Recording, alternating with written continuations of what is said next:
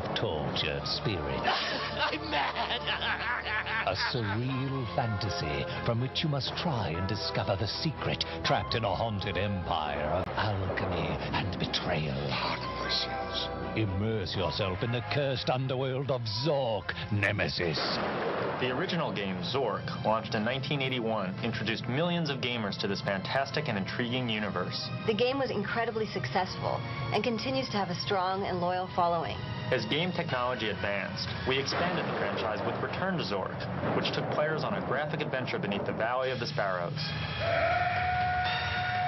Now with Z-Vision and surround sound, we created a fantastic new realm of 3D exploration into darker, even more incredible new recesses of this great underground empire. The only way to visit the White House of Zork has been like this. That's about to change. Welcome home. Zork, Grand Inquisitor. The battle for magic begins. From Activision. Years, millions of players enjoyed Simon the Sorcerer. What's this? Ye oldie spell book. What a load of old rubbish.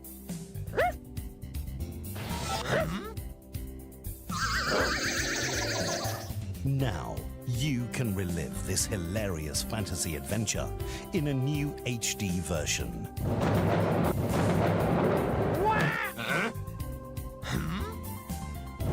Hi, how do you do? Lunchtime! Visit gorgeous locations. I don't think I can shout loud enough to wake him.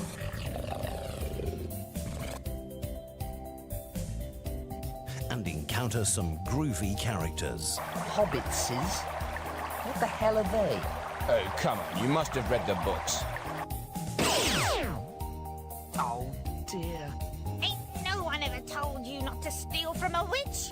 I've got a fearful cold and consequently am not fully in control of my breath. Achoo! Ouch! I wish this was happening to you instead of me. Simon the Sorcerer, now available. The year is 1956. The place, Atom City, Nevada. The leather goddesses of Phobos are, for the second time, completing plans to invade planet Earth. A mysterious spacecraft crashes on the outskirts of town. Your mission is to collect the materials that you will need to ultimately defeat the leather goddesses of Phobos and save humanity. This hilarious 1950s-style spoof of campy sci-fi movies is a gripping graphic adventure. Features more than 1 hour of audio, including an original music score, 42 different voices, and loads of lifelike sound effects.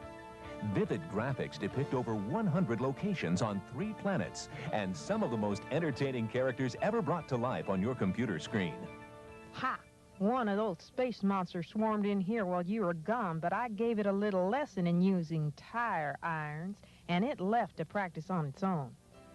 Loaded with perplexing puzzles, this package promises and provides countless hours of brain-teasing entertainment. Included with Leather Goddesses 2 is the revolutionary life-size sound enhancer.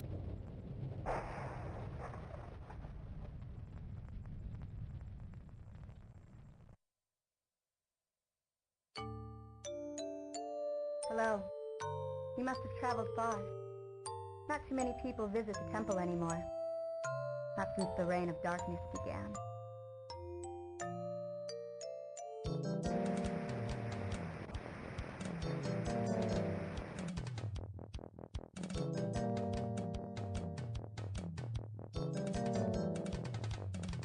You got 16 squares. I play the wizard, and you'll conflict. I haven't been a teacher all these years without learning how to deal with upstarts and bullies.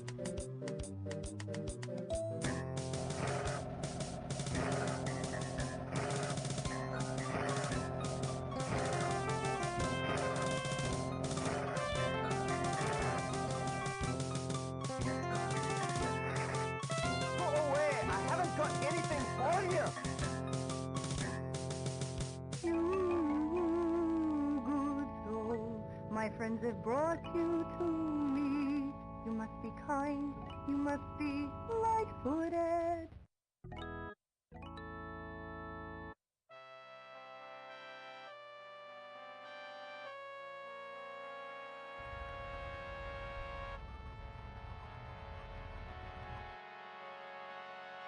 Huh?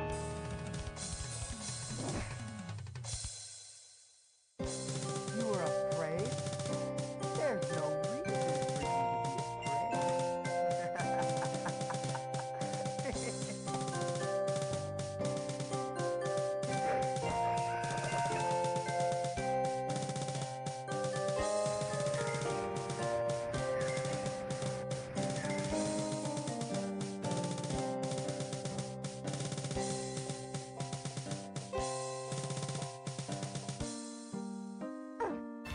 Oh my god.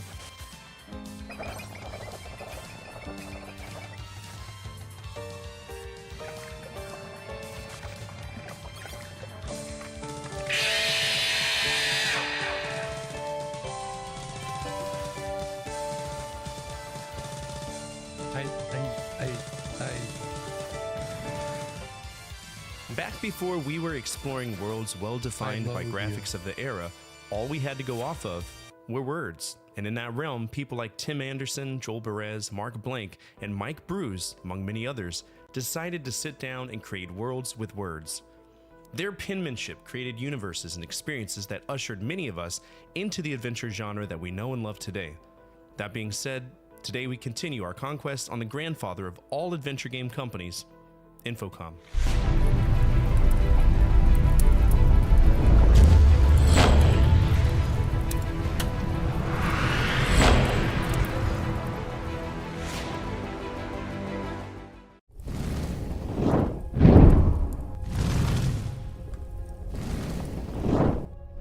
What is up, everybody? Welcome to the Tuesday stream. Today we're playing Starcross. We're continuing our Infocom conquest, which I'm very excited for. It's nice to take a break from Far East of Eden because that game, as cute and as fun as it is really starting to show its true colors as a JRPG of the time. So it's nice to take a break from it every now and then and just, like, I don't know, get the fuck out of it, you know what I'm saying? So we're doing something a little bit different. We're continuing our Infocom conquest with Starcross. We're playing this on Windows 95. For anybody who was here, I think it was, like, I forget. Hold on. I gotta make this full screen. I think it was, what was it, last Friday or last Thursday when we played this, it was crashing over and over again. So this time we're playing the Lost Treasures of Infocom version, which was a late 90s compilation of many of the games that Infocom put out. It was the compilation to have. I think there's like 28 games on it. It's awesome, right? But I mean, they didn't need that much space because they were using floppy disks at the time. So we're going to see if we can find some license-free music, not royalty-free music, license-free music, because apparently there's a difference. I was educated on that. Copyright-free music. Copyright-free space music.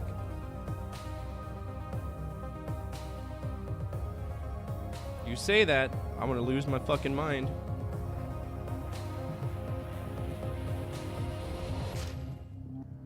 I busted a dude lying about that shit, and I was like, hey man, you can't charge people $499 and you're saying royalty free on your fucking, on your thing. He didn't know. You know, I was nice to him about it. He was nice and cordial to me, but I was like, it's kind of scuzzy to name your video royalty free, no copyright, and then content ID claim everybody's videos. That's kind of shitty.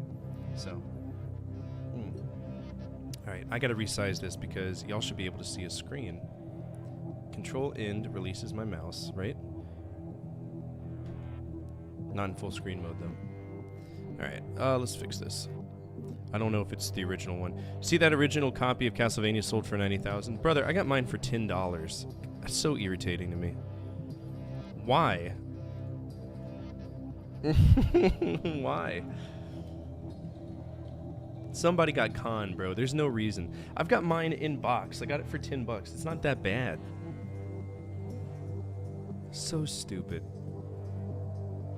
Just dumb. It's just dumb. Alright, Starcross, here we go. Again, this is on Windows 95. This is on PCEM, which is a virtual machine. And it's the best way to do this. So we're going to try to. I am not using a walkthrough, but I am looking at a walkthrough just to see where we were at. I know we didn't make it far at all. 2 people got in a bidding war and the dude bought it because it was the first game his mom bought him. Brother, fuck's sake. Was it at least complete in box or was it like sealed? What was the condition of it?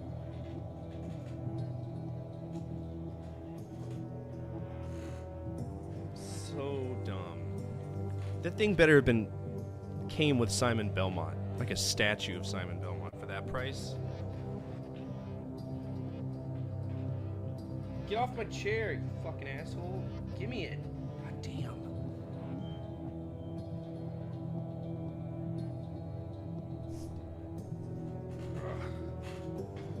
Perfect condition sealed.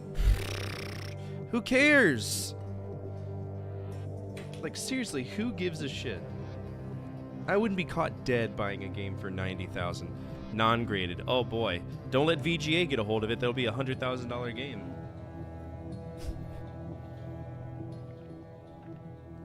It's so stupid. Alright, so I've only discovered 3 rooms. My living quarters, the bridge, and storage. So we're going to go ahead and get up. Get tapes. Take in east.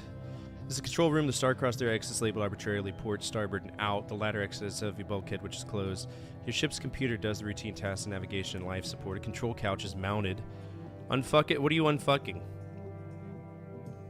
Trying to get on my shit list, huh? What are you unfucking? Zombies ate my neighbors on the... You mean the Super Nintendo? Boring ass text game. It's true. What's up, Caleb? Oh, you're a dirty boy. You know that? Dirty boy.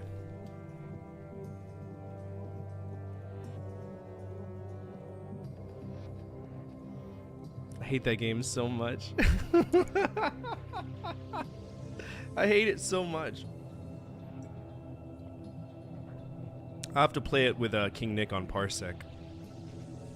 Gross text games. Oh my gosh. It's pretty unique. Let's go ahead and look around. Okay, the alarm bell on the mass detector is ringing stridently. I don't know what stridently means. Let's see. Push red button. What does that do? The alarm goes silent. Okay, good to know. Push blue button. The mass detector produces some output. Push. Let's hit G. Okay, again. Push blue button. Nothing happens. Look.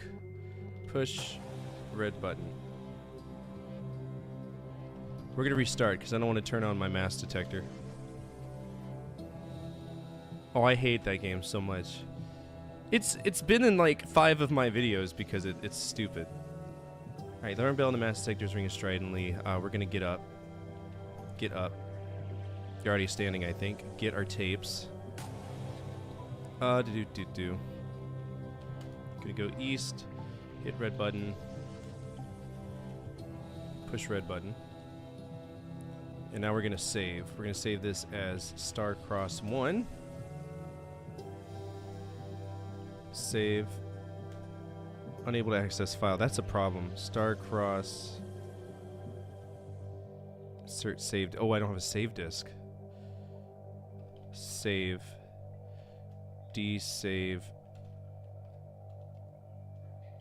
Zork 1.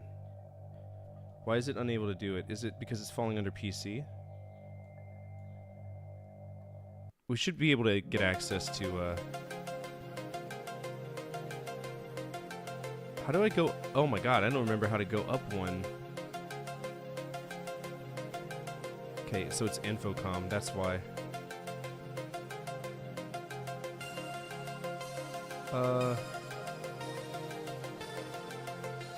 We're gonna make a new folder real quick.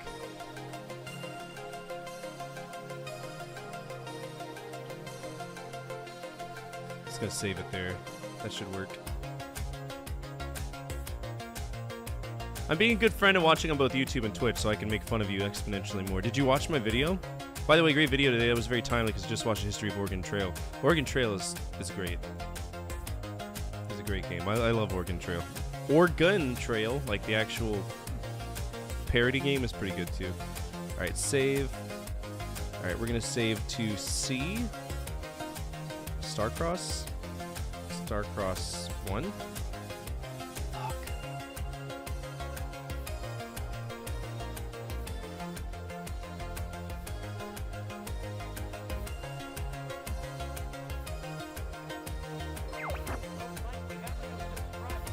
Okay, good.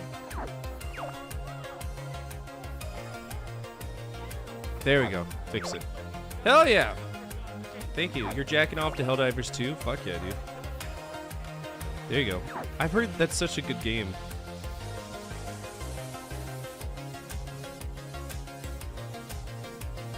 Blueberry.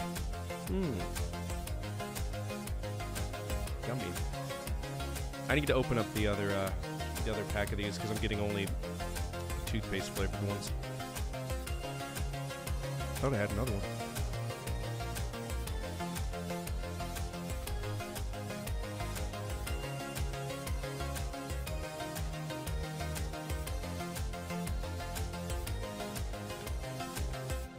I'm sure it's somewhere. I'll figure it out. Alright. Go to computer. It's here. Computer. Okay. Look at screen.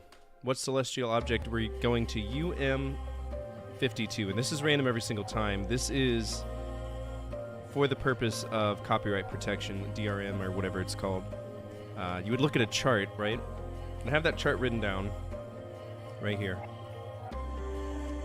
That's what that is. So we're going to say computer. R is 175. Theta is 165. Phi is 035. Phi set, R set. Okay. Computer.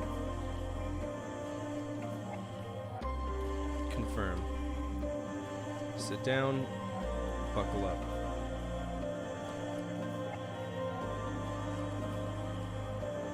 Oh my god, I thought it was gonna kill me. This Starship Troopers meets Orbital Dropship Troopers, ODST. I've seen it. I want to play the first one though, but I've heard it's like a top-down shooter and it's not as good. Alright, the ship's thrusters spin it into a proper attitude and then the engines begin their course correction burn. There are significant G's and not a little vibration. Fortunately, you're securely belted in. Okay, well, let's wait. Oh, we're headed towards a bright star-like object. Telescope observation of the object had to be extremely regular in shape. This is not your usual asteroid. Oh, yeah? We should probably save.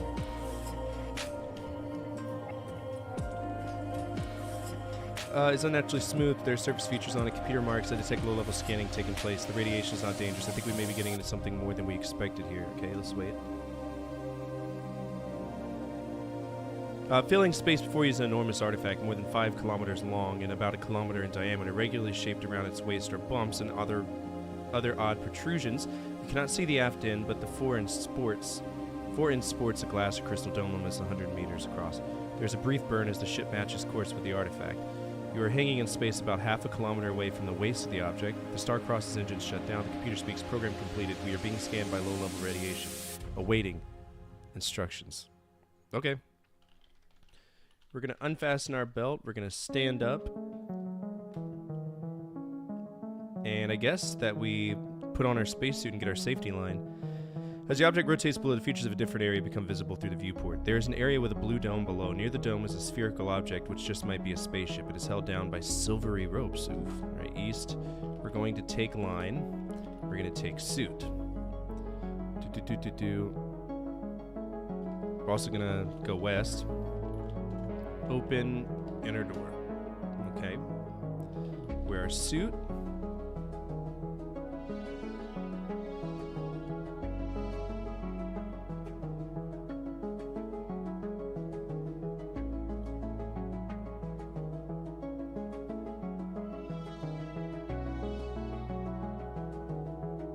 What?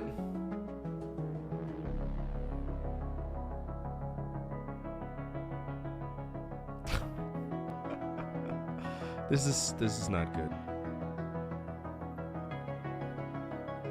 Okay, so I guess we need to wait until we get pulled in so we can get off the ship.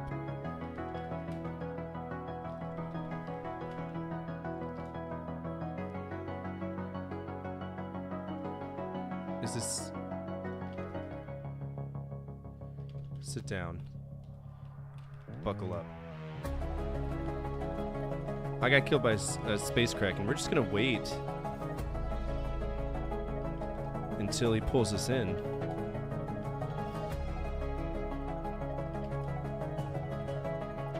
So, okay, there we go. So we get pulled in, that's fine. You're disoriented now that you are attached to the artifact, which is rotating up and down and taking new meanings. Your sense of balance tells you that if your ship is clinging to an underside of some enormous object, and if you aren't careful, you will fall.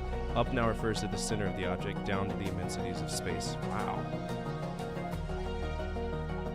Alright, we're not gonna die? Alright. Unbuckle. Belt. Stand up. East. Get suit. Get line. Wear suit. West. Open inner door. Sweet.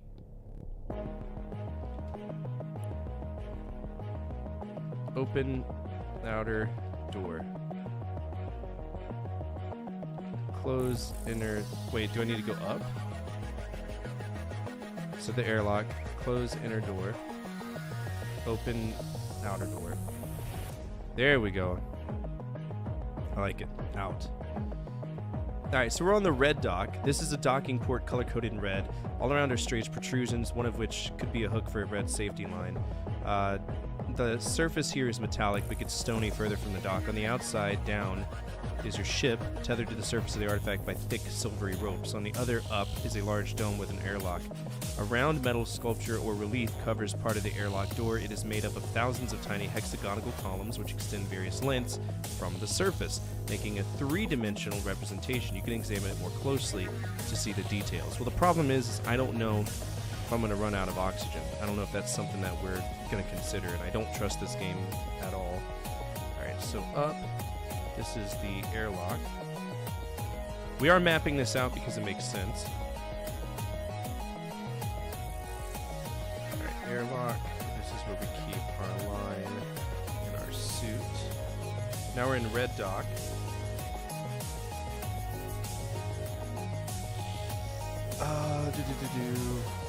Metallic. So can we just look at the sculpture? Examine sculpture. Closer examination reveals there are exactly 10 circular bumps or columns on the sculpture. The first is large and centrally located. The second through 10th are smaller and scattered at various distances and orientations. As you go outward from the large bump in the center, there are 4 small bumps, 2 rather large ones, 2 medium-sized ones, and then 1 small one again.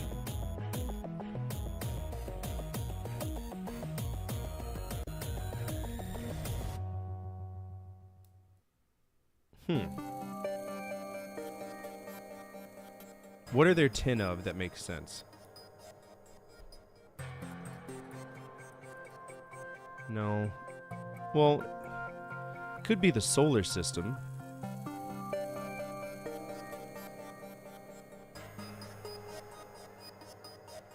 If it starts with the sun, my very eager mother just sent us 9. Okay, let's hit the 4th bump. Alright, let's hit the 3rd bump. Push. 3rd bump. Push. 3rd bump.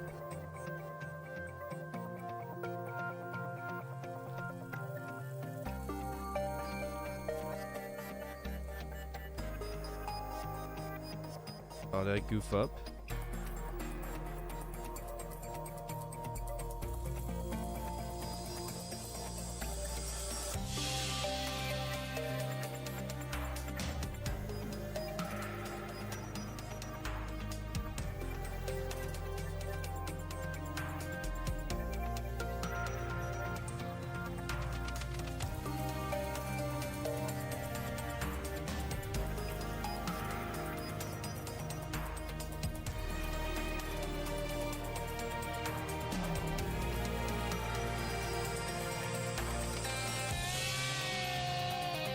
I think I goofed up.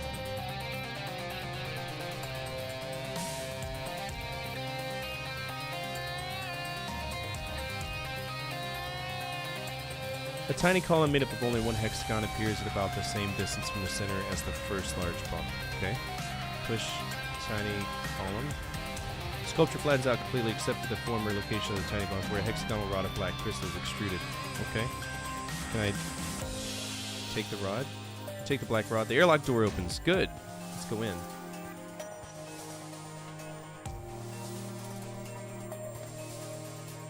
Alright, so we went up being technically north. Now we're in the red airlock. This is the main airlock of the red docking port. The inner door leading up to the interior is closed and the outer door leading down to the surface is open. Okay, so what we need to do is close the outer door. Air is in there, so let's take off suit. Okay, open inner door. Up. Alright, red hall.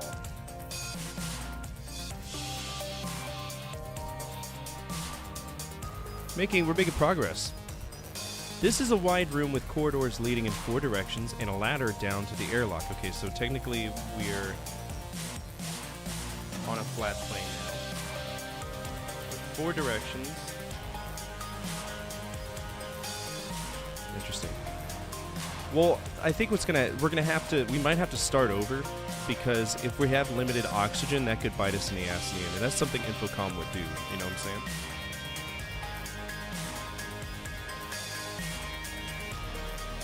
Turn back up the microphone. I turn it down because when I record stuff, it does stuff. All right, so we're in the red hall, but we have oxygen, so I'm not worried about it. Let's go north, see what that is. It's a long, dim corridor that intersects what looks like a ring corridor. I fucking hate ring corridors. The overheads are not very bright here, and the plant growth is feeble. Okay, so north, long, dim corridor.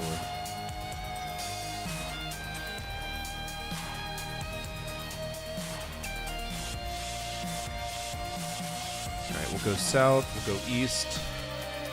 Outskirts of the village. Oh, we're in a village now. This is the edge of a populated area, growing denser as you move starboard being to the right. Primitive huts line the corridor, which is blocked ahead by palisade built of mud and wood. An open gate guarded by several spear-bearing aliens leads into the structure. A small crowd of aliens have gathered to watch you. They resemble human-sized weasels. The bodies are thin, flexible, and covered with several colors of hair.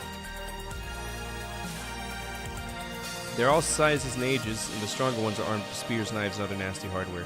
They gesture in a way intended to show friendship. They bare their huge razor-sharp teeth. The smaller ones are hustled away. Okay, so this is the outskirts of the village, aka they're going to kill us. Village outskirts. We're going to go west. Hopefully they don't chase after us. Okay, so this is the blue hall. So we got the red hall and we got the blue hall. And then we'll go east and then south and map this. So this is just another red hall. This is a part of a long hall with failing lights. It intersects with another corridor at right angles. The plant boxes here are empty. Are we supposed to plant something?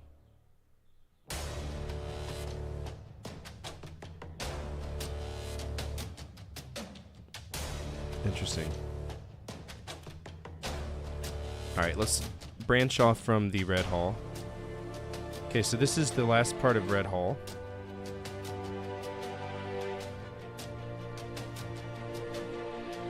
Smaller corridor curves away on both sides. The light is dim and the plants are stunted.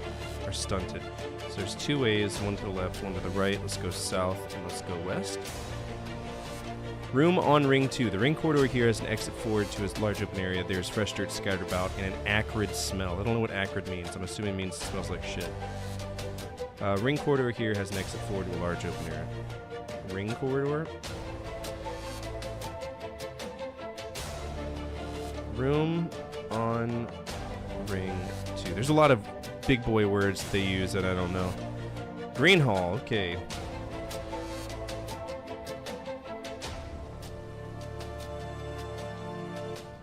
Green hall. Green hall joins the ring corridor here. The plants here look healthy. Okay, so that looks like something that's good to know.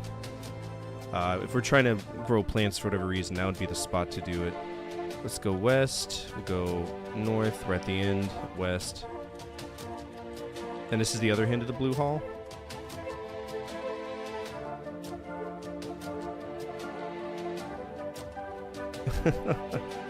Are you enjoying it though? Okay, east. So that's Red Hall. And this is at the end of Red Hall, right? Okay, so I'm assuming that these two connect.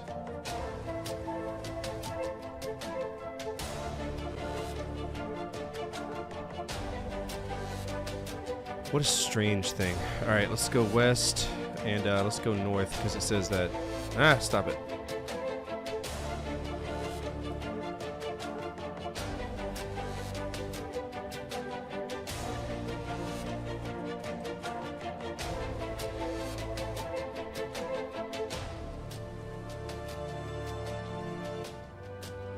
This brings back to Red Hall, right?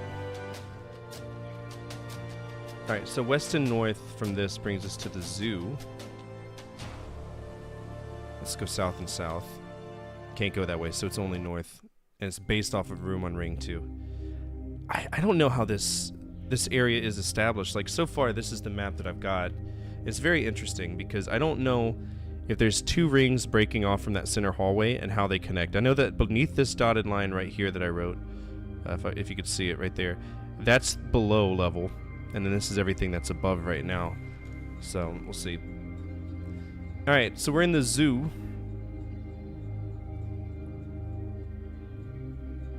Can we go north? No. East. Nesting cage. The force projectors here aren't working, but the cage is nonetheless inhabited by many creatures who resemble crosses between a rat and an ant.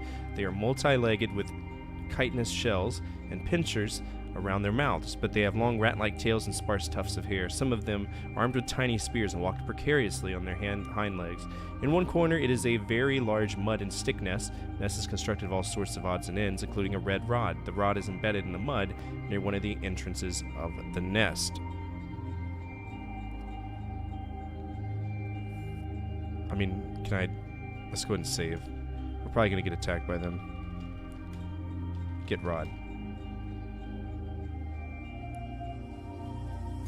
Get the rod anyway. Get the rod anyway. Punch ant. Hit ant. Rod. Okay. Throw tapes at nest.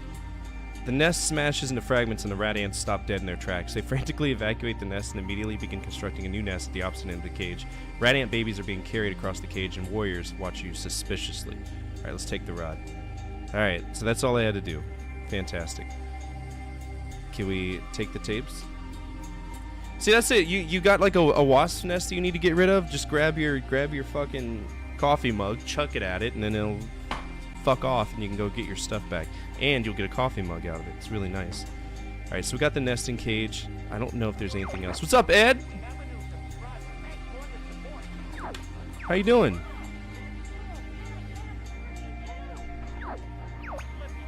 What's up, Divine? I'm doing all right. I'm playing an awesome text adventure.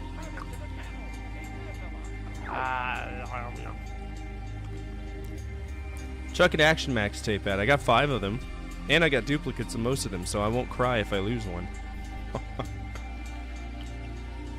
right, let's go west. Let's go south. This is Room on Ring 2. Blue Hall is south, so this is the other Blue Hall. Ring Corridor joins the Blue Hall here. And looks like we got ourselves a thing. Been watching all of it, just tough to see you live. No, I totally understand. I appreciate you watching the VOD. That means the world to me. Gasoline or water in the nest will kill them. You were right about Earthworm Jim. Who in their right mind would think that was good game design? I feel like Earthworm Jim would be slightly better if they zoomed it out like 10%. You know what I'm saying? And that's an issue I have with literally every single platformer of the 90s. That wasn't Mario, right? If it involved multi-level shit, they zoomed in too far and it wasn't fun. I didn't like it. I hope they find out that you're pregnant, Divine. You got a little butt baby. But I'm glad that you're healthy and in good health. That's awesome.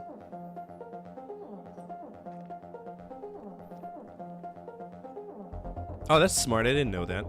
I just get napalm. I just get napalm. Okay, so we're on the we got a blue outer door, so we should probably put on our suit then.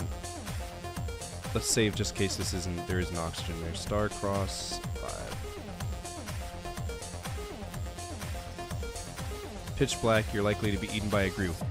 Yeah! So this is where that ties into Zork. That's awesome. Alright, blue airlock. So we got this. We're not worried about the dark. This is a dark room, so we're going to write a star next to that because we know we need to come back. So this is, again, going underground. This is the main airlock of the blue docking port. The inner door leading up the interior is open, and the outer door leading down the surface is closed. Okay.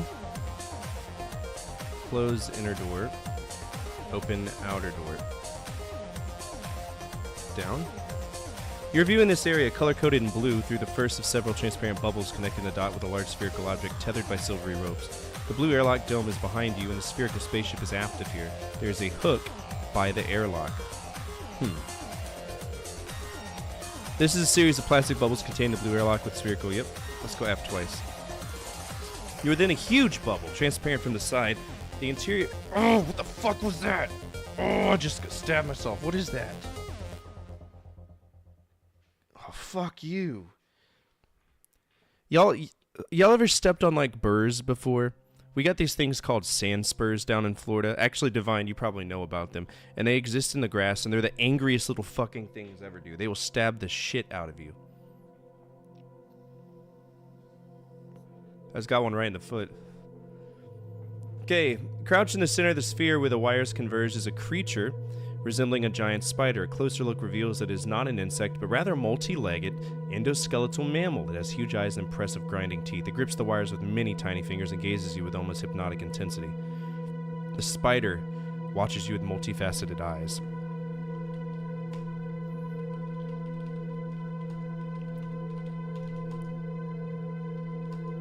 No thank you. Give black rod. No thank you. Give tapes. The spider examines the tape player and discovers the controls. A random song begins playing. Agitated, he fiddles with the controls again, and a lecture begins. He becomes even more agitated. What a wonderful gift, human. This will alleviate my boredom for a while. Your culture is young, but you have amassed enough of interest to keep me sane for a few more years. I thank you. He fishes in a pouch and comes up with something. Perhaps you may find some use for this. I long ago grew bored with such baubles. He tosses a yellow crystal rod at your feet. Nice!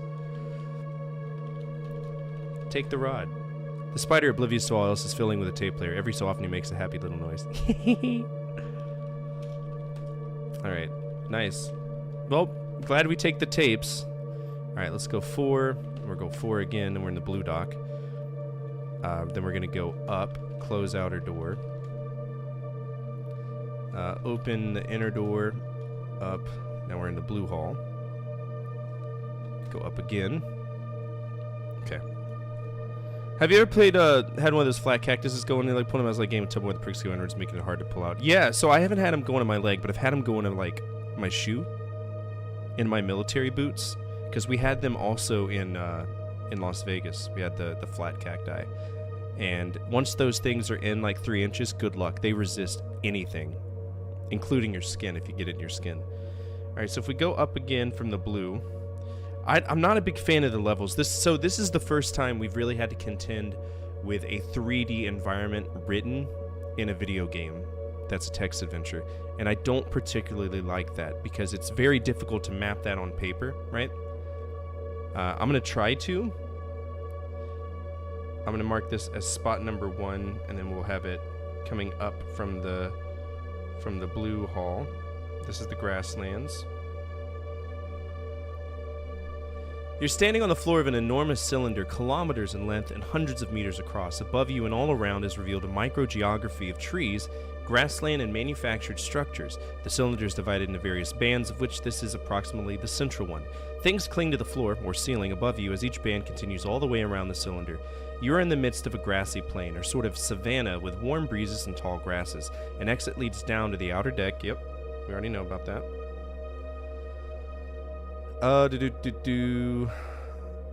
Where was I at? Looking forward, a metal floor circles the cylinder and extends all the way to the forward end of the cylinder, which is sheer metal wall with a crystal bubble at the axis. Looking aft, the grassland becomes more and more densely forested.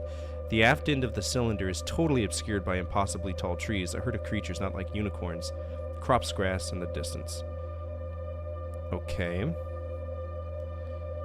Let's go south since it's closer. Thin forest. This is an area of small trees and shrubs blending into a more imposing forest, aft and into a grassland forward. Strangely, there's a metal hatch covered nearby among the shrubbery. Let's check that out. Thin forest. Alright, let's go north. Metal floor. The floor of the cylinder is bare metal here, merging into grassland aft and eventually running into a sheer wall at the forward end of the artifact. There's activity on the grassy plain. Weasel-like aliens and a hunting party enter the grassland. Okay, so we don't want to contend with those guys. They'll fuck us up, probably. This is metal floor. Just for shits and gigs, let's go talk to him. You are at the fore end of the cylinder. Smooth, unscalable wall extends all around the circumference. At the axis high above is a clear bubble. From this distance, you can't see into it, but it's about 100 meters in diameter. Okay, so this is the fore end. Can we go north again? No, south and south. There's activity above across the cylinder. The weasels attack the herd. One straggler is confused, and the weasels converge. Speared, the unicorn falls dead. I want to avoid those guys. All right, let's look at the metal panel. Look at panel.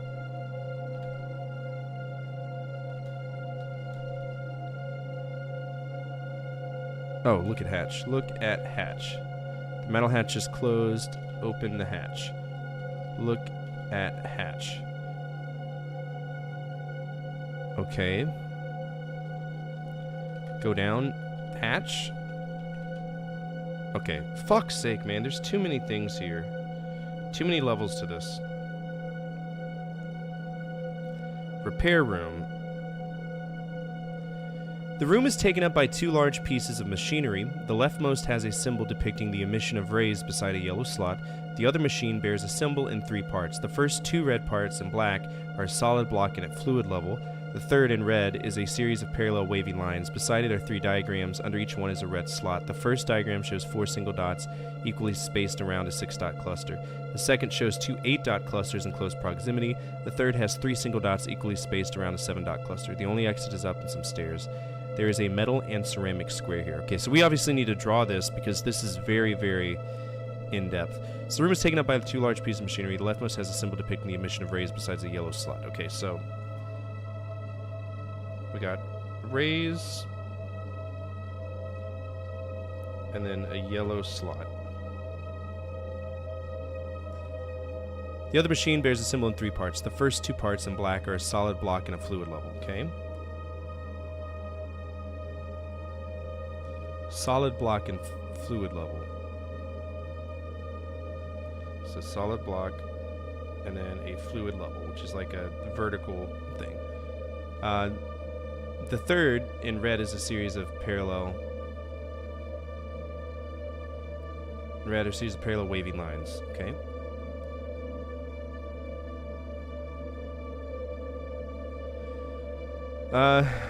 In red is a series of parallel wavy lines. Beside are 3 diagrams, 1 under each is a red slot. The first diagram shows 4 single dots equally spaced around a 6-dot cluster, okay? So 1, 2, 3, 4, then 1, 2, 3, 4, 5, 6. Second shows 8-dot clusters in close proximity. Okay. 2, 3, 4, 5, 6, 7, 8. 1, 2, 3, 4, 5, 6, 7, 8. 1, 2, 3, 4, 5, 6, 7, 8.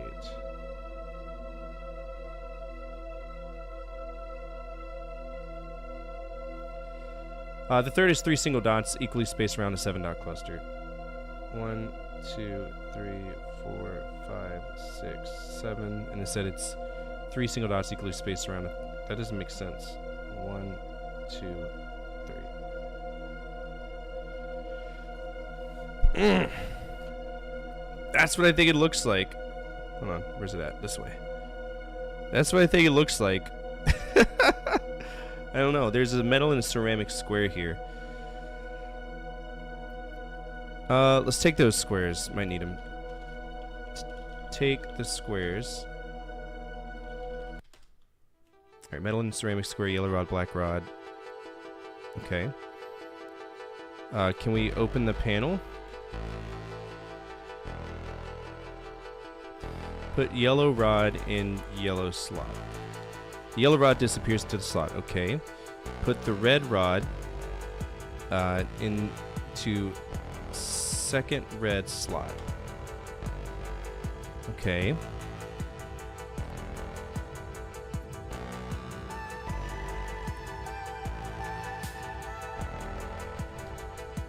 So that should have fixed the air somewhere. I just don't know where it did.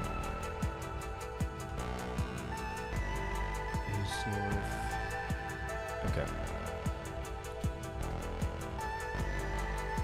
So this is where we know that the oxygen is working fairly well. Okay, so east from the green hall is the room on ring 1. Passage leads aft from this point to the ring corridor. Okay, so we go south because that's aft.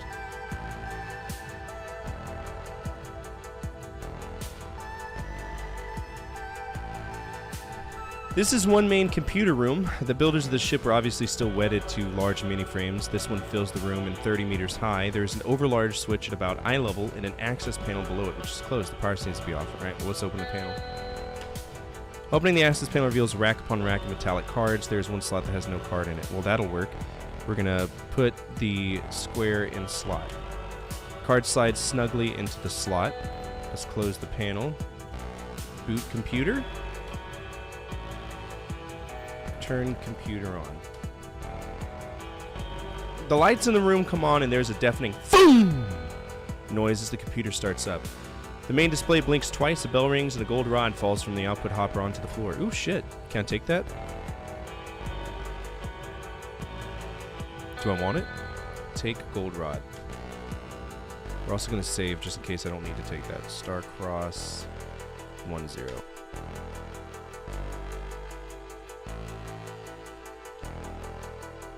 I didn't read that. That's going to be a problem. Oh, this is the same thing as the other room, so it's basically just... Okay. This is the main computer room. The building is full of... Okay, enunciator panel is prominent along one wall here. We already know about this. Okay, so we're going to go north. Let's explore this other side. Yellow hall. Oh! We're in the yellow hall now.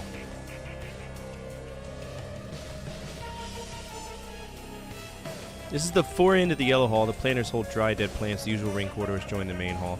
The room is lit by an emergency lighting system, so there's no power going here right now.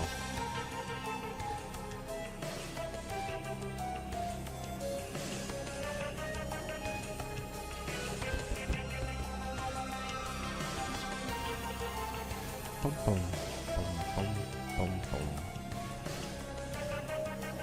Keep going east. Blue hall.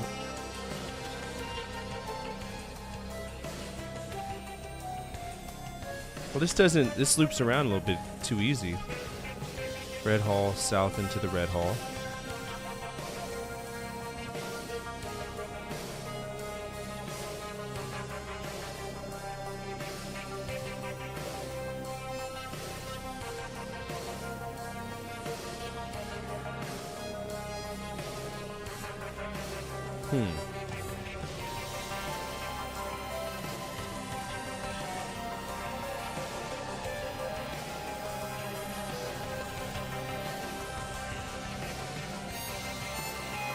Yellow hall goes to blue hall, yeah. We go east again to blue hall. Oh, I didn't go south before. My bad. Alright, observatory. This is the interior part of the artifact's observatory, which is an exit to starboard to the right. There are no telescopes or other instruments visible, but in the center of the room is an image of space in the vicinity. Examining the image, you see a tiny model of the solar system. Aw. The sun is a bright dot in the center. Jupiter and Saturn are easily discovered. The colors of the dots are not what you would expect, though, and range throughout the spectrum. The holographic projector is on one wall. Let's look at the projector. Projector is a type of laser producing continuous holographic view of space outside the artifact. The light issues from the front of the projector and is blindingly bright. Let's use the black rod. Look in projector through black rod. The light is very bright, but the black rod filters enough so that you are not blinded. Inside the projector is a clear crystal rod, which has a prismatic effect on the light being emitted. Okay, let's take the clear rod. Okay, so now it's correctly colored. Alright, so we got the clear gold and the black rod space suit and the safety line. Sweet. East brings us to another blue hall. Let's go south. More blue hall.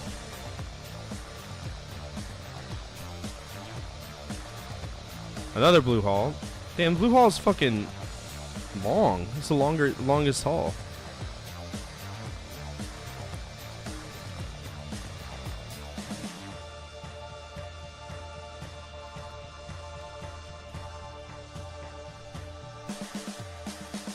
Okay.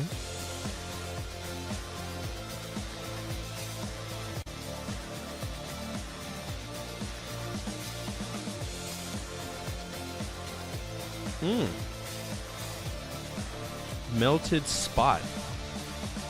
Okay, can we go west here? Weapons deck. This was the armory of the artifact. A massive bulkhead has been burned away, giving free access to the weaponry. Unfortunately, it appears that the vast stock of futuristic armaments has been mostly destroyed. Gigantic projectors are scorched and shattered, strange battle armor is reduced to splinters, and wall racks for small arms are mostly empty. Mounted in a wall rack is a genuine-looking ray gun. Ooh. Large and formidable, with a long, ugly barrel. It's difficult to tell whether or not the gun is fully charged. Well, we'll go ahead and take that just in case. Take gun. Look at gun. Looks like a heavy-duty model. It's got quite a bit of heft to it, and you really need two hands to aim it properly. The barrel is long and festooned with strange knobs and antennae. There's the charge indicator, which unfortunately is unreadable. Okay, let's look in the barrel, since there's so many things here. In the barrel is a silver rod. What? Take the rod. Silver. Did you beat Frankenstein on the Genesis? No, I didn't, but we made it pretty far. We've got a save state for it. And worst comes to worst, we'll use a stage select code if I need to. I made it pretty far. I think I only have like 2 more levels in it. We made it to the ship. In the name of managed democracy. What about managed democracy? Huh? East to north and then west. So we're back in the yellow hall.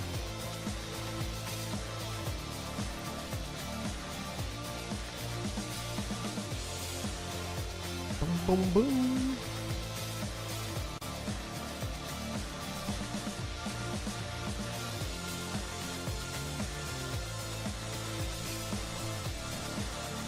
Open airlock.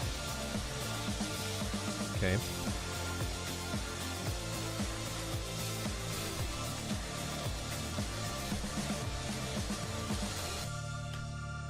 This is the main airlock of the yellow docking port. The inner door leading up the interior, no outer door is there. The room is lit by emergency lighting system. Discard here is a metal basket with a small pocket. Do we want to take the basket? Take basket. Can I put all my rods in the basket?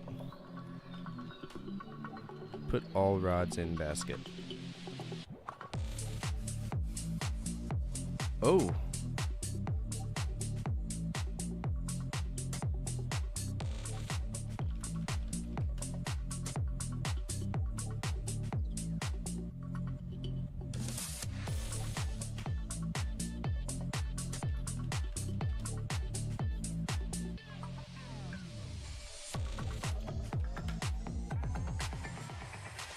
Okay.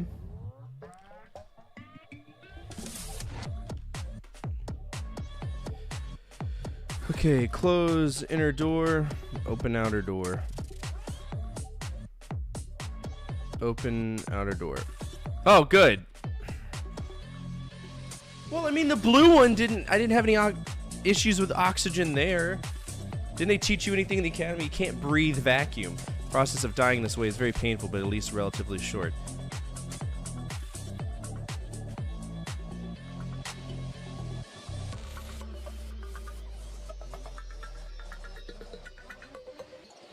What the fuck?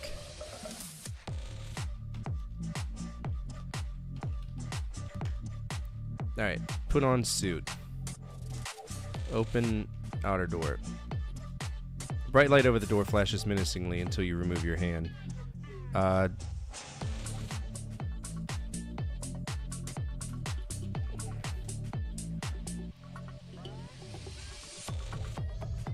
Do I need to close inner door? Yeah.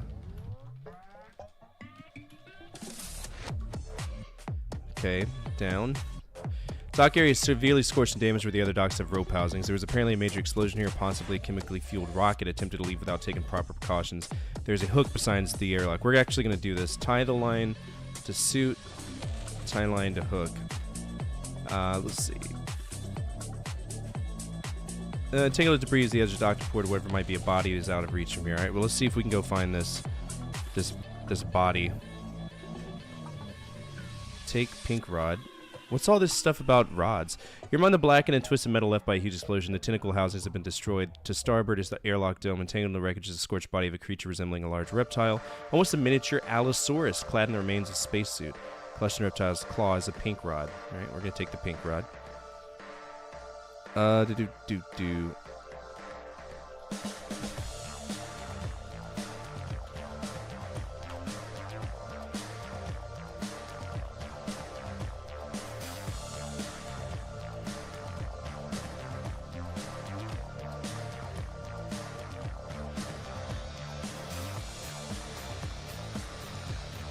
Oh, wait.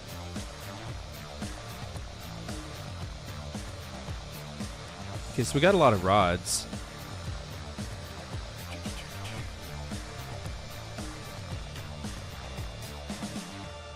Section between the yellow hall and the large ring corridor. The airlock is for yellow dock is down from here. The plant boxes are empty. The room is lit by an emergency lighting system. What's our inventory look like?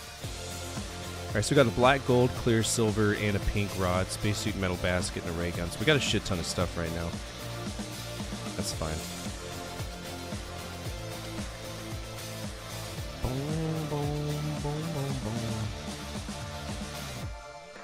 Well, the plastic room lit by an emergency lighting system. So we're still here. Okay, so twice on the yellow down. So this continues. Twice. Then we go east, there's a laboratory. This is a glaringly lit room filled with strange devices, most completely incomprehensible. For example, a huge projector of some sort points menacingly at a silvery globe floating in midair at the center of the room. The silvery globe is the size of a basketball. Beneath the projector is a dial with 4 positions. A thin red disc the size of manhole hover kings on the wall. A thin blue disc. I wonder if I need to take those discs. Let's mess around with the discs. Starcross 14. Take red disc. Put red disc under globe. Red disc slaps the ground. There's almost an audible click as it comes to rest. The red disc slides under the globe. Okay. Take blue disc. Put blue disc under globe.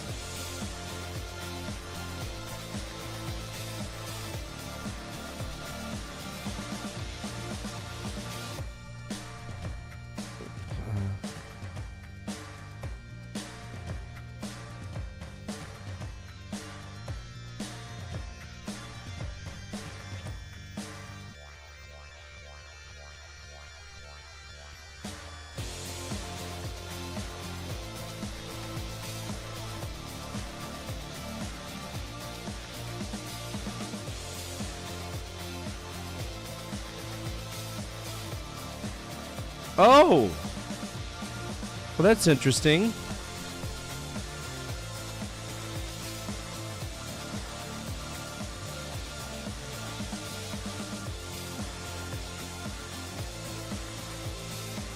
I wonder if I can get both of them. This isn't pre-Windows. This is Windows. This is Windows 95 that I'm on. Let's get the red disc first, but we know that we have an issue. Get red disc. Put red disc under globe. Okay. Take blue disc. Drop the blue disc.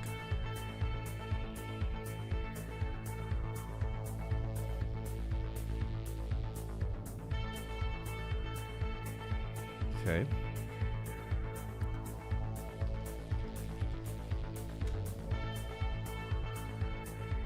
So we're just going to put it on there. Gold flickers out for an instant and then reappears shrunk, and the silver globe is the size of an orange. Embedded in the silver globe is a blue crystal rod. When the sphere shrinks, the ray gun falls to the new surface and slides up to the floor. Okay, good gun. Turn dial to 2. Size of a basketball. Put gun on globe.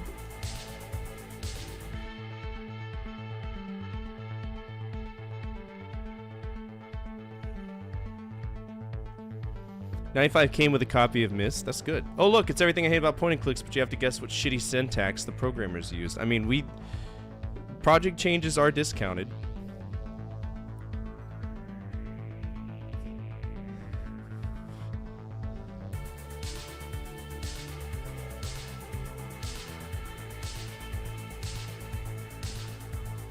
So do we want to make it turn dial to 4? Fall inside the sphere. Put ray gun on globe. This is Conquering Companies. Let's see.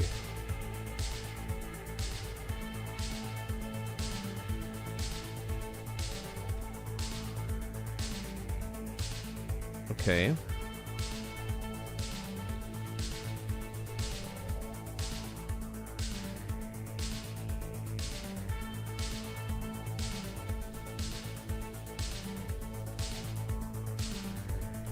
Oh, that little asshole ran off with it.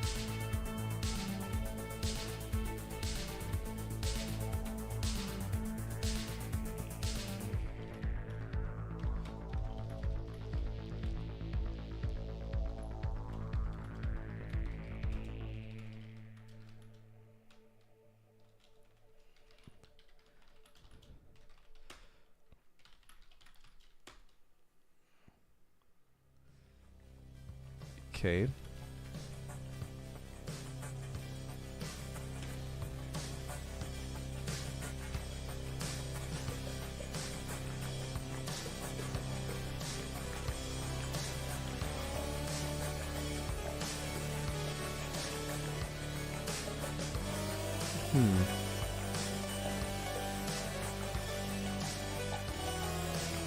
I don't know what we need to do.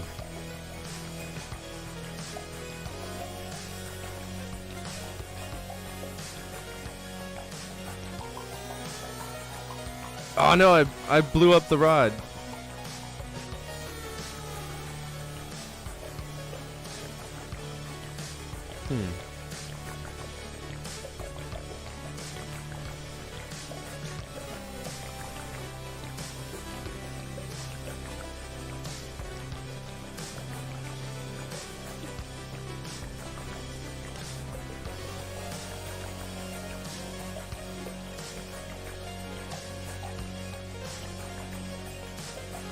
Okay.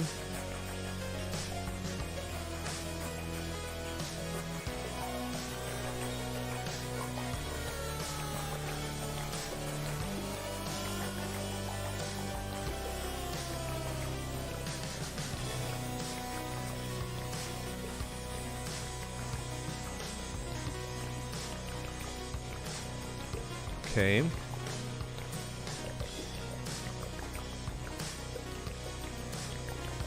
Shrunk of the silver globe is the size of an orange.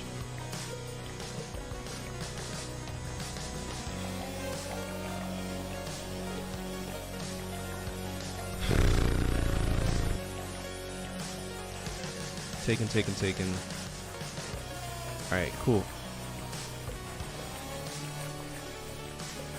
So we got everything there.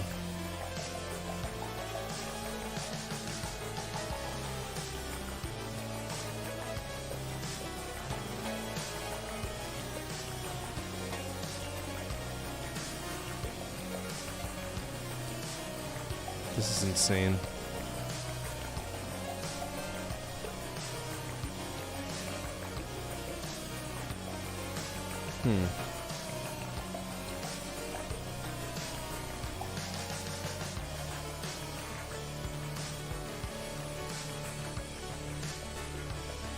Pink, blue, black, gold, clear, silver. So we got all of these rods.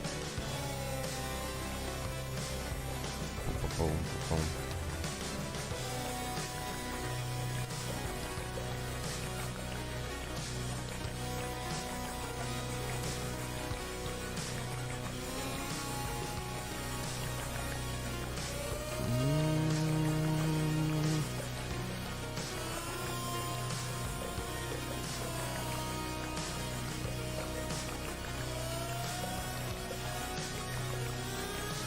I gotta get to the village. I gotta get to the green hall. Village center. This section of the hall is filled with primitive huts of various sizes. They are so close they almost form a single large warren with many entrances. The only way to continue down the corridor is through this warren. Many aliens are milling about in all sizes and colors of fur.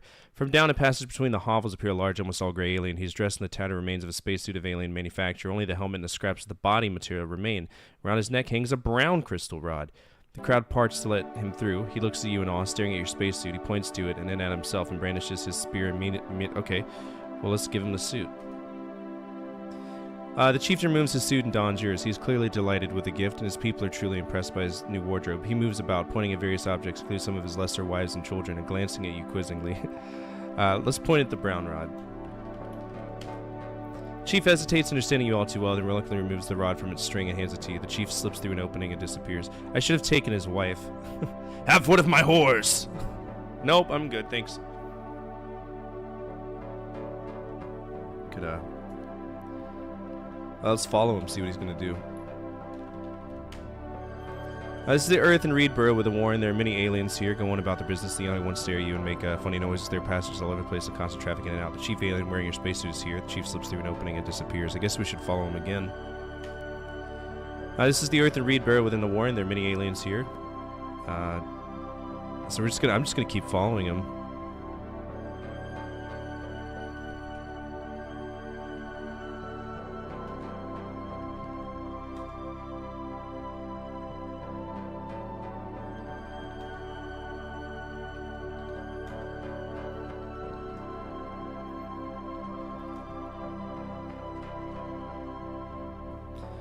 Okay, so we're back in the center. Okay, so he wants me to go up the ladder, right?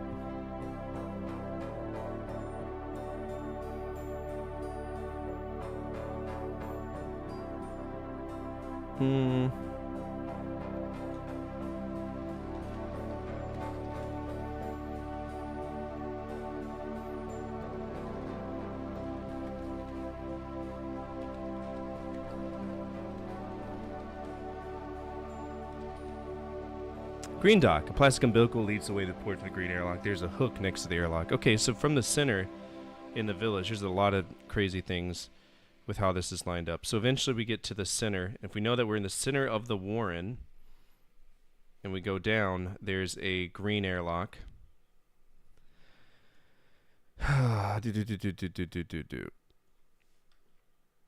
Let's go. Can't go that way. West. All right, umbilical. Diameter which connects the green airlock to the starboard with a spaceship on 10 meters support being left. The west is plastic's cloudy, obscuring your view of the outside. Let's go west again. Cargo hold. We're in a ship. Is it their spaceship?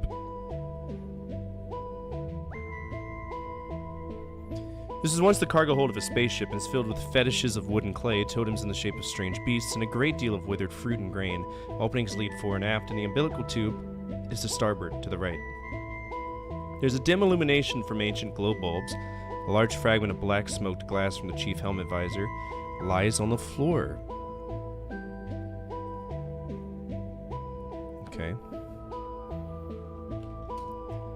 Control room. So by going forward... God, dude, this map is so shit because this... Control room. This was the control room of the ship which originally carried the now primitive aliens.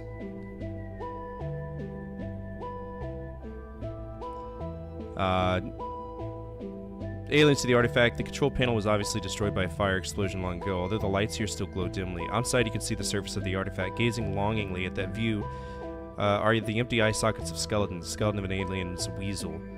He is dressed in the shreds of spacesuit and sitting in the control couch. Scattered around the couch are fresh offerings of fruit and veggies. Okay, let's touch it. You touch the skeleton's arm, falls off the armrest. Something slides out of the spacesuit and onto the floor. Look at floor. What is it?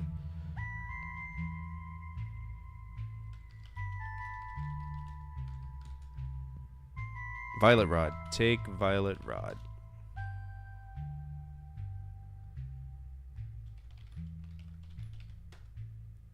I don't know if I need the red disc anymore, though. So if you're curious for it... Oh no, what's up?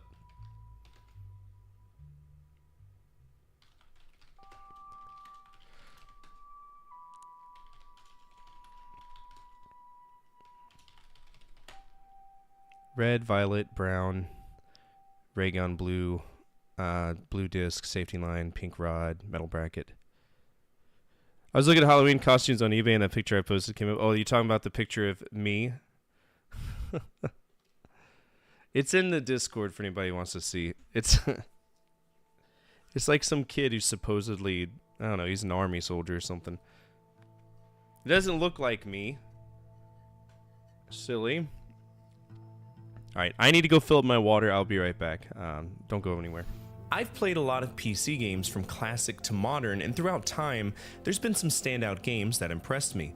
That being said, I am a tough critic, and when you've played as wide of a variety of games from as wide of a time frame as I have, you'll get a mixed bag of recommendations from me, be it a text adventure from the 1980s to a recent indie game. You never know what I'll suggest.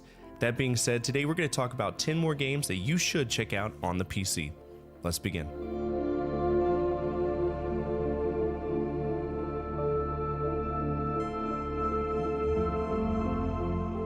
Zork isn't for everyone, but when you consider the absolute beginnings of the adventure genre, look no further than Infocom. They made an entire company around the idea of words creating worlds, and Zork was their first major franchise, and in many ways was their sole franchise that carried their name throughout time. The whole pretense of the original Zork trilogy is the exploration of one massive underground empire, and in the first game, our sole job is to find 20 treasures of Zork and put them in a cabinet, all the while dodging a thief that tries to steal our goodies. If you want to check this out, grab a pen and paper, pop on some adventuring music, and get ready to explore the world of Zork. The most recent game in the Zork franchise that mattered was Zork Grand Inquisitor, but I'm sure many of you played Return to Zork.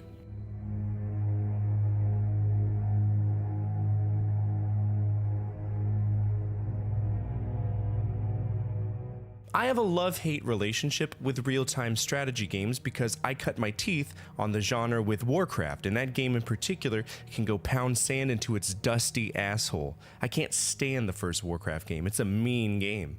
Then I played Starcraft, kind of enjoyed it for a while, and then my next RTS was Dawn of War. I love Warhammer 40k, and while I've never played the tabletop game, the sheer artistic license of the lore of Warhammer 40k is absolutely brilliant, and so playing a game based around that, I was excited. Dawn of War is hands down the golden standard of RTS games for me, and no, I haven't played that many, but I would be hard-pressed to find a game that would surpass Dawn of War. It's just a badass game, and yeah, it's still hard, but fuck, it's fun. It's intuitive. The story is great, and I do suggest that you check it out. For anyone who cares about lore, Dawn of War covers the Tartarus campaign and the Bloodraven Space Marines led by Captain Gabriel Angelos. Warhammer as a franchise has been going strong for years, and there's no way it's going to go away anytime soon. The games bounce around between different genres, and the most recent mainline game in the 40k world is Rogue Trader, and it's an RPG. Feel free to check it out.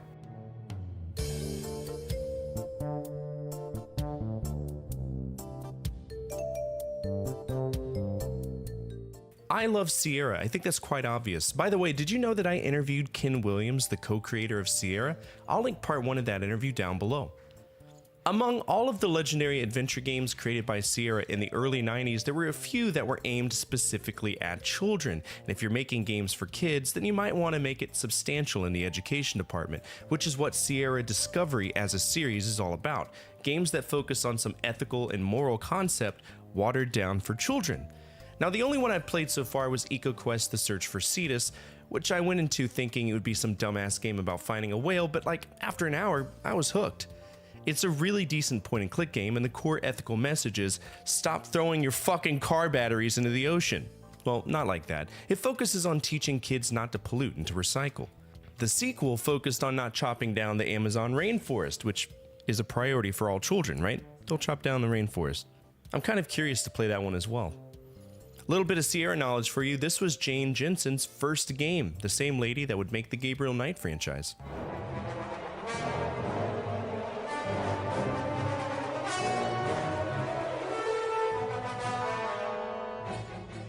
We all know Call of Duty. Activision has been shoving this down our mouth like my parents with the Catholic religion since 2003, and the one thing I can say is that if you go back and play the first game, it's aged fairly well.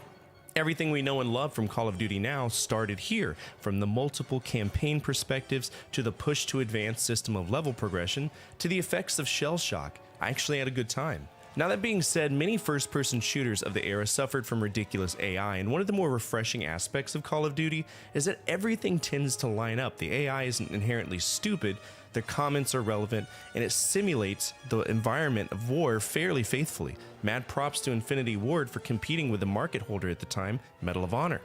Because in my opinion, they blew Medal of Honor clear out of the water.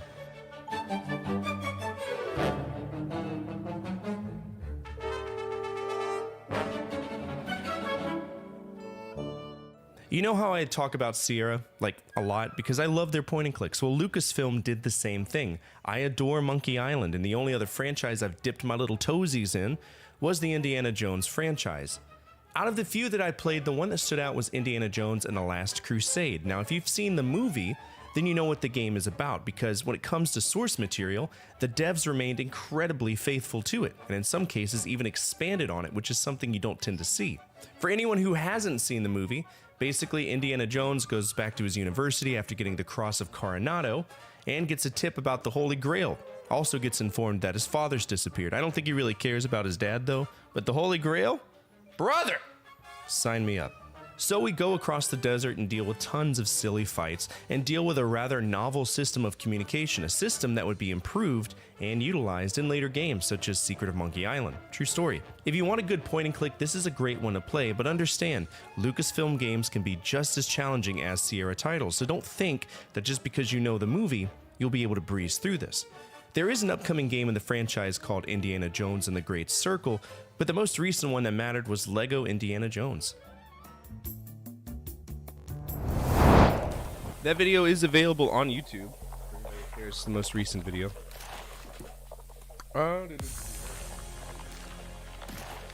Tomorrow I'm gonna make a 10 games to avoid PC episode. I think is some weird sounds. Okay, where are we? Control room. All right. So this is where we got the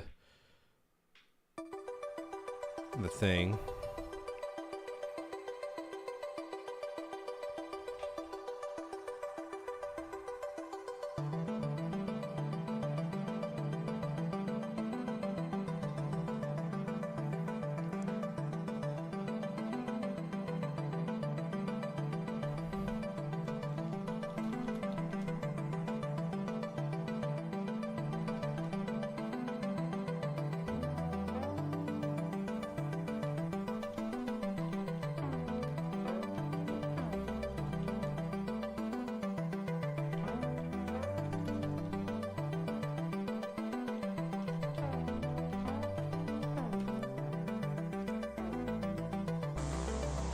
I just realized that the red and blue disc probably do something.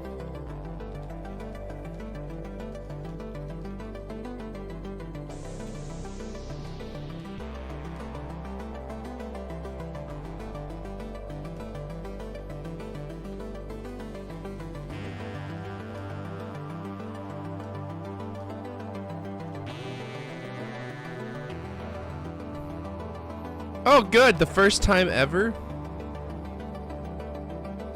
First time ever.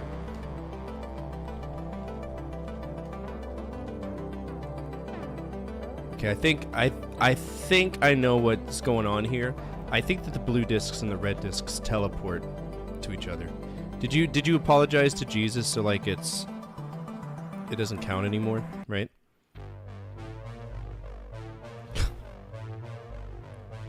All right, look at room. Look.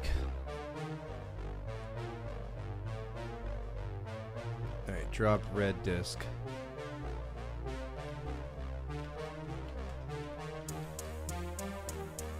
Okay. Get blue disc. Take red disc. Okay. So we're going to drop blue disc. So what I'm hoping is that this mouse will take that blue disc, because we've noticed that that mouse comes in intervals, takes our stuff and runs off with it. So fingers crossed what happens is that this asshole takes that blue disc and I step on the red disc and I teleport to it.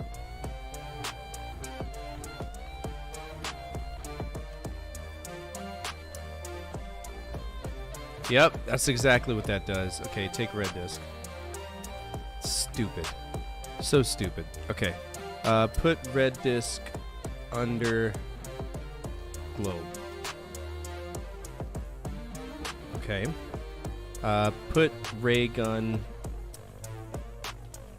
on globe. Turn dial to 4. Turn dial to 1. Take all.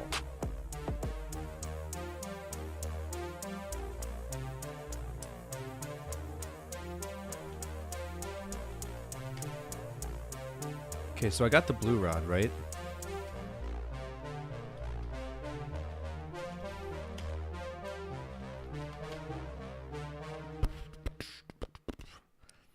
Alright.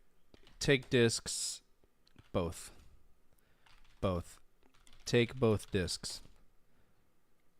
Take red disc. Okay, I already have it. Okay. Put red disc under globe. There we go. Drop blue disc. Put ray gun on globe. Turn dial to 4. Turn dial to 1. Take all.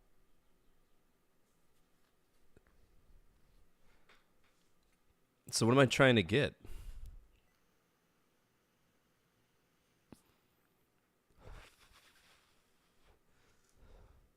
Wait. Do I already have the... I already have the blue rod here. What'd you do? Did you do like some cuckold thing or whatever? Oh, our music's over. Did you find some guy to bonk or something? Okay, let's replay all of our music. Boop. I can't wait any longer. I require sustenance. Okay,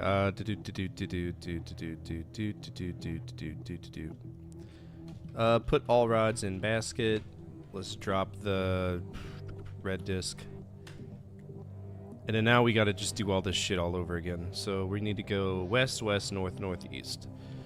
West, north, northeast, east, east, east, village center. Give suit. Point to brown rod. Okay. Follow chief. Again. Again. Again. Again. Again. G. Again. Again. Again. Again. Again. Again. Again. There we go. Alright. Open airlock. Down. Close outer door. Open inner door. Down. Open outer door. Close inner door. Open outer door. West. Down. West. West. Cargo hold. West. 4. Touch the skeleton. Take rod. Drop blue disc. Save. Starcross 9. Stand on blue disc. Stand on red disc. Well, now I gotta wait for him. Get off. Oh, no, no, no, no. Stand on blue disc. Stand on red disc. Is this a one-way trip?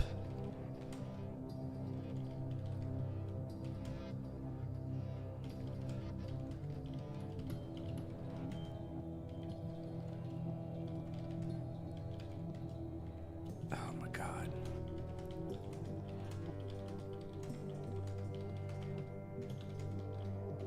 I'm hoping that we teleport. If he doesn't take it, then, you know, we're kind of boned. You know what I'm saying? But if not...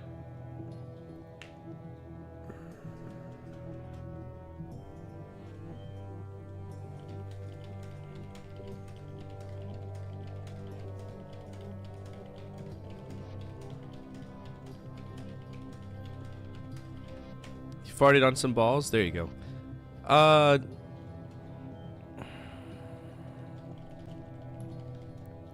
Okay, cool, he took us. This is a garage for maintenance mice. There are several stalls in which non-functional mice are rusting away. Other stalls are empty. There is a chute into which trash can be dumped in a large bin nearby. A maintenance mouse-sized door is in the forward hall. There's a thin red disc the size of a manhole cover here. There's a trash bin full of junk of all sorts here. Someone appears to have been dumping things out for years, decades, centuries, and never cleaning them out. Okay. Let's search the bin. Searched through the part of the bin, but I found nothing of interest. Let's keep going. Boom, boom. Green rod! Of course. Take the rod.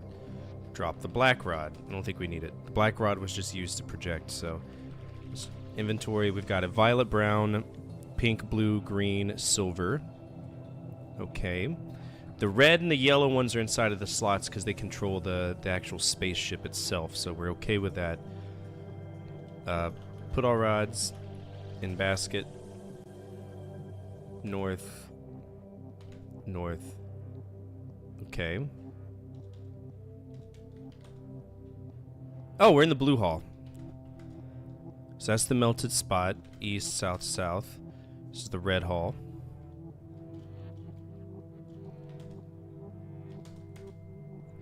Need to go to the forest, huh? I'm thinking that's where it is. So the forest... How did I get there?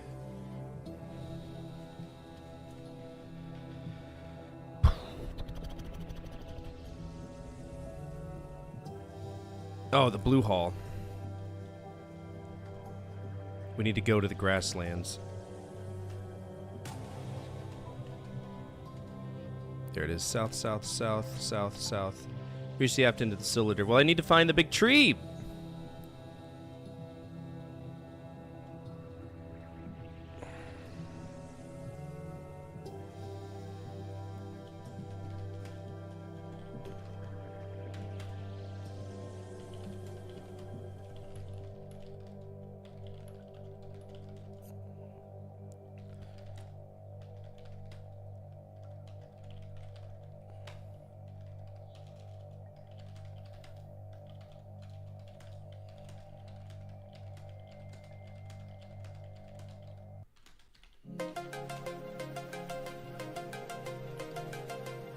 Damn, he just really doesn't want to take that disc, does he?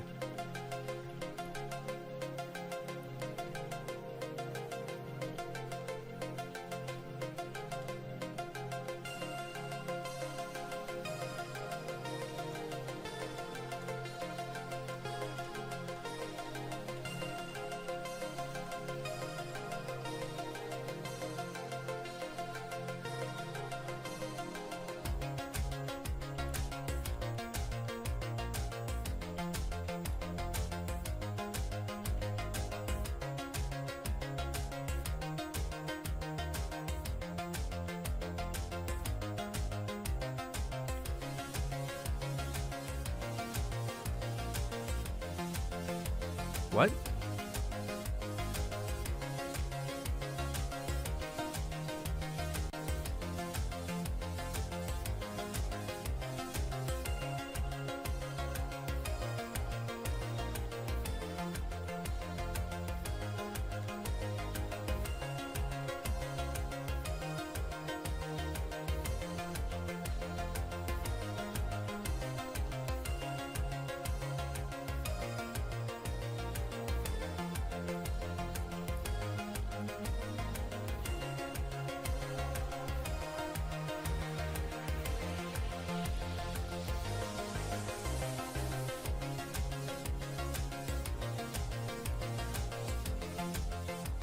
Okay, so if we can't go, that's because he's physically moving it. Alright. Search the bin. Again. Take rod. Put rods in basket. Drop the black rod. All. Put rods in basket. Put all rods in basket. Drop black rod.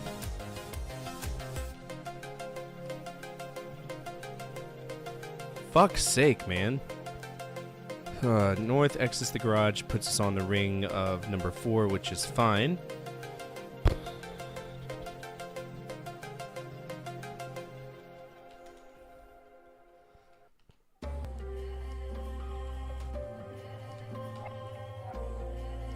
This is a different part of the grassland.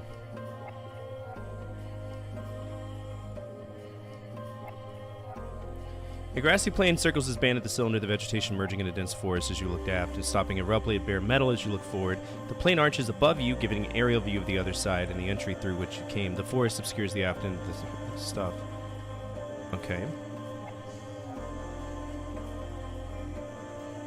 Base of tree. You're in a primeval forest near the base of a giant tree. The trunk is thick, perhaps 40 meters diameter, and the height is incredible. The forest is dense, so you can't see exactly how tall it is. But extending all the way to the axis is now the question. The bark is so rough that climbing would be no problem. Do I need to climb it? Alright, climb the tree. You're climbing a gigantic tree, one that would make the largest sequoia blush with envy. Fortunately, the bark is rough and climbing is easy. The gravity lessens as you near the axis of rotation, which also helps. Nice. I guess keep climbing until we get to the top of it. Alright, you're at the top of a giant tree just below a huge crystalline bubble full of machinery and controls which lies to the axis of rotation, the aft end of the cylinder. Out of reach above you is a hatch which leads to the bubble. Besides the hatch is a silver slot. Gravity has almost disappeared here as you jump. Oh, well, let's just jump. You're floating, clinging outside the drive bubble.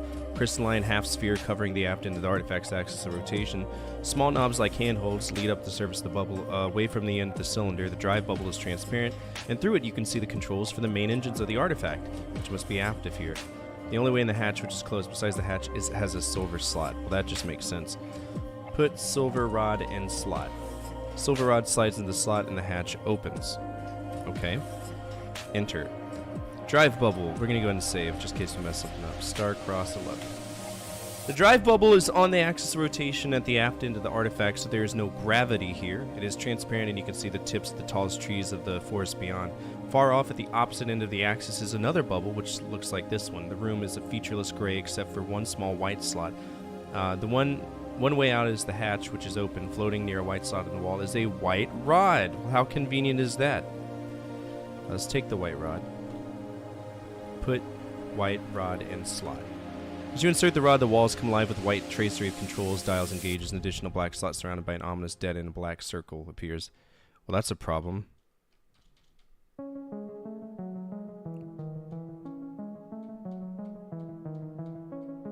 I don't have the black rod anymore. It's in the garage.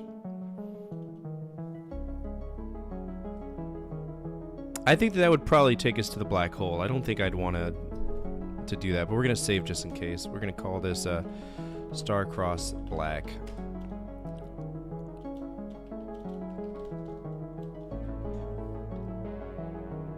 I don't think there's anything I can do here.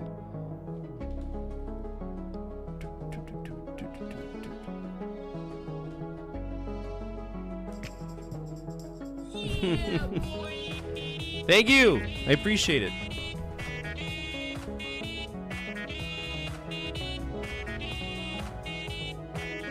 I appreciate you. That's so kind of you.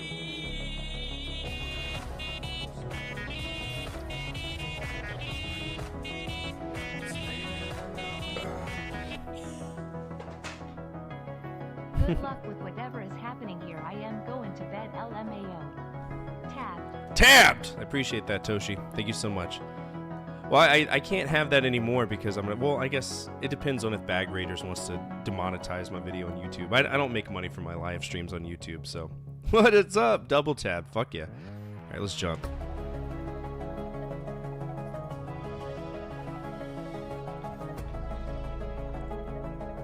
Oh, good! I died.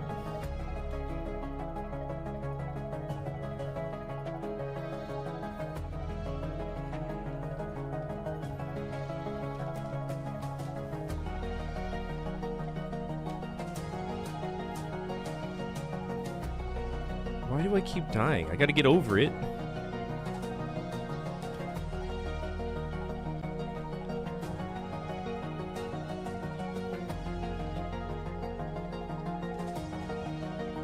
Oh, I'm on the dry bubble. You're floating near and clinging to the large crystalline bubble covering the aft end of the axis of rotation of the artifact. There's no weight here. Small knobs resembling handholds, so we're back where we were. Let's go and jump. Floating at the axis of rotation near the dry bubble, there are enormous trees below. There is no gravity here. That's awesome. Shoot bubble drive. Which bubble do you mean, the dry bubble or the control bubble? Let's shoot the drive. Shoot drive bubble with ray gun.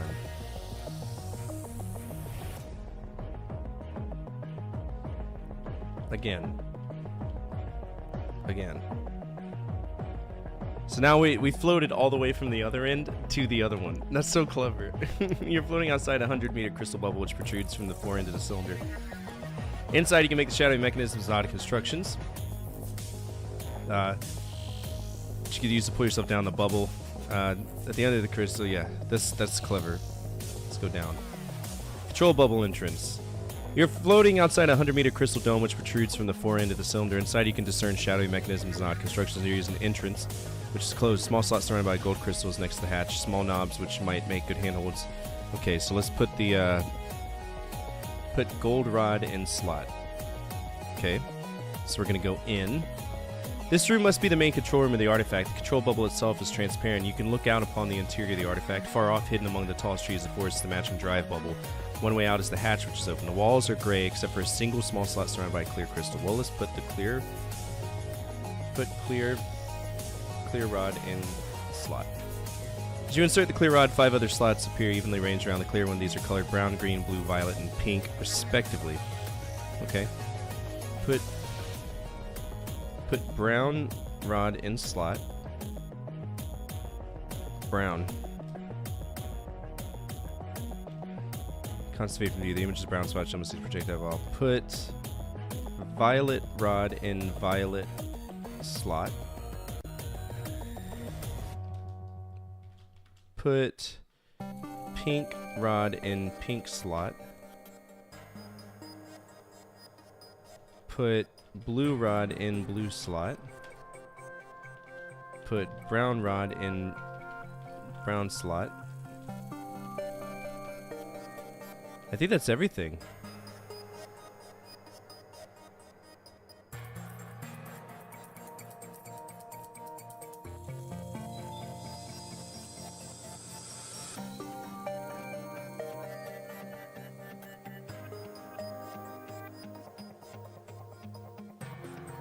He shows an empty area. Look at screen. Pink screen includes a small square, large square, and a display showing nearby space. This view shows an empty area with a stylized depiction of the artifact itself. Okay. Press large square. In your solar system from the sun out to Jupiter. So I guess we're going to Earth. Oh, fuck.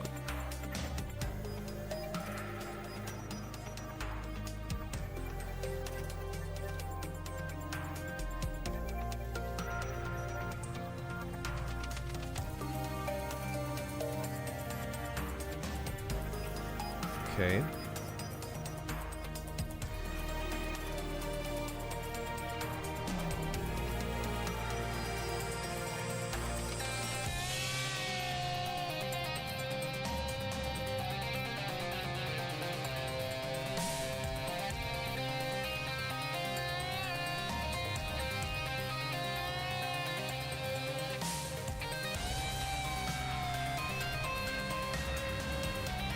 From the sun out to Jupiter, okay?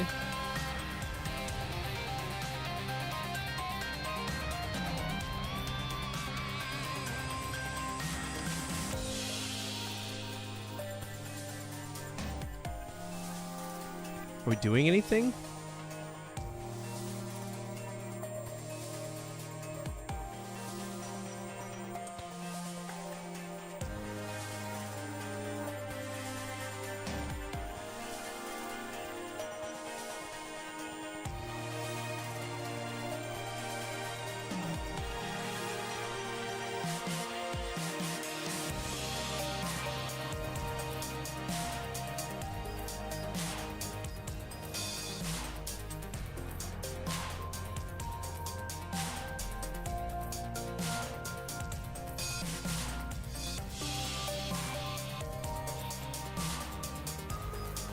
Okay.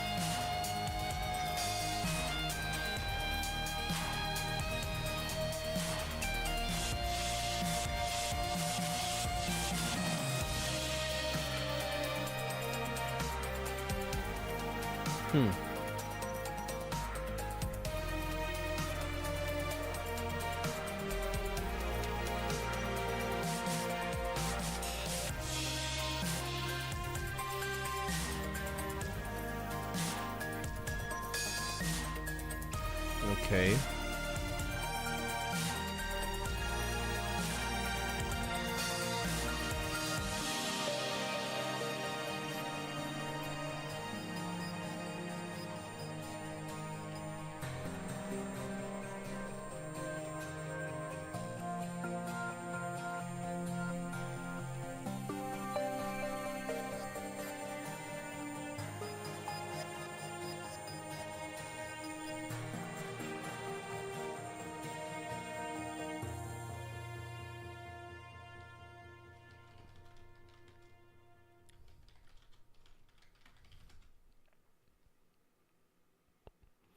There's some weird things going on. Hold on. Restore.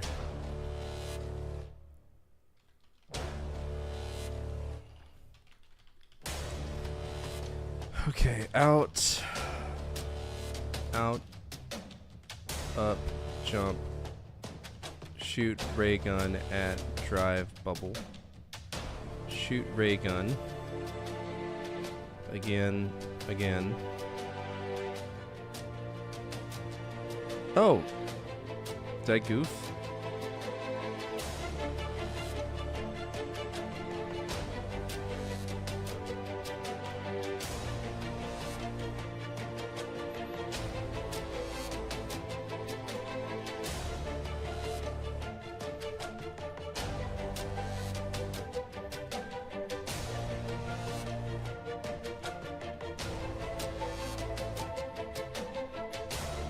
Gold rod and slot.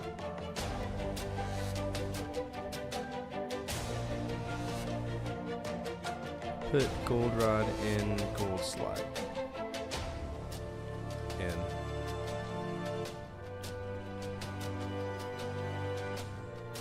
Alright, so this is stupid. This is kind of stupid. Alright, look.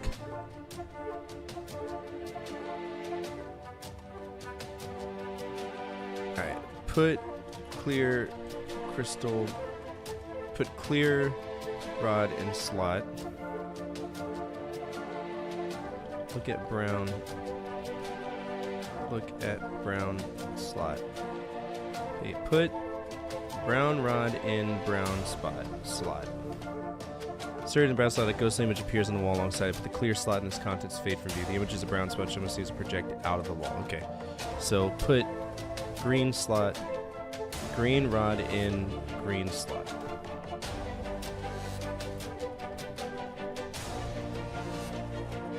Do I not have a green rod?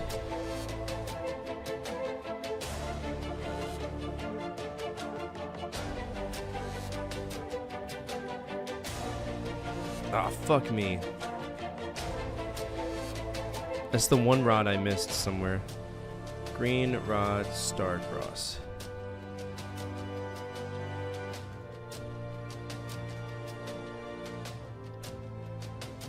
Oh, that was in the trash bin. I forgot to grab it from the fucking trash bin. Okay.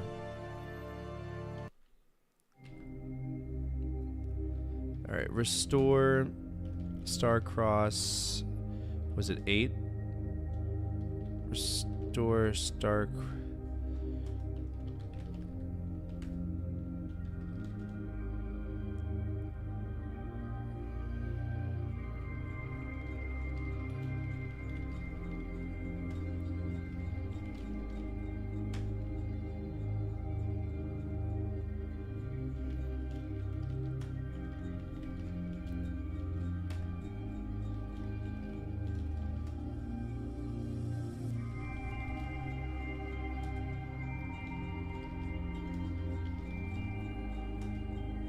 What's going on here?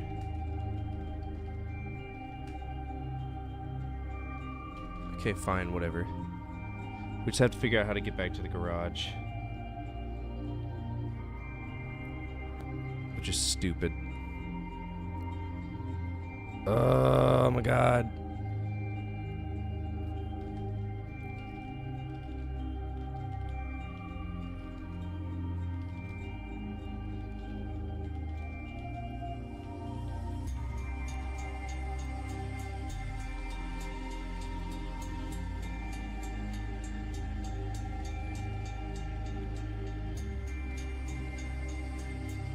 I'm not okay with this right now. What happened to my save? It dumped all my fucking saves.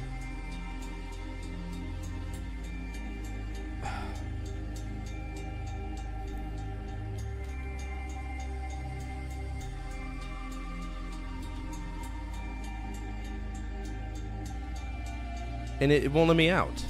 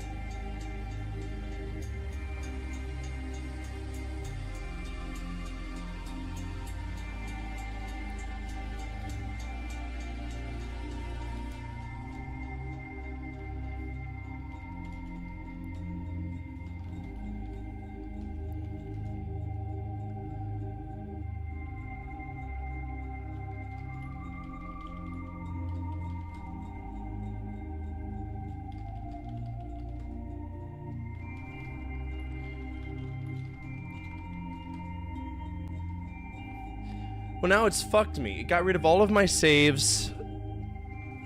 We could have beaten the game. But it's...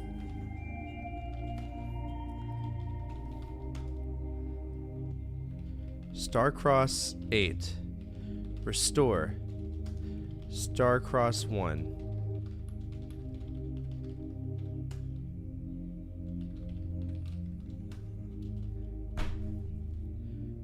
Well, I can't get down from here. That's the fucking problem. And now the gun won't shoot, so I can't get down from here.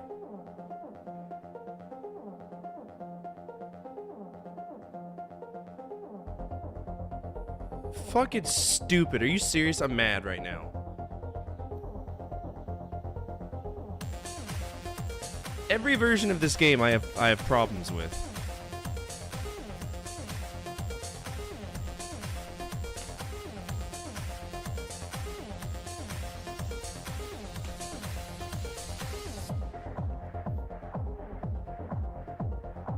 I got a puking dog.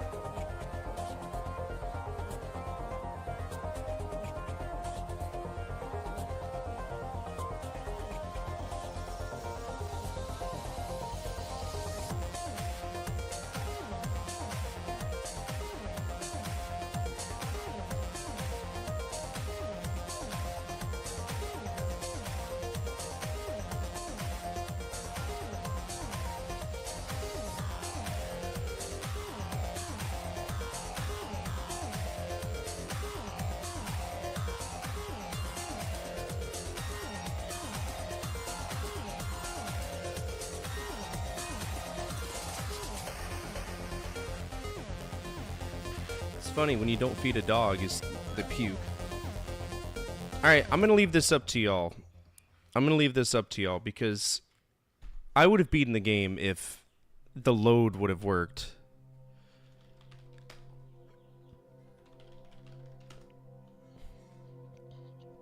It's like it overrode every single one of my saves, and now it's only letting me do this.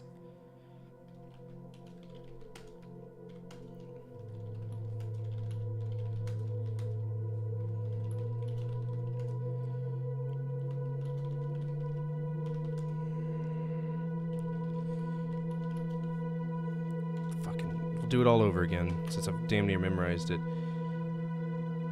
I got the whole thing mapped out, so it's not a big deal. So UM12, that's going to be, range is, R is 100,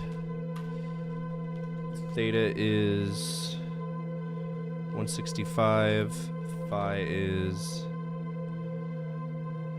wait, 12. Oh, I got it marked next to this.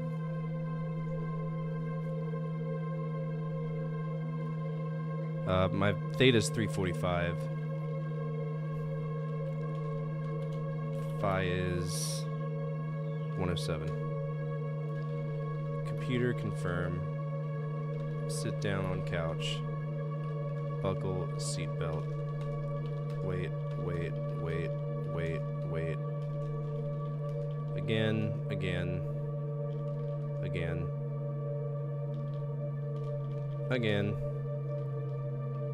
Again.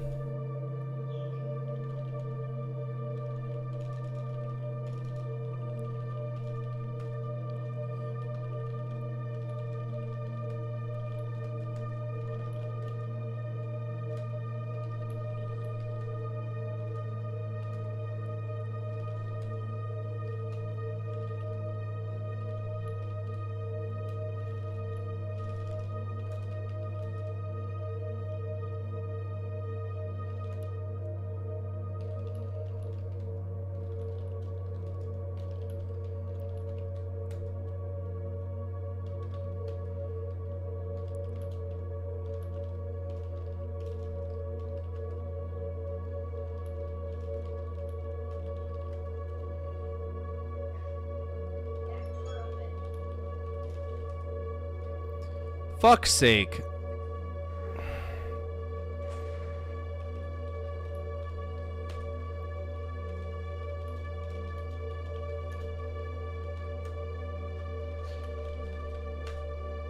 This is so stupid.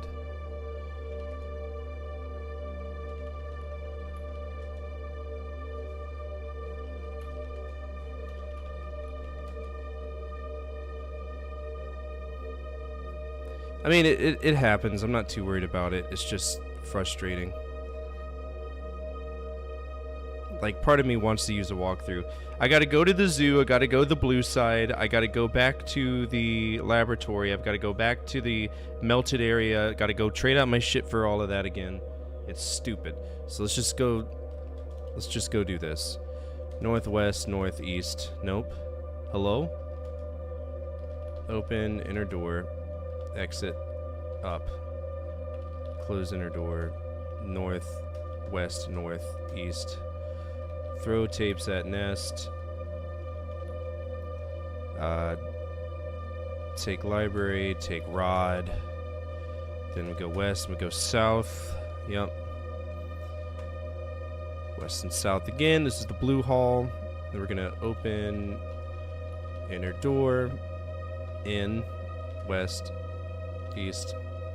Down. Close inner door. Open outer door. Exit. West.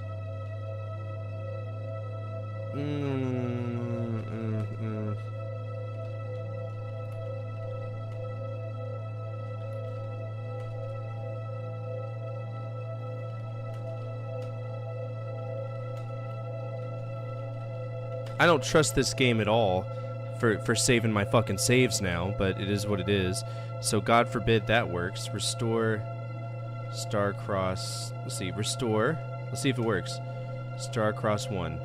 Blue dock. Oh, fantastic. So at that point of the game, it's where it's like, fuck you, gay boy. Stupid. Alright, east, north, just kidding. Up. North. Cool. Open inner door.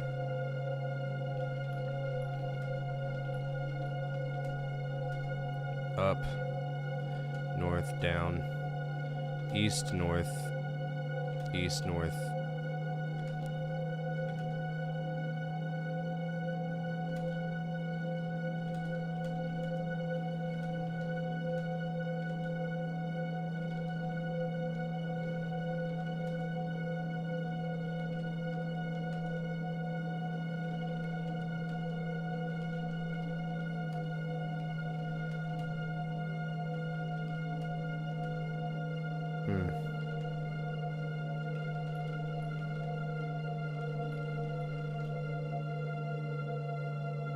So stupid.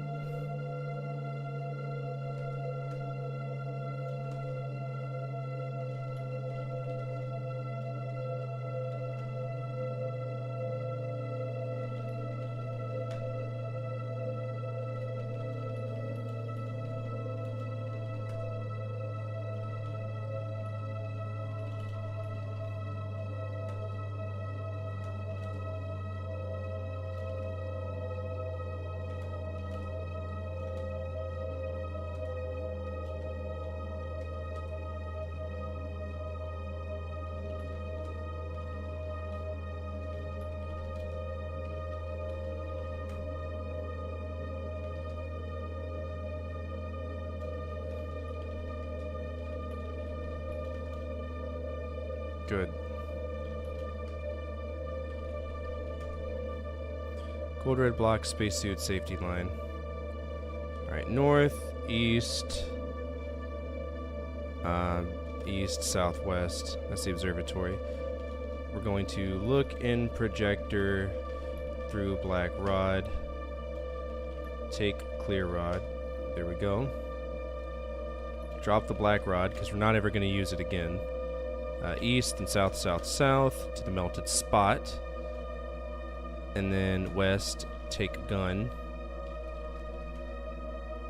Got the ray gun. Look in barrel. Take silver rod. Then go east, northwest to the yellow hall. Down. Put all rods in basket. There should be a basket there. Down. Oh, open inner door. Down. Put rods in basket. All. Put all rods in basket. Okay.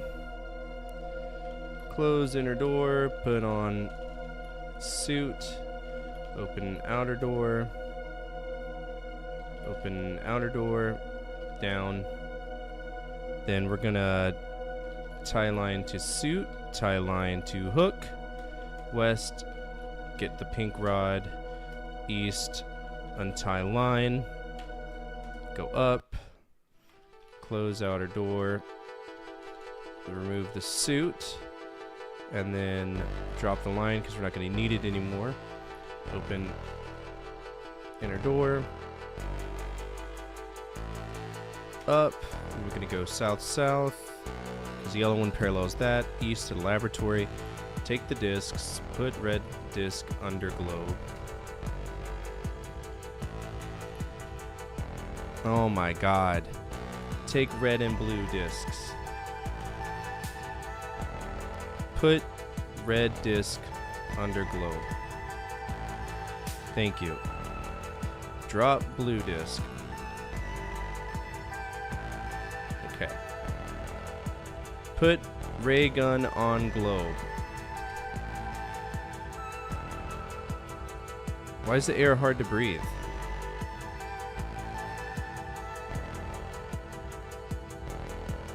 What did I fuck up again?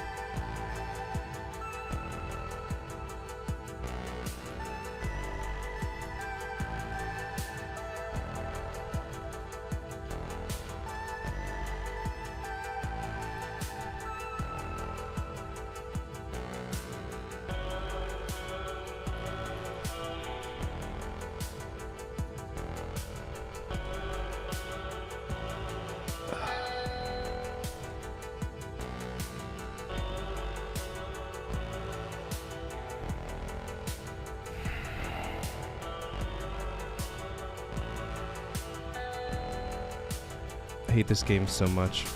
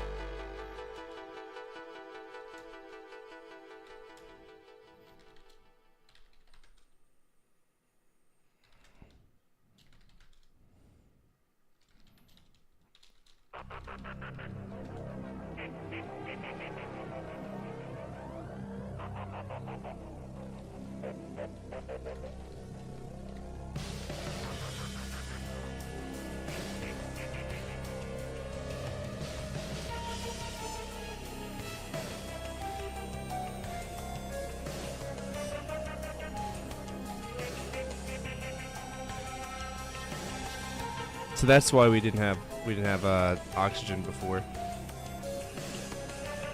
That's fine. East, north, east, south. Computer room. Open the panel.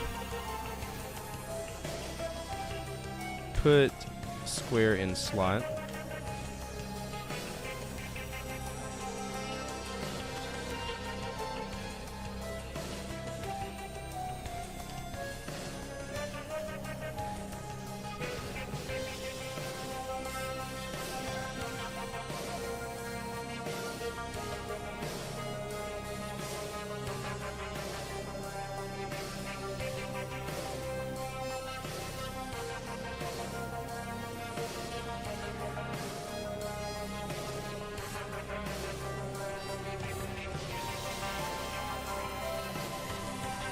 This sucks so bad.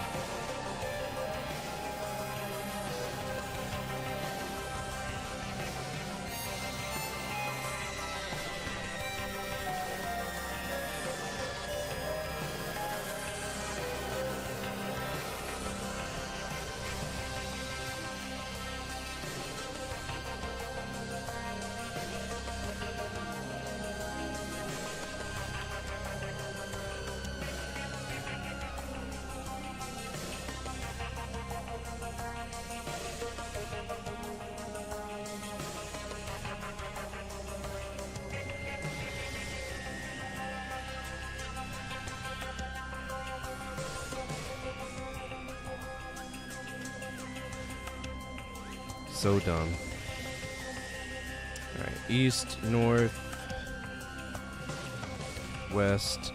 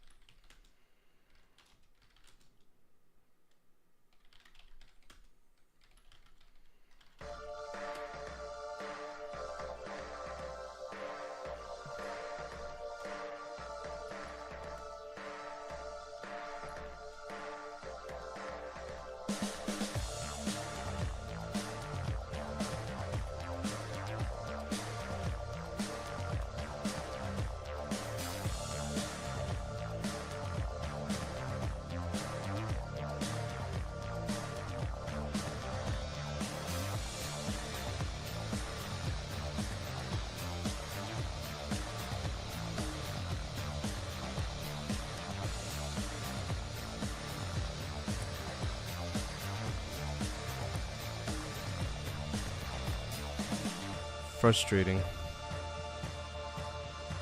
Okay, up. We're gonna go south-southeast to the laboratory. This is where we fuck up all the time. Alright, gonna take blue disc, take the red disc. We're gonna put the red disc under the globe. Drop blue disc. Alright. Put ray gun on globe. Turn dial to 4. Turn dial to 1. Take all. Alright, so we got everything. That's fine. Put all rods in basket.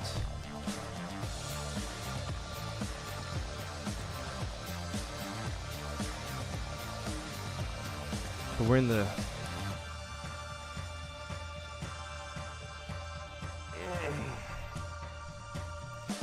West, south. I can't go that way.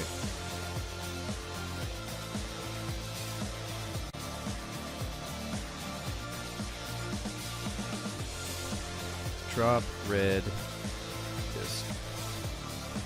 So now we gotta get to the village, so to get to there from the computer room, it is west, north, north, west, west, south. Oh shit!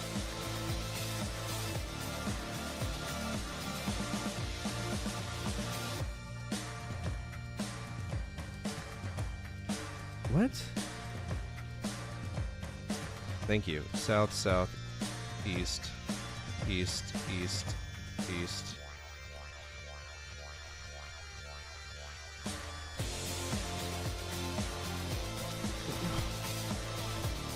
I'm starting to get pissy.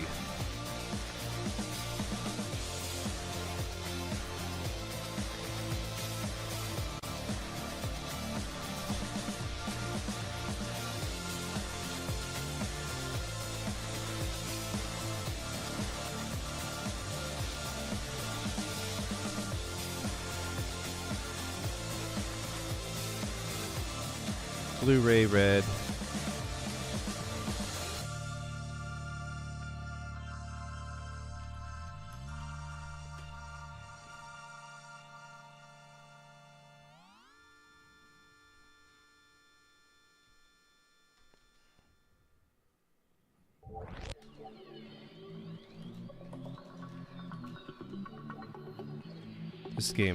This game is something else. British, have you ever played one of these? I know this is boring.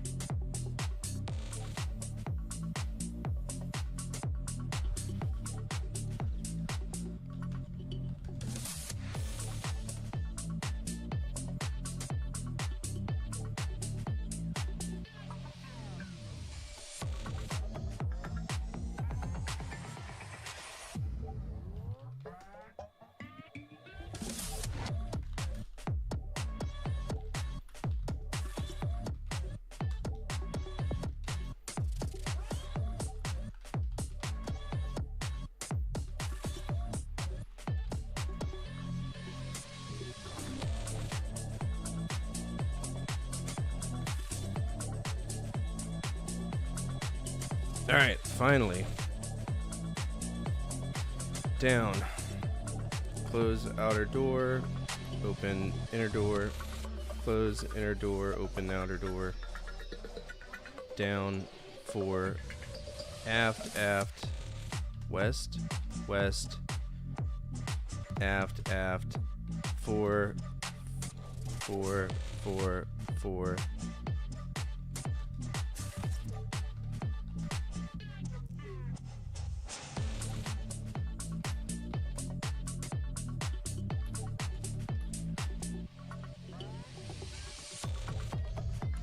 Now we gotta wait for the RNG.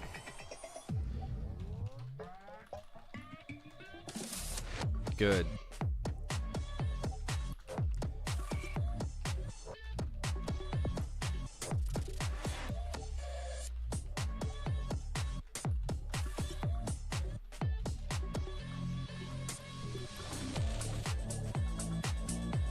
Oh.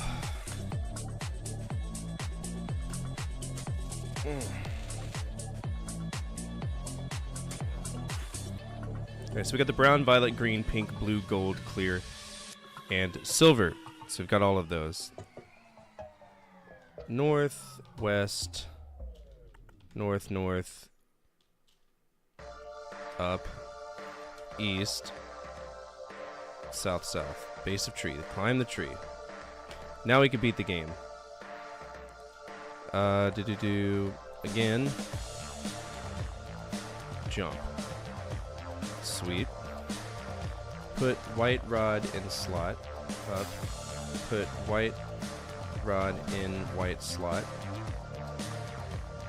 What are you talking about? Put silver rod in silver slot.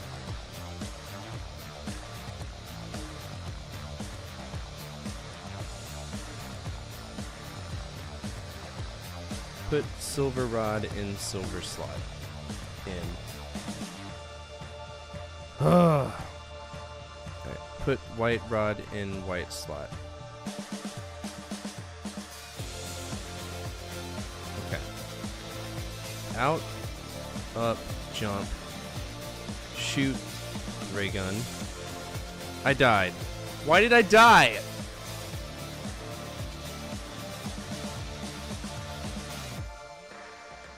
And I'm in the red hall.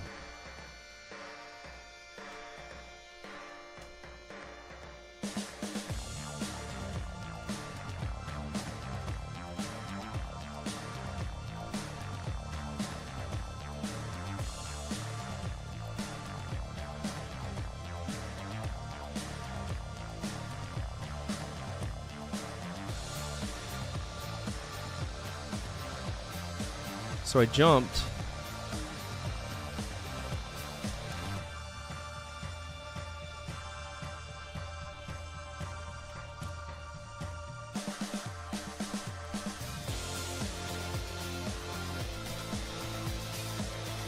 I lost my whole inventory.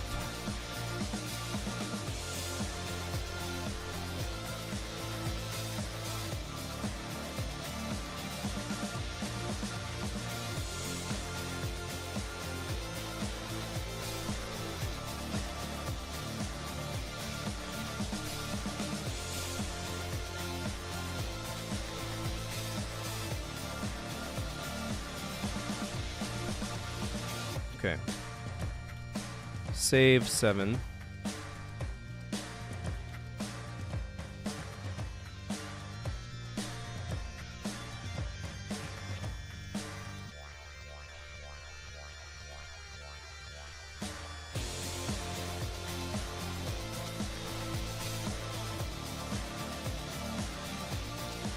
What?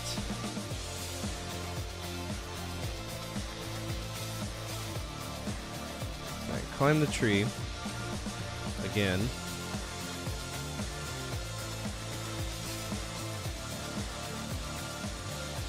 Up. Jump. Right. Alright, put silver rod in silver slot, which opens up the hatch, so we can go in. Put white rod in white slot. We're going to save. It's going to be 8 out. Then we've got to go up, right? So we're on top. Jump. Shoot drive bubble. Again. Again.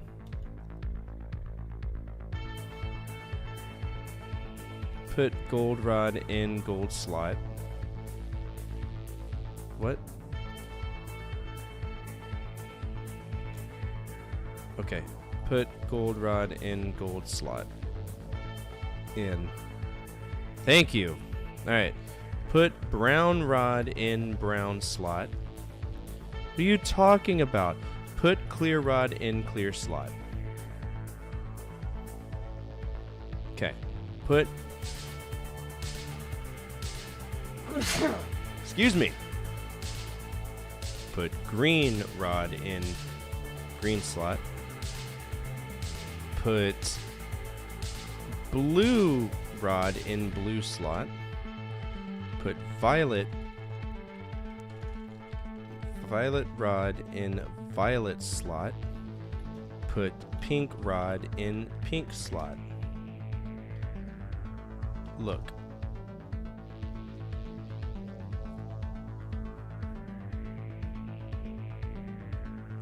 Okay. Press large square. Sun of Jupiter. Gotcha.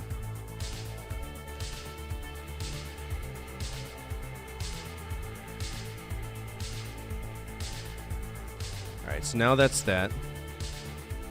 Press violet spot. Connected that of the artifact. The line terminates the center of the earth. That's what we want. But we don't want that. We want it ellipse surrounding Earth. Press green slot.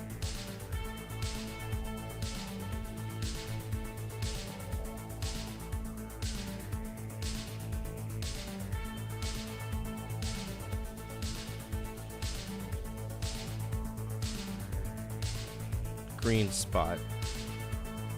Flash slowly one at a time with the dot the artifact. Let's push it again. We want him to flash rapidly.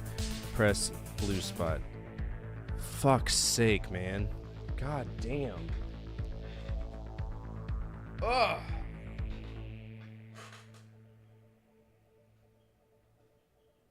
That was hell.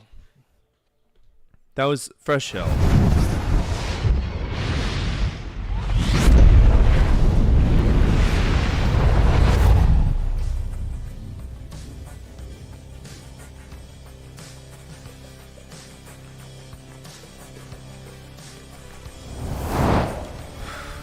Alright, all the displays flash once. There's a sensation of movement as the artifact positions itself to follow the course you've set. The artifact under your assured control moves serenely towards Earth, where the knowledge it contains will immeasurably benefit mankind. Within a few years, there could be human ships flying out to the stars, and all because of your daring and cunning. A holographic projection of a humanoid figure appears before you. The being, tall and thin, swathed in shimmering robes, speaks to your own language. Congratulations, you who have passed our test. You have succeeded where others failed. Your race shall benefit thereby. He smiles. I expect to see you in person someday. The projection fades. Yeah, I got a perfect score, but I mean, it's not hard to get a perfect score. So my issue with this particular game is that you really, really, really, really fucking gotta pay attention on a level that is ungodly. So the three things that we set up, right? The three things, those three spots, if you will, are the same as our range, theta, and our phi. That's what it boils down to. What would y'all rate that game? I don't think that was a good one. That was just a fetch quest with way too much RNG.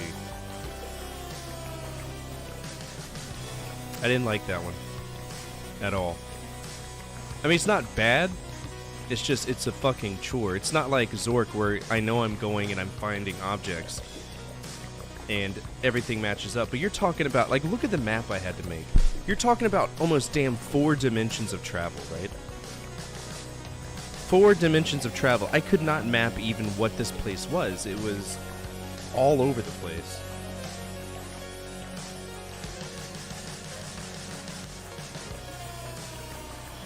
Just like this song. The song's all over the place, too. Holy shit. Alright, British says, D, what do you think, old man? What do y'all think, YouTube viewers, if there are any out there? I know that's boring as shit. The one person that's watching. Thank you so much. I appreciate you. You're awesome. Alright, we can get rid of that because we beat it. We don't need it anymore. QRS.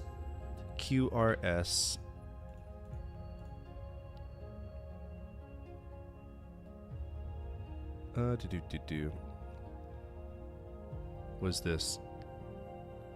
Oh yeah, I actually have a bottle of this in my refrigerator right now. I love that shit.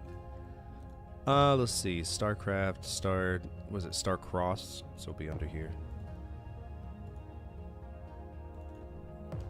Starcross. This is digital. And we beat it. This game is stupid hard for no reason. Way too cryptic. Way too much RN. I didn't like it. C, D. I'll give it a C minus. I think that's probably the best way to do it. And this is part of Zork. For some weird reason, it's considered part of Zork. Let's see. Starcross. Alright, I'm gonna take a quick break and I'm gonna eat some food, right? And then we're gonna start Zork 3, the Dungeon Master, which is the final game in the original Zork trilogy. I have played this game. I remember it from my childhood. The Dungeon Master is a lot easier than the other two because we're just isolated to a dungeon, right? We're not having to go around. Each of the rooms will have their own puzzles. It's kind of silly. If you want to see the juice, this is the juice. This is the juice. It's good juice. It's damn good. 52 ounces of just juice. All right, I am gonna go punch a wall. I'll be right back. I've played a lot of PC games from classic to modern, and throughout time, there's been some standout games that impressed me. That being said, I am a tough critic, and when you've played as wide of a variety of games from as wide of a time frame as I have, you'll get a mixed bag of recommendations from me, be it a text adventure from the 1980s to a recent indie game. You never know what I'll suggest. That being said, today we're going to talk about 10 more games that you should check out on the PC. Let's begin.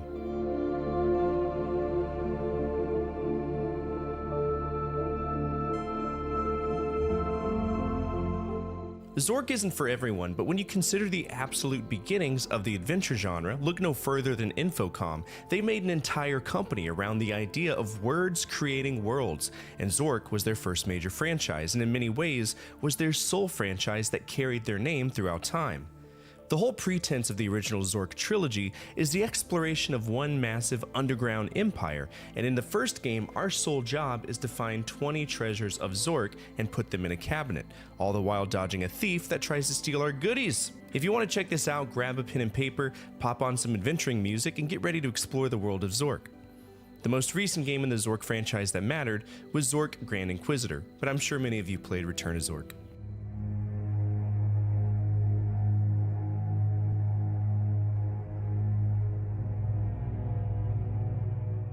I have a love-hate relationship with real-time strategy games because I cut my teeth on the genre with Warcraft, and that game in particular can go pound sand into its dusty asshole. I can't stand the first Warcraft game. It's a mean game.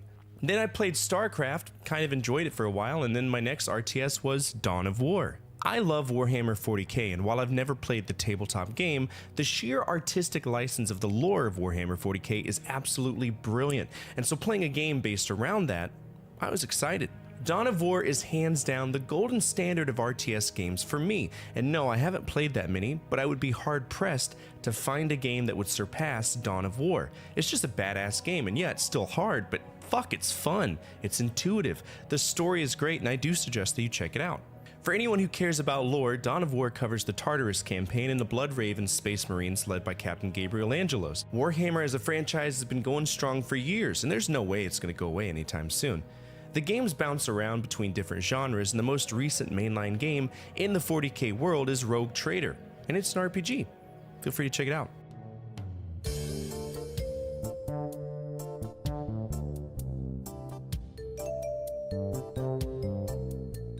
I love Sierra. I think that's quite obvious. By the way, did you know that I interviewed Ken Williams, the co-creator of Sierra? I'll link part 1 of that interview down below. Among all of the legendary adventure games created by Sierra in the early 90s, there were a few that were aimed specifically at children. And if you're making games for kids, then you might want to make it substantial in the education department, which is what Sierra Discovery as a series is all about. Games that focus on some ethical and moral concept watered down for children. Now, the only one I've played so far was EcoQuest: The Search for Cetus, which I went into thinking it would be some dumbass game about finding a whale, but like after an hour, I was hooked. It's a really decent point-and-click game, and the core ethical message is, stop throwing your fucking car batteries into the ocean. Well, not like that. It focuses on teaching kids not to pollute and to recycle. The sequel focused on not chopping down the Amazon rainforest, which is a priority for all children, right? Don't chop down the rainforest. I'm kind of curious to play that one as well. A little bit of Sierra knowledge for you. This was Jane Jensen's first game, the same lady that would make the Gabriel Knight franchise.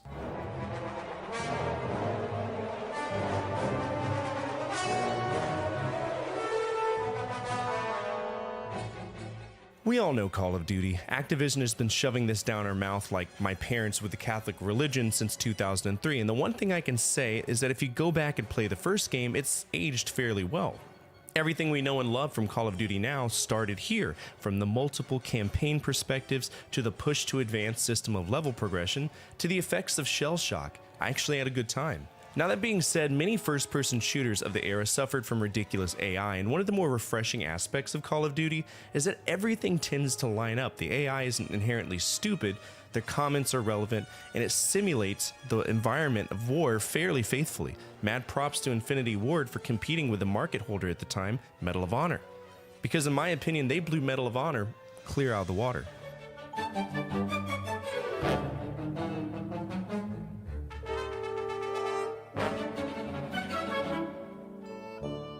You know how I talk about Sierra, like, a lot? Because I love their point and clicks. Well, Lucasfilm did the same thing. I adore Monkey Island, and the only other franchise I've dipped my little toesies in was the Indiana Jones franchise. Out of the few that I played, the one that stood out was Indiana Jones and the Last Crusade. Now, if you've seen the movie, then you know what the game is about, because when it comes to source material, the devs remained incredibly faithful to it, and in some cases even expanded on it, which is something you don't tend to see. For anyone who hasn't seen the movie, basically Indiana Jones goes back to his university after getting the Cross of Coronado, and gets a tip about the Holy Grail. Also gets informed that his father's disappeared. I don't think he really cares about his dad though, but the Holy Grail? Brother! Sign me up. So we go across the desert and deal with tons of silly fights and deal with a rather novel system of communication, a system that would be improved and utilized in later games such as Secret of Monkey Island. True story. If you want a good point and click, this is a great one to play, but understand, Lucasfilm games can be just as challenging as Sierra titles, so don't think that just because you know the movie, you'll be able to breeze through this. There is an upcoming game in the franchise called Indiana Jones and the Great Circle, but the most recent one that mattered was LEGO Indiana Jones.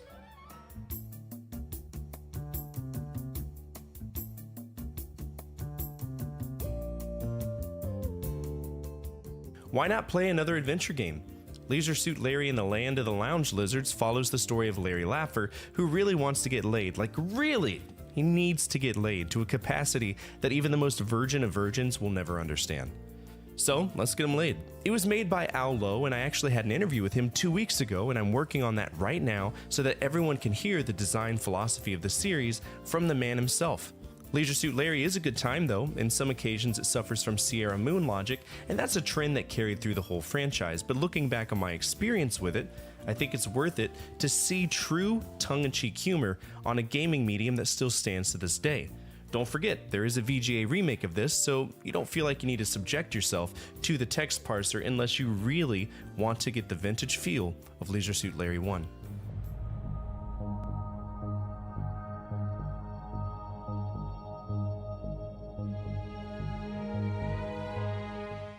I love outer space. The setting has always appealed to me, and when you have a powerful storyline with the free will of choice in how you speak to people, it's like a wet dream to me. I'm able to portray a character and shoot people in the face while hoping I didn't make my friend angry. Sign me up. Mass Effect is wonderful. Some people think it isn't, and that's okay, but for me, it's a great game, despite how the trilogy ended. Plot-wise, it's 2148 and the humans discovered an outpost on Mars that has a mass relay allowing for faster-than-light travel. For those of you who are like, what even is that? Well, think of Star Wars hyperjumps. Once humans discovered the mass relays, they were able to talk to all of these other alien races like the Solarians, the Turians, Asari, and the Krogan, a wide berth of different species that are so well fleshed out when it comes to culture. I appreciate it tremendously. We play as Commander Shepard, who works for the Systems Alliance Navy, who goes to the Citadel to become a Spectre, which is basically a super agent of the universe, and from there, we tackle enemies of biblical proportion, end times enemies, to put it lightly. The most recent game in the franchise was Mass Effect Andromeda, and while people don't tend to like it, I really don't mind it. In fact, I was kind of excited to see the franchise continue. There is a new game coming out, but Lord knows when it will be released. I don't even think it has a name yet.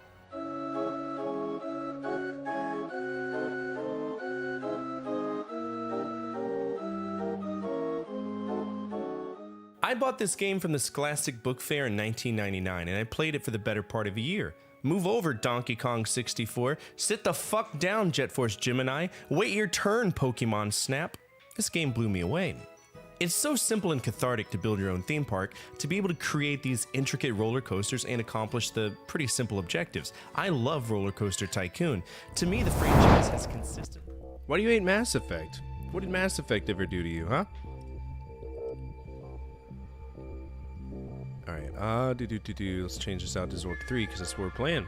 Playing some Zork 3. The last mainline Zork game. Pretty sure I have it on here, too. Yeah.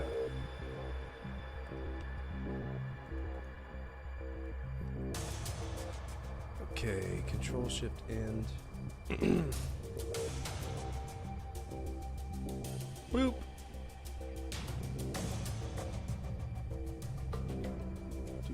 I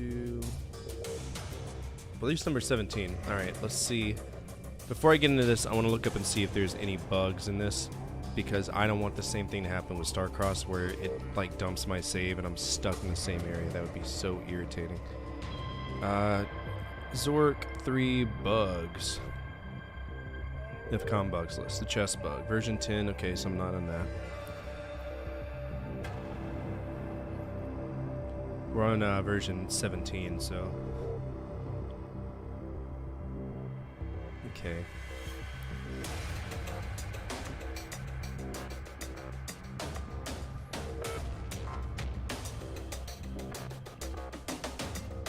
Alright, we do have one.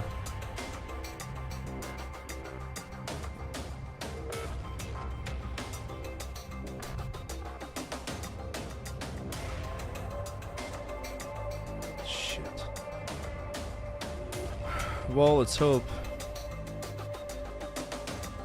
I know about the cage bug because that shit happened to me. I don't want that to happen to me, but it happened to me, so we'll deal with it if it comes. Let's go ahead and do this new page. The final Zork game in the original trilogy of Zork titles. I'm very excited. I know y'all might not be, but that's okay. That's what strategic retreat cards are for. If you buy the channel pack through Streamloots, if you don't like what we're playing, you can just change it, right? And we're forced to play whatever you want if you do that, by the way, as long as it's an override or in rotation. So consider that. You might be lucky and get that card. Here we go. In a dream, you see yourself tumbling down a great dark staircase. All about you are shadowy images of struggles against fierce opponents and diabolical traps. These give way to another round of images of imposing stone figures, a cool, clear lake, and now of an old yet oddly youthful man. He turns towards you slowly, his long silver hair dancing about him in a fresh breeze. You have reached the final test, my friend. You are proved clever and powerful, but this is not far enough. Seek me when you feel yourself worthy. The dream dissolves around you, and his last words echo through the void. All right, let's go ahead and get some exploring music. Copyright free. Exploring music. There we go. Copyright free. It's all in the YouTube audio library, so hell yeah. That's what we like to see.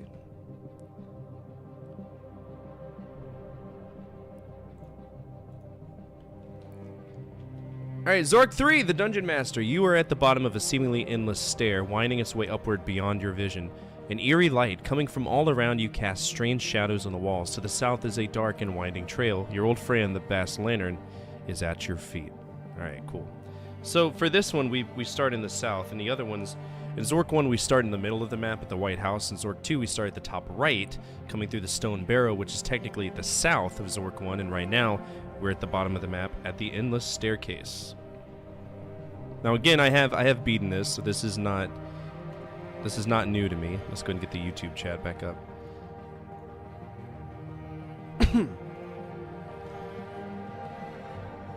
Alright, you're at the bottom of a seemingly endless stair, winding its way upward. Yeah, we already know this.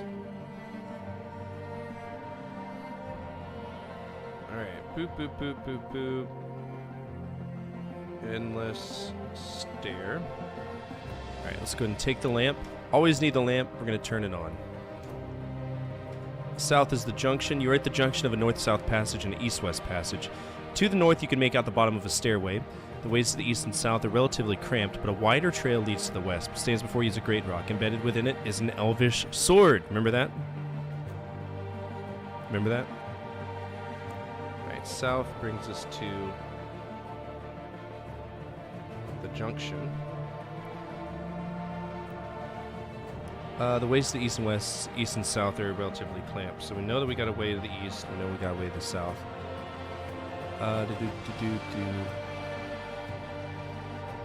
a wider trail leads to the west.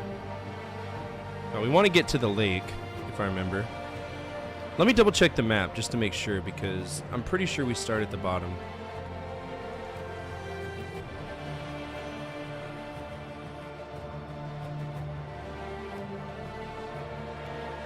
Oh no, we're in the middle here too. Oh shit. Do you like SNES Aladdin better or Genesis? I've actually never played the one of them I haven't played.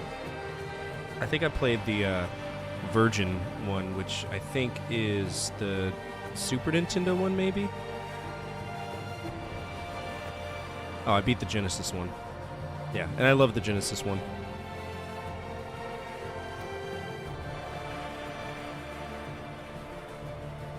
So we start in the middle of the map. Let's go ahead and fix that so we don't write ourselves off.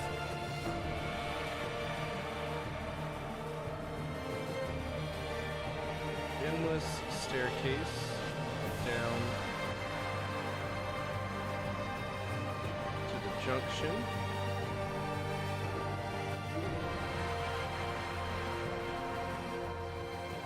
Okay,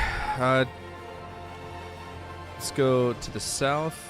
This is the creepy crawl. You're in a dark and quite creepy crawlway with passages leading to the north, east, south, and southwest. Okay.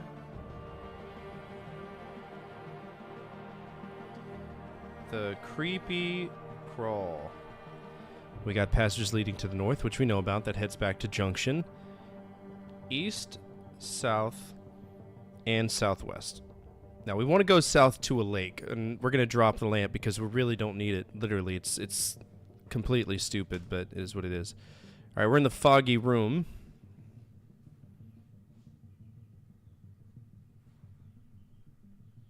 Foggy room. We're going to go south again, and we're at the lake shore.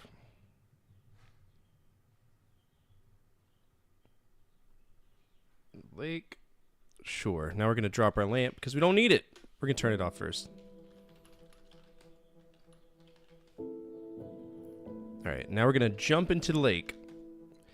You're floating on the surface of the lake. The water is ice cold, and your ability to survive here for long is very questionable. A swim north puts you at your starting point. Conditions to the east are poor where the lake turns into swamp. The west and south shores are suitable for walking, however. So we're going to jump into the lake.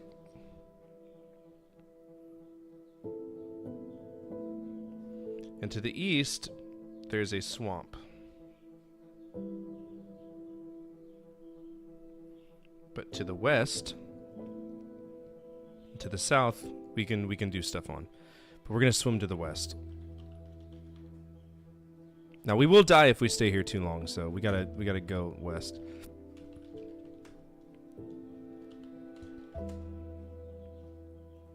You're on the western shore of the lake. The ground here is quite hard, but a few sickly reeds manage to grow near the water's edge. The only path leads into the rock to the south. Alright. The western shore. Path south, so we're just going to do that. That should bring us to the scenic vista. You're in a small chamber carved in the rock with a sole exit to the north. Mounted on one wall is a table labeled Scenic Vista, whose featureless surface is angled toward you. One might believe that the table was used to indicate points of interest in the view from the spot, like those found in many parks. On the other hand, your surroundings are far from spacious, and by no stretch of the imagination could this spot be considered scenic. An indicator above the tablet reads 3 in Roman numerals. Mounted on one wall is a flaming torch, which fills the room with a flickering light. The indicator above the table flickers briefly. Then it changes to 4. Interesting. Alright, we're going to take that torch because we don't need the, we don't need that anything. We got to wait for the number to change to 2. And touch the table. Alright, this is a small room carved out of the rock at the end of a short crawl. On the wall is crudely chiseled to the number 8. The only apparent exit to the east seems to be a blur, and a loud whirring sound resonates through the rock. A spray can is in the corner, and a large type is the legend Froboz's Magic Grue Repellent. Now, that Magic Grue Repellent does not last long, and it is not reliable, but we'll take it for the points anyway. Take Repellent, and then I gotta figure out where. So currently, by the way, we're in Zork 2. By touching that, we've gone to room 8. Room 8 is an inaccessible room inside of Zork 2, or maybe it is. It's south of the dragon thing, right? And you go west. And you're in room 8, and you can get the Grue Repellent, but for some weird reason it's still here, so it is what it is. You can choose your character's background. It means sweet fuck all. You transfer your character from game to game, and I mean, fucks all. Combat in 1 sucks, 2 is okay, and 3 is some horseshit. I love Mass Effect. Mass Effect 2 is my favorite. You know? Which it looks like out of those 3 you would choose 2 anyway, so. Alright, so we're in Zork 2 right now.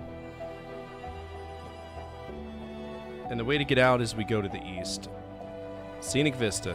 Now we're going to wait for it to turn to 3. We're going to touch the table again. Alright, now we're in the damp passage. This is a particularly damp spot even by dungeon standards. You can see a crossroads to the west and 2 nearly identical passages lead east and northeast. A stone channel, wide and deep, steeply descends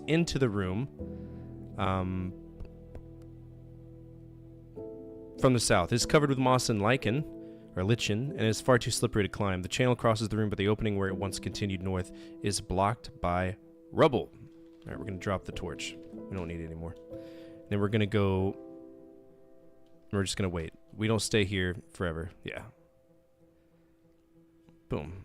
All right, north. We're going to save as 1. Then we're going to jump back into the lake. Now we got to go down. Alright, you are below the surface of the lake. It turns out the lake is quite shallow and the bottom is only a few feet below you. Considering the frigid temperature of the water, you should probably not plan an extended stay. The lake bottom is sandy, and a few hardy plants and algae live here. There is a Froboz's magic grew repellent here. A large and hungry looking fish is swimming in the neighborhood. So, yeah.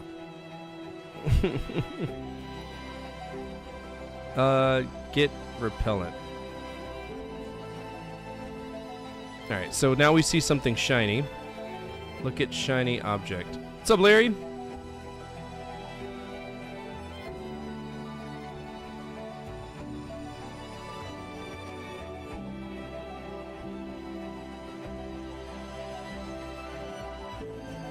Alright. Alright, we drowned. Damn. Alright, restore 1. Jump in lake. We're gonna go down. Get repellent. Get repellent.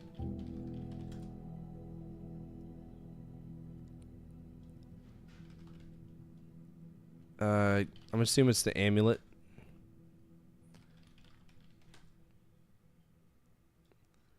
Alright, sweet. So now we gotta go south. We gotta get the hell out of there. Alright, before we die. What kind of game is this? This is a text adventure. This is Zork number 3, the 3rd in the series. And it's an Infocom game. It's not bad. Alright, South Shore. We're gonna save because that's a lot of RNG that we don't want to deal with. Save as 2. Cool. We're gonna spray the repellent on body.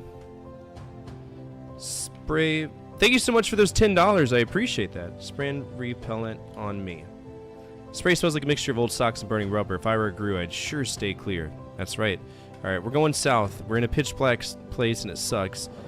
But we should be safe a few turns from the Grus. This is the dark place. Continue south again. And this is also the dark place. East is the key room.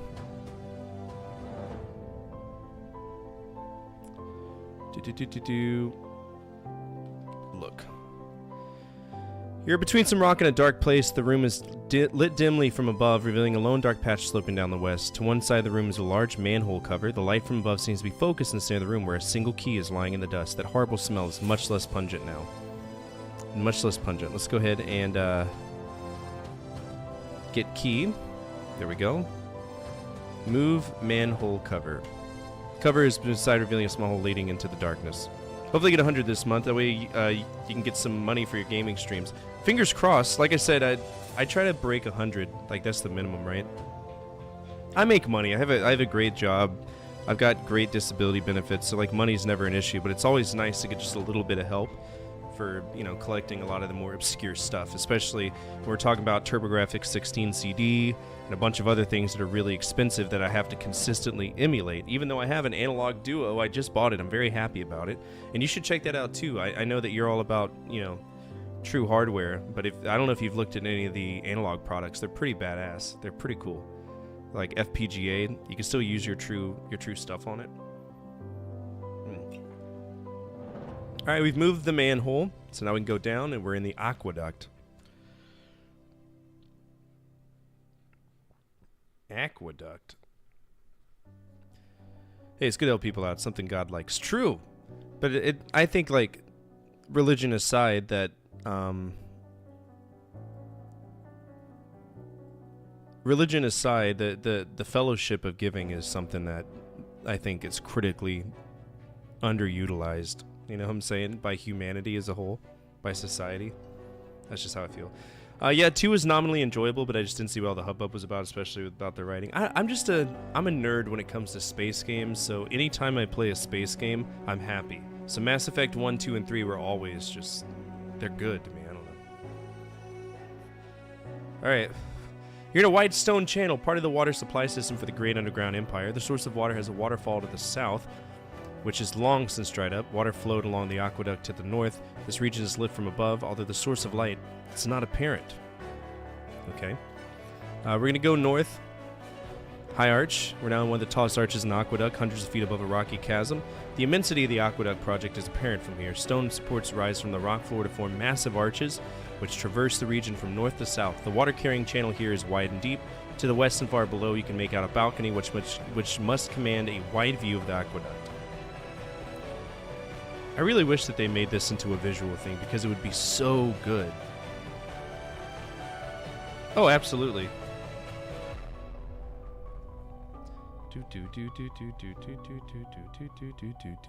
Alright, so this is the High Arch.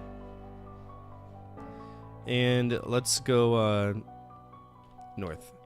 Water slide. You're near the northern end of the segment of the aqueduct system. To the south and slightly uphill, the bulk of the aqueduct looms ominously, towering above a gorge. To the north, the water channel drops precipitously and enters a rocky hole. The damp moss and lichen would certainly make that a one-way trip. Is this like a novel type of game? Well, so way back when, if you think about 1988, before the dawn of computer graphics, you had text adventures. I mean, the first adventure game ever was on the TRS-80 and a few other home computers that didn't have any way of producing graphics. So what they did to get around that is they had exemplary writing, right? It's exemplary writing, and if you like reading a book and essentially playing a book, then, you know, this would be for you. I prefer point and clicks, like all day, all night. I can beat these. These aren't bad to me. And I mean, I'm mapping it out myself, so I know where I'm at any given time. And I've also beaten this, so this is going to go pretty quickly because this was my childhood. Alright, so let's see. Go north and damp passage. There's a torch here. So this is the torch that we had before. Now, we couldn't go back the way that we came because there's a bunch of grooves that are going to show up and try to eat our asshole. We don't want that. That's stupid. It's stupid. Fair, I love sci-fi, but Mass Effect just didn't do it for me personally. What, did Knights of the Old Republic do it for you? I love Knights of the Old Republic. Alright, we're going to take the torch. We're going to go west, and we're back in the junction. So that went all the way up here to the water slide. Water slide goes all the way up to the junction to a damp passage. A lot of damp passages here, but this is a one-way trip, so we're going to mark that like that. What's your opinions on the newer games? Do you think the newer games are good, or do you think a lot of them are poo-poo? You know, I feel like AAA companies have forgotten where their roots are. You know what I'm saying? The only company that's kind of done a good job at keeping their legacy IPs afloat have been Konami. Or not Konami, Capcom. You know what I'm saying? Capcom is relentlessly cared about their IPs, be it Street Fighter, be it, you know, what are the other ones I keep forgetting? Konami abandoned all of their stuff. They do pachinko games too, which is stupid. Knights of the Old Republic 1 and 2 are awesome. I've beaten Knights of the Old Republic 1 when I was a kid. Never played 2. Well, I mean, I played 2 for like 2 hours, and I got myself in a save loop, and I was like, no, I'm not doing all of this over again. Like, there's no sense in it. Alright, so we're west in the junction. Okay, south into the creepy crawl again. We're going to go southwest into the Land of Shadow. Land of Shadow. You're at the eastern end of the dark, featureless landscape of shallow hills. Past to the east and southeast re-enter the rock. You can hear quiet footsteps nearby. Interesting. That means that we're probably going to die.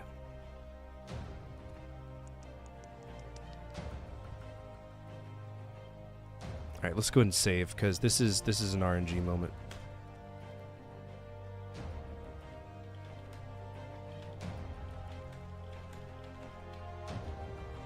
Through the shadows, a cloaked and hooded figure appears before you, blocking the southeastern exit from the room and carrying a brightly glowing sword. From nowhere, the sword from the junction appears in your hand, wildly glowing. All right, so we're going to hit man with sword. Hooded figure is hit with a quick slash. Figure's light wound has an effect of seemingly great strength. You're wounded by a lightning thrust. G to do it again.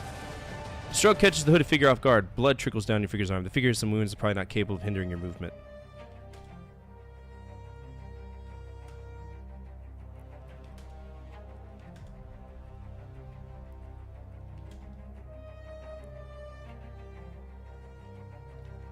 Alright, take his hood.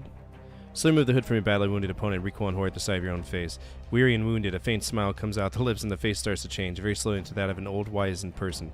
The image fades and with it a body of your hooded opponent. The cloak remains on the ground. Alright, we're gonna take the hood, take the cloak. Sweet. We need to go east. Back to the junction. Perfect. So the Lands of Shadow is really easy to get lost in because it just loops around non-stop. Never got around to KOTOR. You should play KOTOR. It's awesome. We got the whole game. Let's see. Yeah, like Capcom's not giving us these games with such short campaigns. They want us to pay $70 for it. Oh, no, thank you. Plus, there's microtransactions. Some of these games back in the day, we got the whole game without being charged extra. I think microtransactions should disappear completely, too. I'm not a huge fan of it at all. I am pretty injured though, so we're gonna restore. See if we can get him defenseless without dying. Hit man with sword.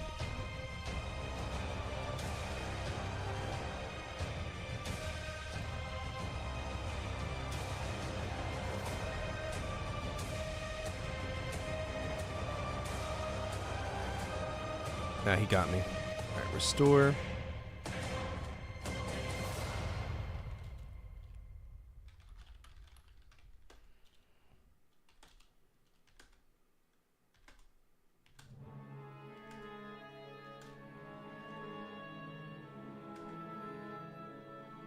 All right, so we're not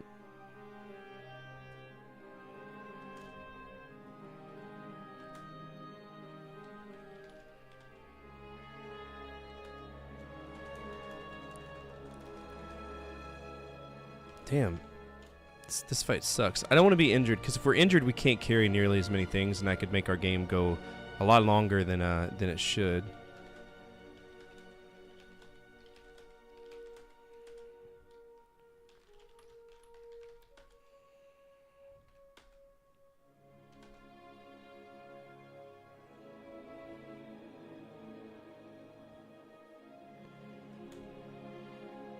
Alright, take hood. Take cloak, east, north. Sweet. Okay, we're gonna save, because that, like I said, that is some hellacious RPG and RNG, and it's not really good. West into the Barrens.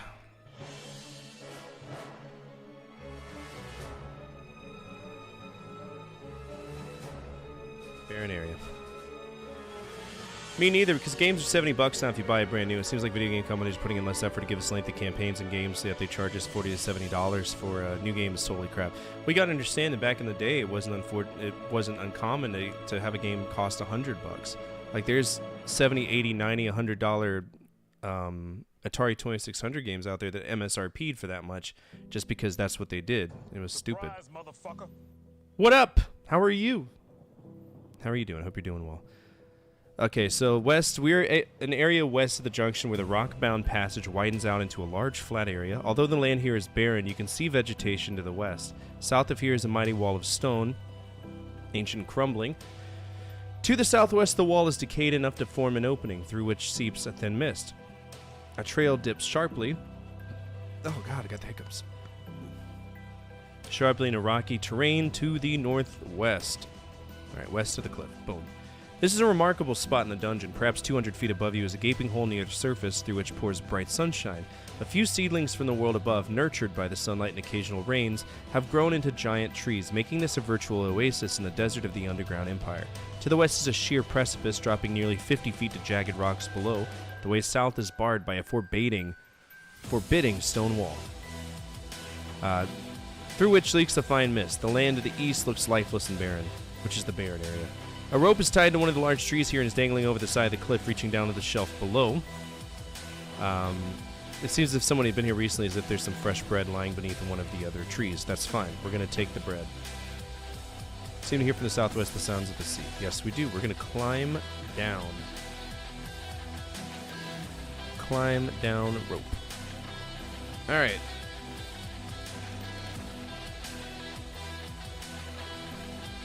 Cliff. Climb down to the cliff edge. This is a rock-strewn ledge near the base of a tall cliff. The bottom of the cliff is another 15 feet below. You have little hope of climbing up the cliff face, but you might be able to scramble down from here, though it's doubtful you could return. A long piece of rope is dangling down from the top of the cliff and is within your reach. A large chest, closed and locked, is lying among the boulders. Alright, so this is where we're going to have another NPC show up and help us, right? So we're going to wait. At the edge of the cliff above you, a man appears. He looks down at you and speaks. Hello down there! You seem to have a problem. Maybe I can help you. He chuckles in an unsettling sort of way. Perhaps if you tied that chest to the end of the rope, I might be able to drag it up for you. Then I'll be more than happy to help you up. He laughs again. So we gotta trust him, right? So we're gonna tie the chest to rope. Chest now tie the rope. The man loves you, looks pleased. Now there's a good friend. Thank you very much indeed. He pulls on the rope and the chest is lifted to the back of the cliff and out of sight. With a short laughs, I'll be back in a short while. Those are his last words. That's fine. He'll come back. A familiar voice calls down to you. Are you still there? He bellows with a coarse laugh. Well, then grab onto the rope and we'll see what we can do. The rope drops within your feet. We're going to climb up the rope. Try to climb the rope, but you cannot reach the top even with your best effort. Are you coming up then or not? Climb back up. Hold rope. Grab securely on the rope. The man starts to heave on the rope, and within a few moments you arrive at the top of the cliff. The man removes the last few valuables from the chest and prepares to leave. You've been a good sport. Here, take this for whatever good it is. Can't see that I'll be needing one. He hands you a plain wooden staff from the bottom of the chest and begins examining his valuables. The chest, open and empty, is at your feet. We're going to take that staff, which doesn't even do anything. It's stupid. But, alright. Down rope. Climb down rope. And then,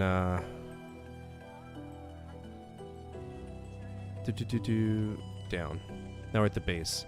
You're at the base of a steep cliff. Directly above you is a wide ledge, and far above that some natural sunlight can be seen. To the northeast is a steeply climbing path, and the ground becomes sandy towards the south. So, we go down again.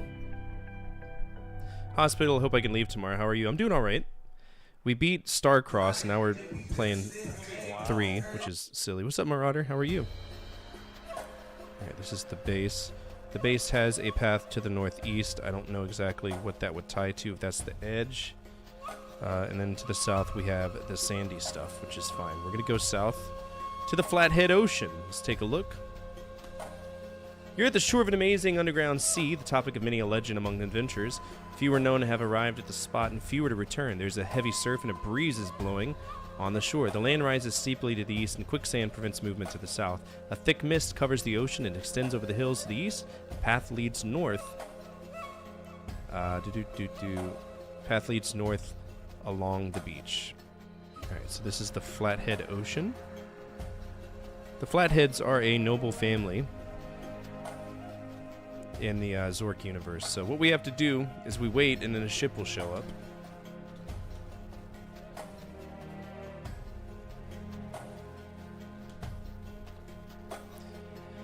Passing alongside the shore now is an old boat reminiscent of an ancient Viking ship. Standing on the prow of the ship is an old and crusty sailor peering out over the misty ocean. I have to say, hello, sailor! This is a meme. Seaman looks up and maneuvers the boat towards shore. He cries out, I have waited 3 ages for someone to say these words and save me from sailing this endless ocean. Please accept this gift. You may find it useful. He throws something which falls near you in the sand that sails off towards the west, singing a lively but somewhat uncouth sailor song. The boat sails silently through the mist and out of sight. We're going to look. There's a vial. Take the vial. And, yeah.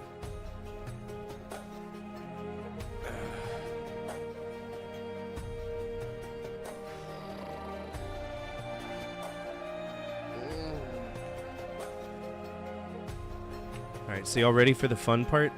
I gotta wait for an earthquake. So I just gotta wait. Eventually, yeah.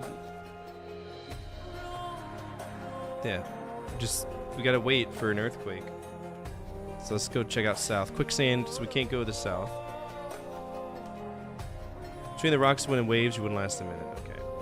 Let's go with the east. Land of Shadow, we can just kind of walk around. Standing on a steep cliff, looking west over a vast ocean. Surf pounds the beach, southeast of rolling hills filled with your shadows. A path cut in the face of the cliff.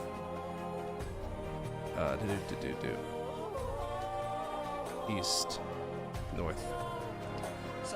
Thank you so much for that follow. I appreciate it. Welcome to the party. I can't believe you've done this. They're just gonna wait forever. Wait.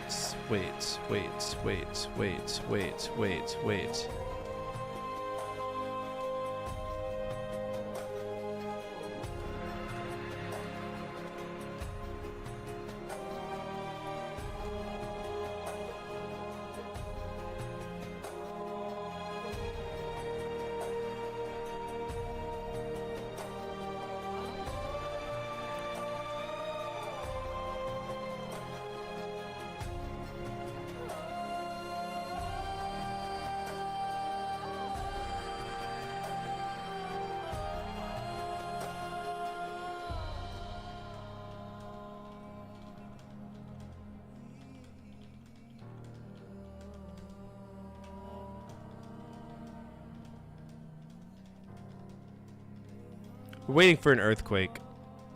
It's stupid, but...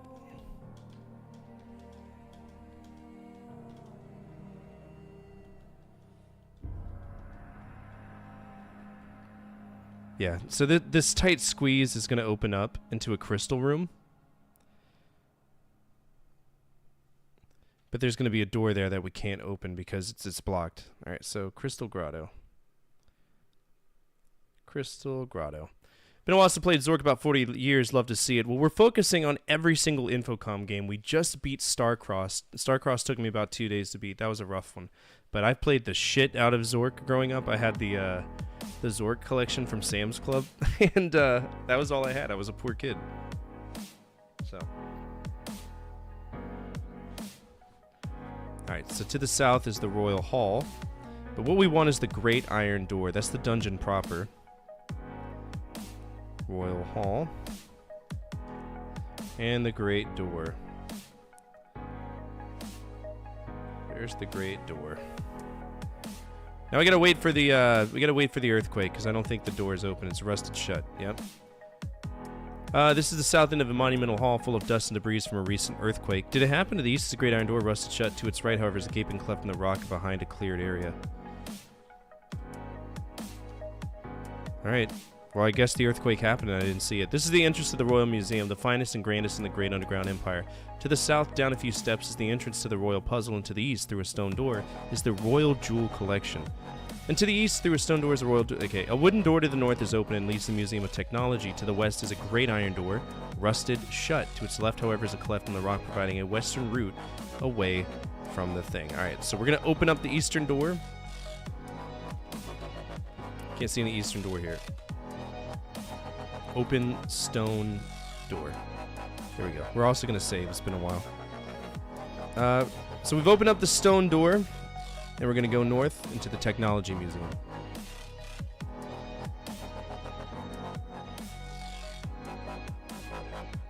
Museum of Technology. And we are mapping all of this. Do you like good horror games? Yeah, I love good horror games. What do you got in mind? This is a large hall which hosted the technological exhibits of the Great Underground Empire. A door to the south is open, that being the museum, the main museum. Directly in front of you is a large golden machine which has a seat with a console in front. On the console is a single button and a dial connected to a 3-digit display which reads 948. The machine is surprisingly shiny and shows a few signs of age. The strange gray machine, shaped somewhat like a clothes dryer, is on one side of the room. On the other side of the hall is a powerful-looking black machine, a tight tangle of wires, pipes, and motors. A plaque is mounted near the door. The writing is faded, however, and cannot be made out clearly. The two machines seem to be in bad shape, rusting in many things. Now, the gold machine here, the gold machine is a time machine. And you wouldn't know unless you put in random numbers and you get shit out to whatever world. So what we're going to do is we're going to end up going to 776. I remember that from my childhood, and I struggled with that. PS1 Fear Effect and Parasite Eve. So I've beaten Fear Effect. Fear Effect is interesting. It's very, very, very interesting. It's different, right? It's a very different game. My phone's about to die. I gotta make sure that the baby isn't crying. Fortifier, have you ever thought about doing a live stream with me and a few other people? It would really depend on what the context of it is, right? I have to know in advance because, like, this is the only time I get to sit in front of computers when I'm making money this way. They're the tits. Parasite Eve. So I'm concerned about Parasite Eve because of the whole sphere of influence style of combat. I'm really bad at that. I tried it with Vagrant Story and it kicked my ass. But I'm sure that the things that are inside of Vagrant Story are going to be a little bit different than with Parasite Eve. I don't know. I'd have to check it out. Set the dial to 776. Boop. Now we're going to push the time machine south. Push time machine east. This is going to be in the jewel room. The jewel room. You're in a high-ceilinged chamber in the middle of which sits a tall round steel cage, which is securely locked. In the middle of the cage is a pedestal on which sit the crown jewels of the great underground empire, a scepter, a jeweled knife, and a golden ring. A small bronze plaque, now tarnished, is on the cage. With some effort, you push the machine into the room with you. All right, so this is what we're going to save, because this is a known bug, and it sucks that we can get stuck inside of there. So we're going to get into the machine. Now in the gold machine, and we're going to push the button. Push the button.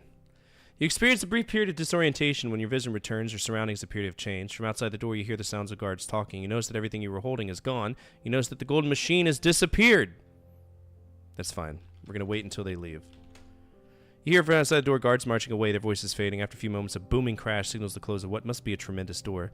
Then there is silence. Right? We're going to take the ring. You're now wearing the golden ring. We're going to save. Take all. Just kidding. That's a horrible idea. We only need the ring. Restore 7. Boom. Take ring. Inventory. Should only be the ring. Open the door. West. This appears to be unfinished entranceway of the Royal Museum. There are doors to the east and north and a blind stairway to the south. The heavy iron door to the west is closed and locked. Now we need to go north. Open wooden door. North. Alright. You are in a large unfinished room probably intended to be a part of the Royal Museum. A strange gray machine shaped like a clothes dryer is on one side, and we got the same black thing. A plaque is mounted near the door of the gray machine. It turns out is a Froboz's magic pressurizer used in the coal mines of the Empire. The black machine is a Froboz's magic room spinner. The golden machine is referred to as a temporizer. All are non-working models donated by Frobozco President John D. Flathead. You want me as my hero in Hero Quest? Hell yeah. I'm down. What would be making money but would have a good general conversation, you know what I mean? I can see nothing wrong with that. Like I said, it would be something I'd have to stream in tandem to Twitch, you know? Directly in front of you is a large golden machine, which is a seat with a console in front. On the console is a single button and a dial connected to a 3-digit display, which reads 776. The machine is surprisingly shining and shows a few signs of age. All right, we're going to put the ring under the seat. That's going to protect it. And then we're going to turn the dial to 948, which is the year that we were in. And get in machine. Gold.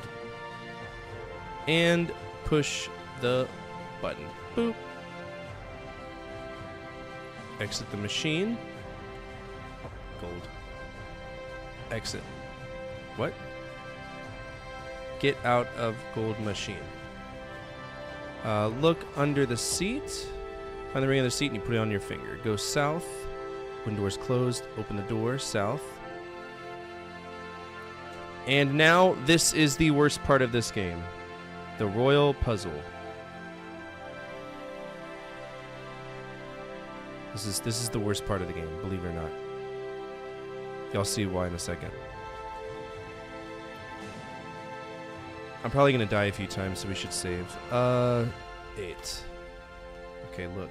There's a small square room in the middle of which is a perfectly round hole through which you can discern the floor some 10 feet below. The place under the hole is dark, but it appears to be completely enclosed in rock. In any event, it doesn't seem likely you can climb back up. Exits are west and a few steps north. Okay? Lying on the ground is a small note of some kind. Read the note. The royal puzzle is quite dangerous and it is impossible to become trapped within its confines. Please do not enter the puzzle after hours or when museum personnel are not present. Alright, we're going to go down the hole. Go down hole. This sucks.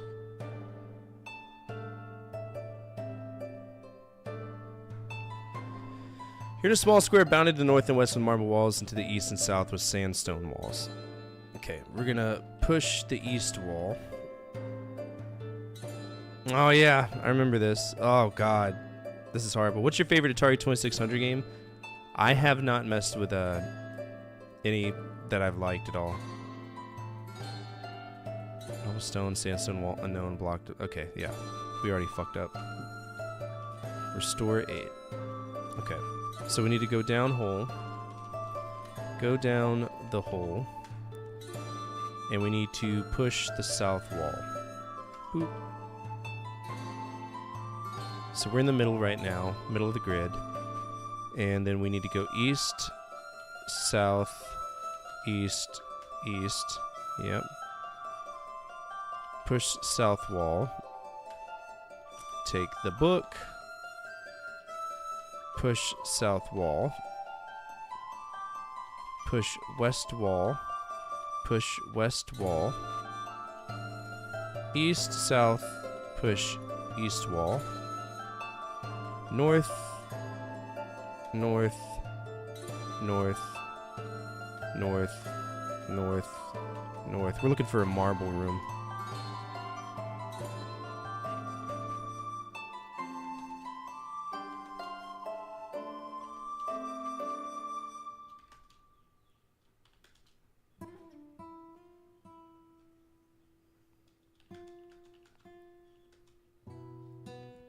Okay, that's the marble wall, right? Yeah, okay, marble wall. Push east wall.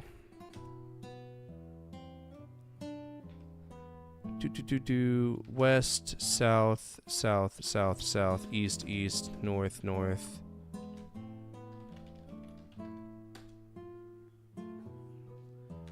East, south. We're basically just gonna keep following this. South. West. West, west, north, north, north, west, north. Pushed east wall. Shit, it's marble. Fuck, I goofed.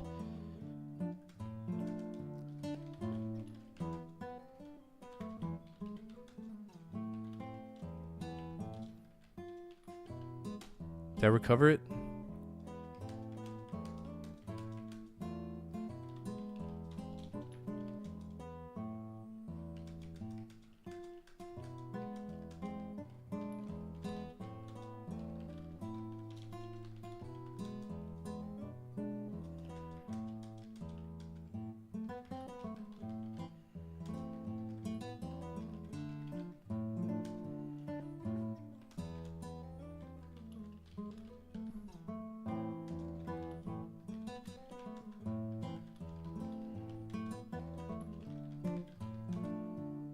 There we go.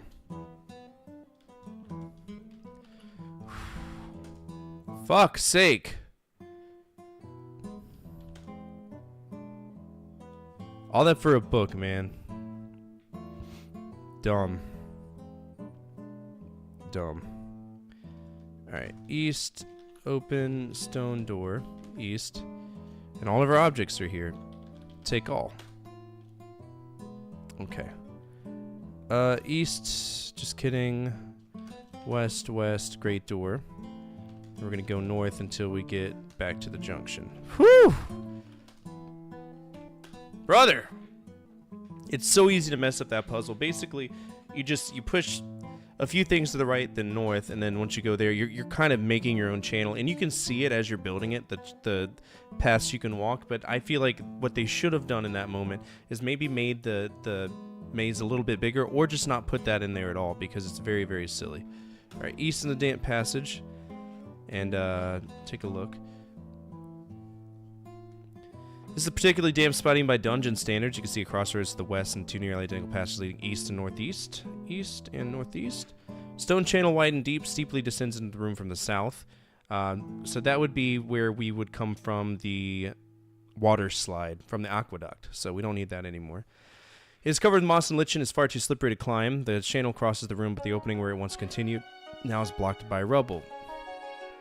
To the east is a dead end, so we're not worried about that, but we do care about going northeast to the engravings room.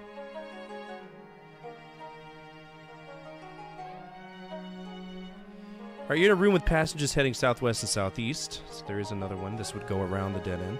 The north wall is ornately carved, filled with strange runes and writing in an unfamiliar language. So this is another one of those random ass waiting puzzles.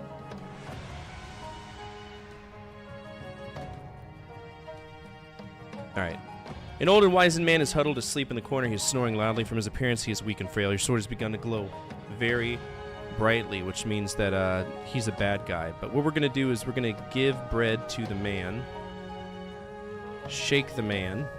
The old man is roused to consciousness. He peers at you through eyes which appear much younger and stronger than his frail body and waits as if he expects something to happen. Give bread to man. He looks up at you and takes the whey bread from you. Slowly heats the bread and pauses when he's finished. He starts to speak. Perhaps what you seek is through there. He points at the carved wall to the north, where you now notice the bare outline of a secret door. When you turn back to the old man, you notice that he's no longer there. He's gone. Sword is no longer glowing. So, the old man is actually the dungeon master in disguise. He keeps coming around and fucking with you. He's like every NPC you run into is him trying to test you, and it's frustrating. Open secret door. Massive stone door opens noiselessly beyond the one secret door. Dark, forbidding stairs that lead down the passage below. Dim light as from torches can be seen in the passageway. We're going to walk through to the button room.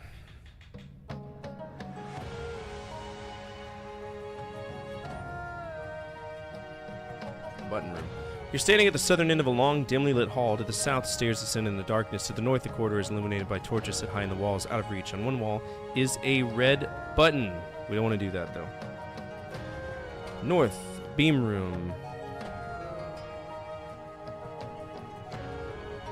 Beam room. You're in the middle of a long north-south corridor whose walls are polished stone. A narrow red beam of light crosses the room at the north end, inches above the floor. The corridor continues north and south. Cool beans. So we're going to put our sword into the beam. The beam is now interrupted by a sword lying on the floor. It's true. And, yeah. Corridor continues north to south. There is a sword here. South. Push the button.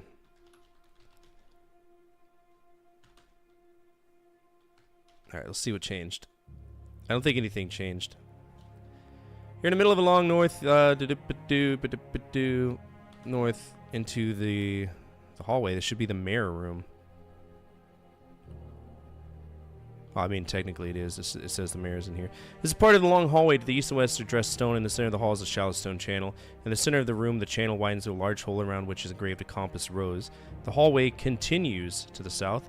A large mirror fills the north side of the hallway. The mirror is mounted on a panel which is opened outward. So we're not going to do anything in here yet. We're going to go to the next frustrating room in this game, the rectangular room. Mirror. Rectangular. Okay, you're inside a rectangular box of wood whose structure is rather complicated. 4 sides and the roof are filled in and the floor is open. As you face the side opposite the entrance, 2 short sides of carved and polished wood are to your left and right. The left panel is mahogany, the right pine. The wall you face is red on its left half and the black on its right. On the entrance side, the wall is white opposite the red part of the wall it faces, and yellow opposite the black section. Painted walls are at least twice the length of the unpainted ones. The ceiling is painted blue. And the floor is a stone channel about 6 inches wide and a foot deep. The channel is oriented in a north-south direction. In the exact center of the room, the channel widens into a circular depression, perhaps 2 feet wide. Incised in the stone around this area is a compass rose. Running from one short wall to the other, about waist height, is a wooden bar, carefully carved and drilled. This bar is pierced in 2 places. The first hole is in the center of the bar, and thus the center of the room. The second is at the left end of the room, as you face opposite the entrance. Through each hole runs a wooden pole. The pole at the left end of the bar is short, extending about a foot above the faces, and yellow opposite the black section. The painted walls are at least twice the length of the unpainted one. Okay, never mind, I just read that. Pole at the left end of the bar is short, extending about a foot above the bar, and ends in a hand grip. The pole has been dropped into a hole carved in the stone floor. The long pole at the center of the bar extends from ceiling through the bar to the circular area in the stone channel. This bottom end of the pole has a T-bar, a bit less than 2 feet long, attached to it, and on the T-bar is carved an arrow. The arrow and the T-bar are pointing to the west. This is one of the big reasons why I don't like Zork 2. We're going to raise the short pole. Raise the short pole, slightly up there. Push white panel. Push white panel. Push pine panel. And north. As you leave, the door swings shut. Hallway. This is part of the long hallway. The east and west walls are dressed stone. In the center of the hall is a shallow stone channel. In the center of the room... whatever. The statues represent guardians of Zork, a military order of ancient lineage. They are portrayed as heavily armored warriors standing at ease, hands clasped around formidable bludgeons. The south side of the room is divided by a wooden wall into small hallways to southwest, southeast, and southwest. Absolute nightmare of a puzzle, by the way, as a kid. Hated that shit. Alright, so this is just the hallway. It's dumb. Okay, so has anybody seen The Never-Ending Story? If I try to walk between these guys, they're going to destroy me. That's why we have the vial. The vial has an... Who's that Pokemon? It's my purse! Hello, Nicole. What are you up to? Alright, so basically if I go north, I get zapped. Boom. The Guardians awaken in perfect unison, utterly destroy you with their stone bludgeons. Satisfied, they resume their posts. So that's why we have the vial. Restore 11.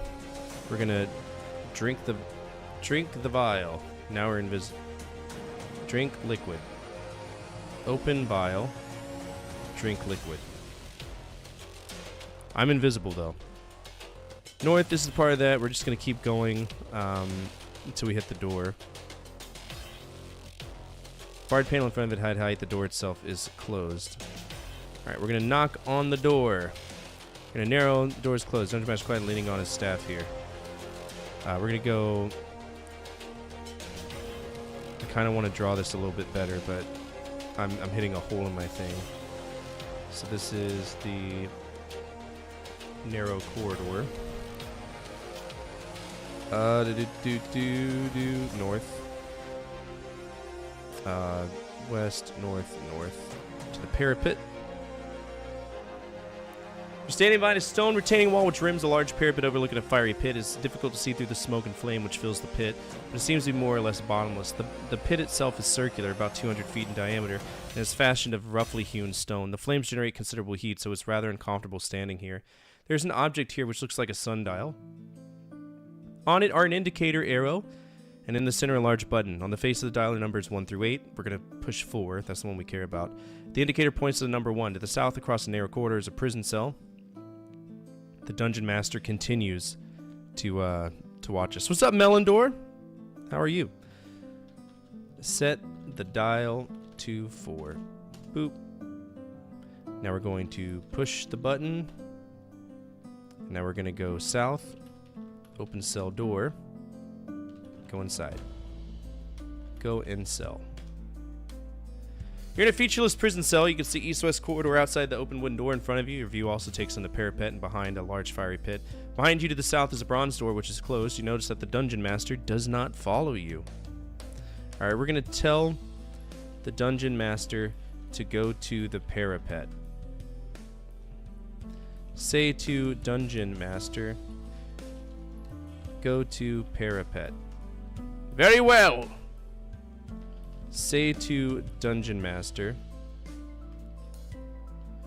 turn the dial to 1. Say to Dungeon Master, set dial to 1. If you wish, he replies. Say to Dungeon Master, push the button. Say to Dungeon Master, push the button. You're in a bare prison cell. Its wooden door is securely fastened and you can only see flames and smoke through its small window. On the south wall is a bronze door which seems to be closed. You notice that the cell door is now closed. Alright, we're going to unlock bronze door. The key. Key seems to mold itself in the shape of the lock. With a mere twist of your hand, a massive bolt gives way. South, open door, and the bronze door. South. And we win. That's it. It's very easy. It's very short compared to the other ones. This is a large room richly appointed in a style that bespeaks exquisite taste. To judge from its contents, is the ultimate storehouse of the wealth of the great underground empire. There are chests here containing precious jewels, mountains of Zorkmids, rare paintings, ancient statuary, and beguiling curios. On one wall is an annotated map of the empire, showing the locations of various troves of treasure and of several superior scenic views. On a desk at the far end of the room may be found stock certificates representing a controlling interest in Frozbaz Co. International, the multinational conglomerate and the parent company of the Frobaz Magic Boat Company, etc. A Zorkmid is like a fancy coin. What is the worst games ever played, Fortifier? I don't know. I got a list. You'd have to check the list. Squidge is up there. A lot of early DOS games are horrible, like Die Hard and Contra. Contra on the PC is bad. As you gleefully examine your newfound riches, the Dungeon Master materializes beside you and says, now that you have solved all the mysteries of the dungeon, it is time for you to assume your rightly earned place in the scheme of things. Long have I waited for one capable of releasing me from my burden. He taps you lightly on the head with his staff, mumbling a few well-chosen spells, and you feel yourself changing, growing older and more stooped. For a moment, there are two identical mages standing among... Shit, dude, I was reading that.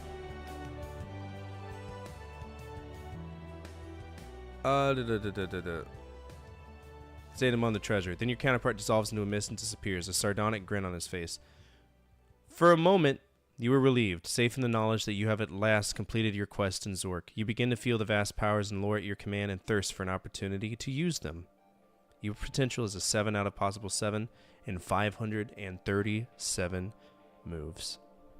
And thus ends the original Zork trilogy.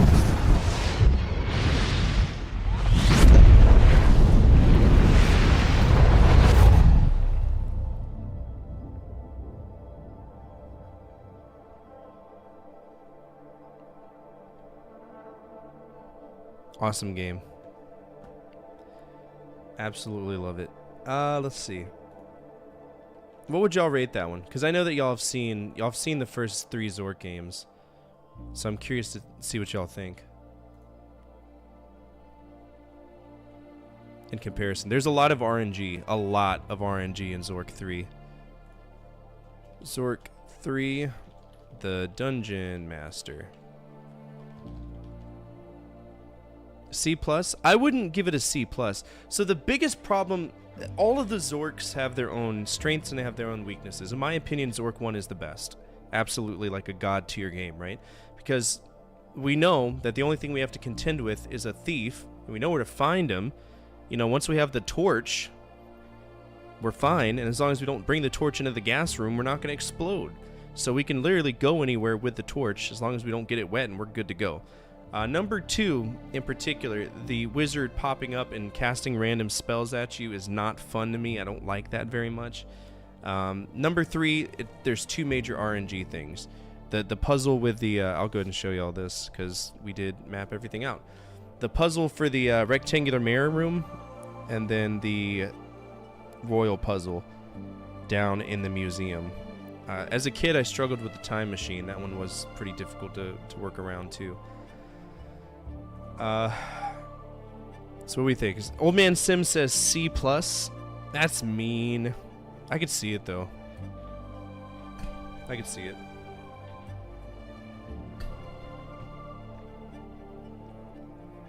I could definitely see that. We'll give it a C+.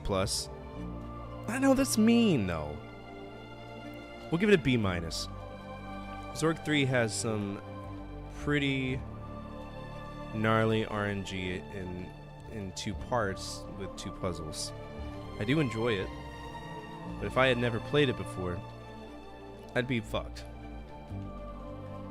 Alright, so the next Zork game for us when we do encounter it, I want to say is either Beyond Zork or Zork 0. I don't think we're at the point-and-click things yet. We're not at Return to Zork because there's still a few more that are there. How many Zork games are there? Well, there's Zork 1, 2, 3, and then there's Zork 0, Beyond Zork, so right there that's 5, and you've got 3 point-and-clicks, Zork Nemesis, Zork Grand Inquisitor, and Return to Zork. Return to Zork's the one that everybody knows, though, so that's 8, and there's 2 Zork Quest games that are like miniature games based on the Zork books, the Choose Your Own Adventure books, so. But I want to say that's all of them. If we don't account for the compilations, because you've got Zork games in like every oh, we can't forget the Spellbringer. So there's Spellbringer, Enchanter, and Wishbringer. So there's 3 more there. There's another trilogy, but those are different because you're constantly casting spells. I never got into that one. But you got the Zork Anthology. You got the Zork Collection. There's so many Zork games. Alright, so according to this, there's 35 games, but I don't consider Adventure or Dungeon to be Zork. Like, it's not physically part of the Zork universe. Enchanter. Yeah. Then we got some browser games, but I'm probably not going to play those too. Starcross is technically one as well. And it's only because of one room that's dark and you could be eaten by a grue by going into it. That's literally what makes it tied to Zork. The fact that grues exist.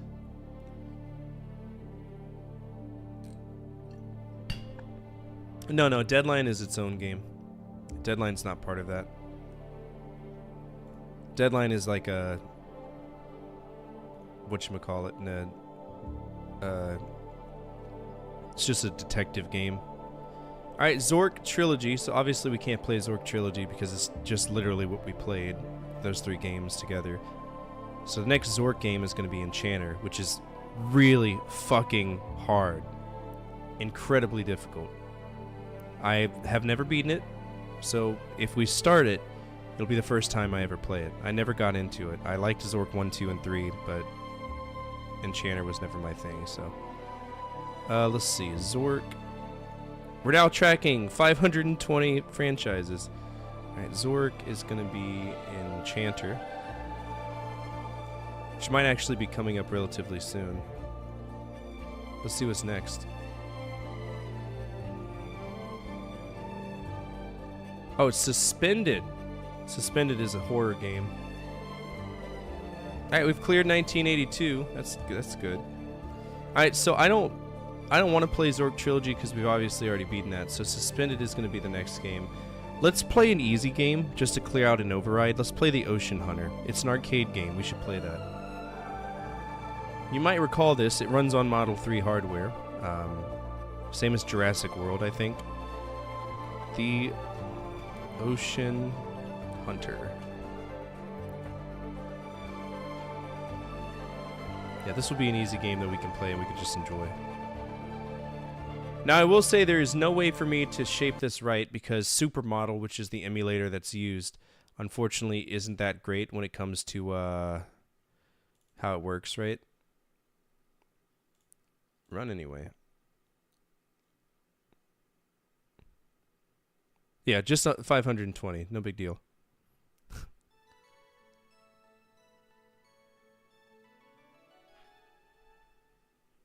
Why is this so quiet? Again, I don't know how to resize this correctly. Because if I try to Alt-Tab it... Yeah, it's forcing a resize already. Alt-Enter. Is this going to window it? Okay. We might be able to make this work.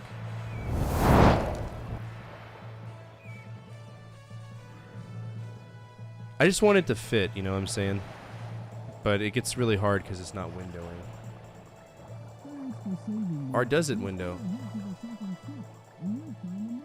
Oh, in Windows. Okay, let me fix this for y'all. And I can click out of it? Brother, are we playing the game right now? Yeah, we are. Oh, well. Let's see. I won't die because I've beaten the shit out of this game as a kid. It's also on free play, so it shouldn't matter. Oh, you know. You already know. You already know I have... We all have issues. Okay. Ratio...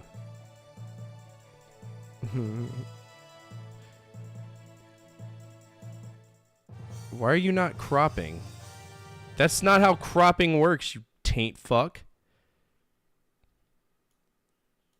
That's not how crop works.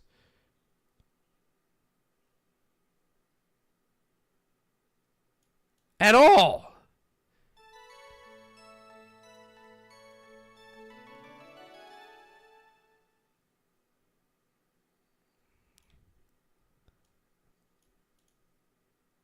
The 7 seas spread throughout the world. Hello?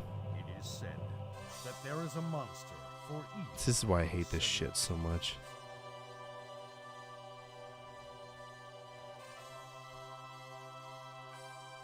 Acting like it's optional to crop this. Crop it, you cunt. Fuck's sake. Ships are being attacked one after another. How often do you shave? Not that often. I don't shave because it's in solidarity with the brothers and sisters I've lost in the military. You know what? I'm just going to make this oversized. Suck my balls. I would be happy. That's God tier right there. Okay, I'm going to try to do my best to make this fit. If it doesn't fit, I'm sorry. This is the best thing I can do. Is to oversize it. What's your favorite kind of cologne? Give me a second, I'll answer that question, because I actually really like cologne. Okay, Tommy Bahamas. Tommy Bahamas has some amazing scents. I've actually got a few right here. Let's see. This is North Atlantic right whale, which smells a lot like Tommy Bahamas Mariner, which is one of my favorite scents. I got another one over here somewhere.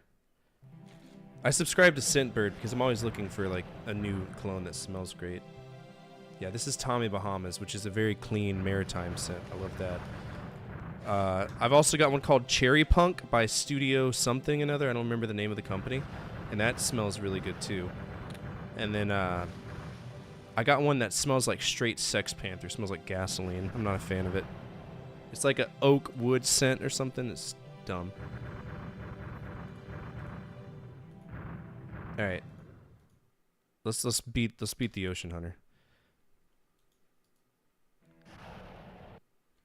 Baroque Sea. I want y'all to see how they spell Baroque Sea. I'm gonna die real quick and let the timer go. Ow, sharks. Ow, sharks.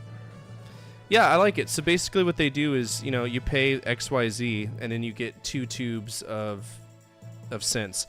It's a 30-day supply. I've never gone through all of them because you get to kind of try all these things. If you want me to look for a sponsorship with Scentbird, I will 100% do it. I have some free scents I can send to you, man. I have 4 free scents I can send to you. I don't mind. I'm not using them. You should? I'll reach out and I'll see what they think. Okay, let's do this. Like I said, this will clear an override. Let's go to the Baroque Sea. Kraken. These dumb divers.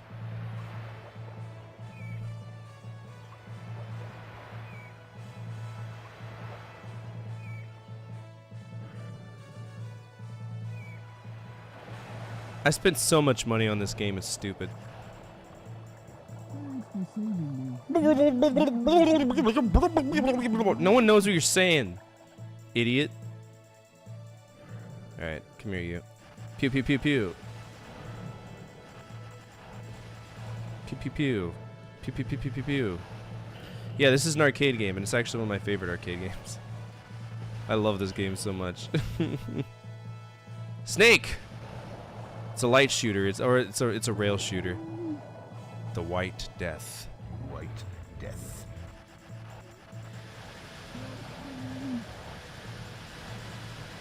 Saved him. Now we're gonna get a bonus life. Now we get an optional path to this thing called the Sea Dragon. Which is a gigantic, oversized iguana. I don't know why Japan thinks that those are sea monsters, but it is what it is. That would be a Kraid. We don't want to get bit by that. Shark! Shark! Shark!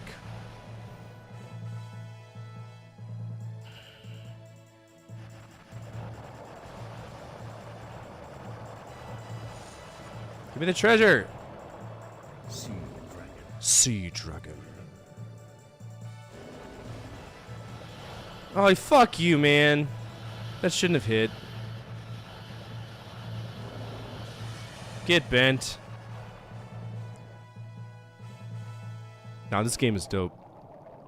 So this is the sunken ship where Kraken lives. Power Squid.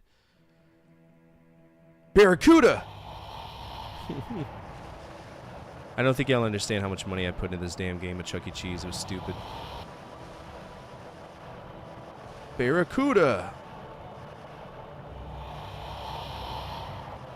These guys, like, every fish in the ocean hates them. It blows my mind.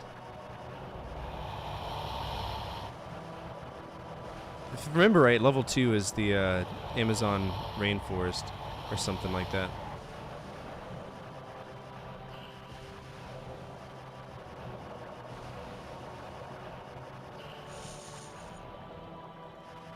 There's a Kraid right there. Get out of here. Get out of here.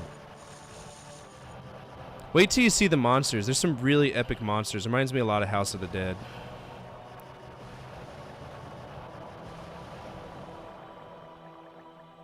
Sega knew how to do light guns. Something's behind me. Sea Serpent. Sea Serpent. Look at this ugly fuck.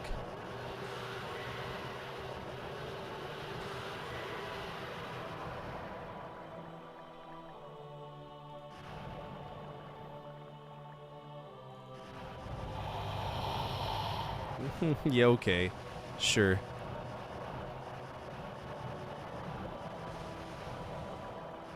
It's a pirate captain. Man, fuck off! They didn't hold back any of the difficulty even when you're clicking it.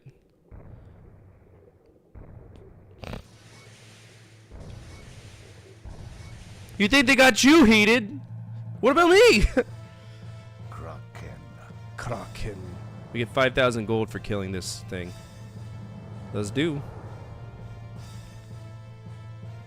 So this is Kraken. That's right. He's a big old octopus.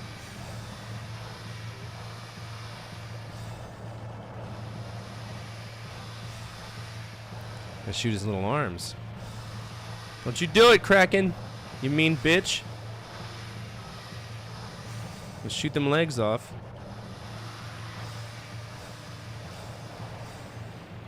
Now he's grabbed me! So in a two-player game, you'd have to have your friend save you. Aim the eye! Aim in the eye. There we go. Level 1 done. There's 7 levels of this. It's a really good game. I love it. Leviathan. Actually, I think the second one's the Luna Sea. Yeah, Leviathan. Leviathan. I'm using a mouse. It's easier that way. Mouse and keyboard. I'm surprised this never ended up on like a arcade compilation. Alright, hammerhead sharks everywhere.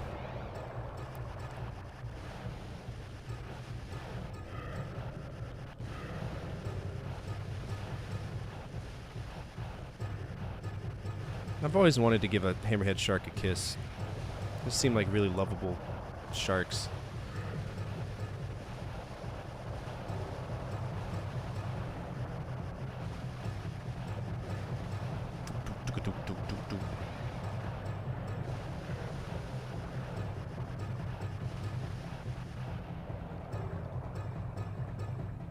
What you got there? Well, don't go into the danger. Hey, it's the Hydra. They're eels. Oh, another one. I'm surrounded. That magic. There we go. Trash, that's all you'll ever be. Ah, you dick! So that would have been $1 if I was a kid.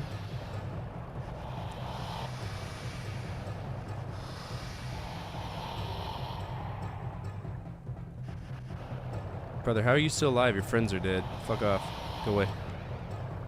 Oh, I'd love to do that too. Have you seen that? There's a video of like a shark straight up ripping himself in half because he got stuck on the cage and he freaked out and he just ripped himself open.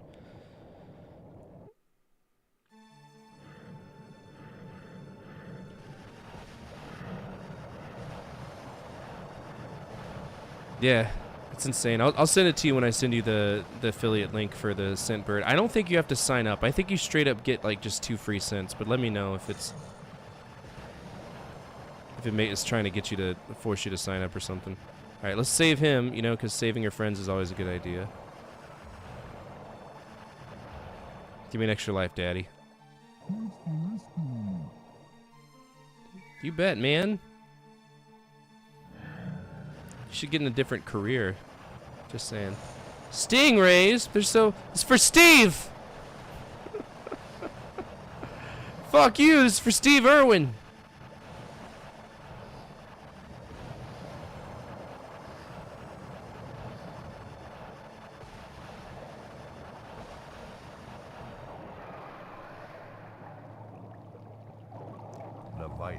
Leviathan.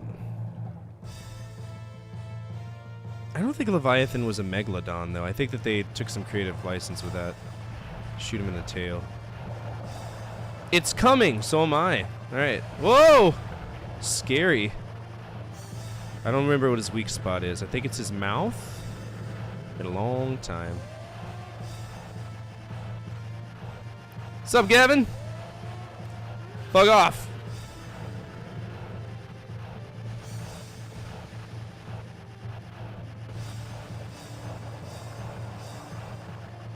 Look at them teefers.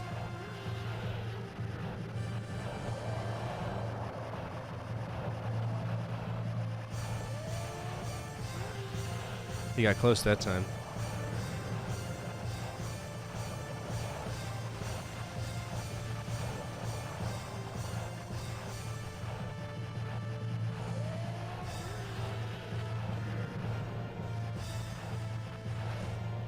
Fuck's sake, bro.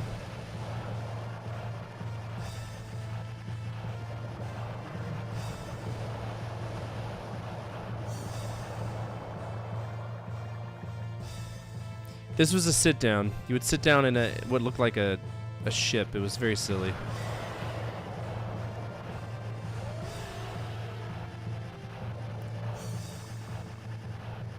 Aim the throat! Bro, there's no health there anymore. Fuck off, you're dead. Yeah, that's what I thought. I thought the same thing. But I mean, they're Japan. What do they know about anything that isn't tentacle porn? You know what I'm saying? Especially when it comes to crustaceans and, you know, sea life. What do they know? Tartarus deep. Going after Charybdis.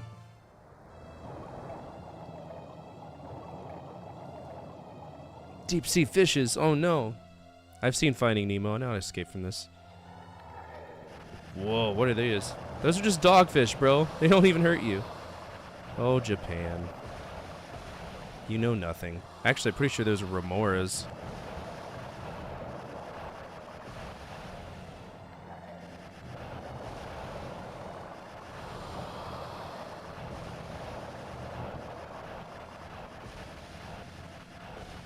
With 2 players, this was epic.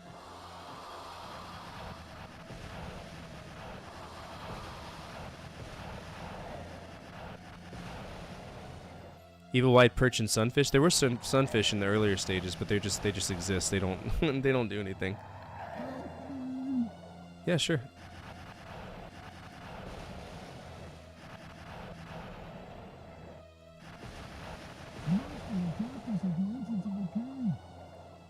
Oh yeah? What kind of monster was it? They weren't as smart as you. They didn't put their butt plug hat on. Skila. Oh, Skila. What up, Skila? Shoot the tentacle. Which one? There's 8. You fuck. Anybody who's read The Odyssey know about Skila and Charybdis. So many! 10 actually? Do squids have 10 tentacles? Am I stupid? You can say I'm stupid.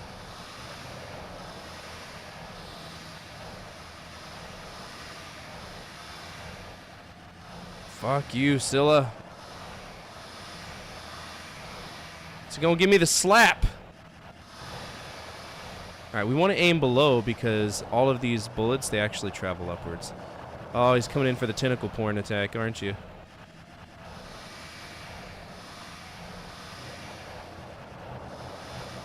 Oh, you thought you got me, but you didn't. I got incredible fingers. That's why I have 5 kids. You're not gonna get me, Scylla.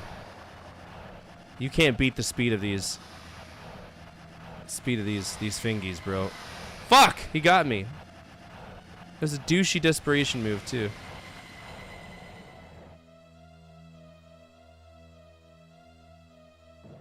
There's no reason why he got me.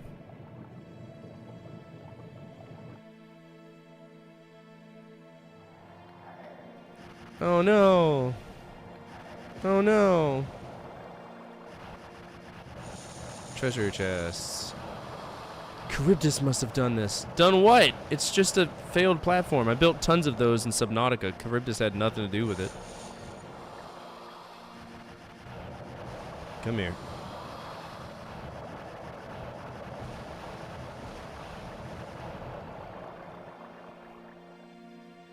Naga. Excuse me? Racist? No, I'm just kidding. I'm pretty sure Nagas have feet. You'd know that if you played World of Warcraft or literally any fiction-based thing. Nagas aren't some weird fish. They're fish people.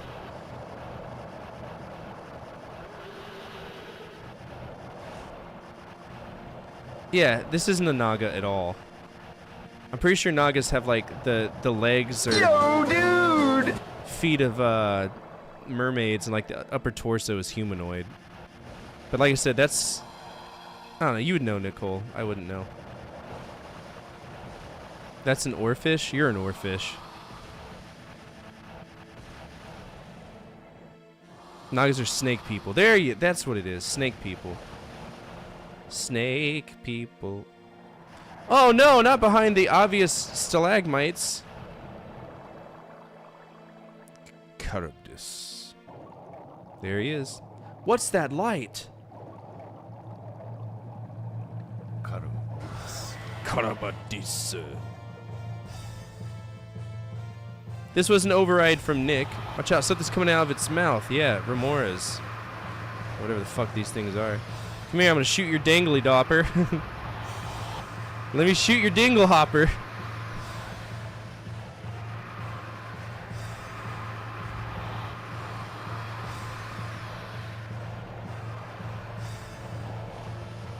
Oh shit. Oh shit, you got me. That's $2.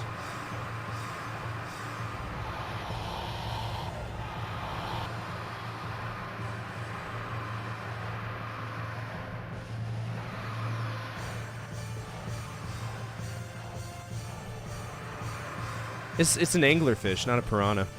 The piranhas will be here. They're in the Amazon rainforest and they suck. That's like the biggest pain in the ass. Excuse me? See, so now I start to see just how bullshit Sega was with this, because there's no reason why I should have taken any damage there. It's drawing me in. Are we going in? Shoot the dingle hopper!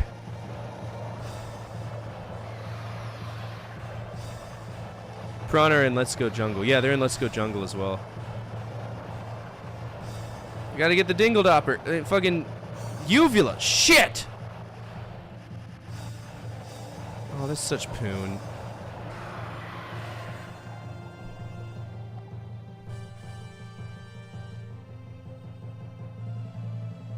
Boom, bum. Texcoco, great. Hey, these are the piranhas. We're going after. Whatever that is. It attacks people on land. What kind of monster is it? It was a total. A biggin. Piranhas! Yep. They're big! So the problem with the piranhas, these are your momentum stops, because any one of these fuckers can come and get you. So you just, it helps to always be shooting. It's not like there's some accuracy penalty in this game. Fuck you, yeah? Yeah? Fuck you.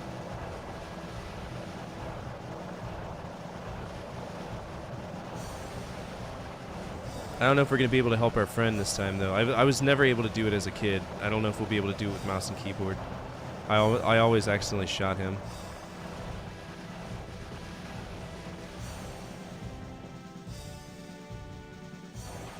Yep. Someone fell from the top.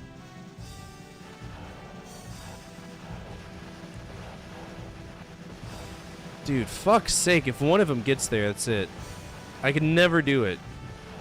Oh, but now it'll let me hit him. Isn't that kinky? At least it was quick. Who's here somewhere in this ancient city? A man-eating garpike! Oh no, not the garpike.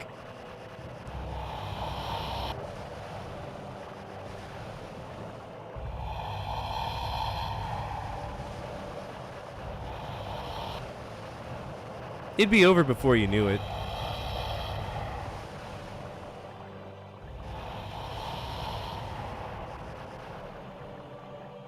This is the crab?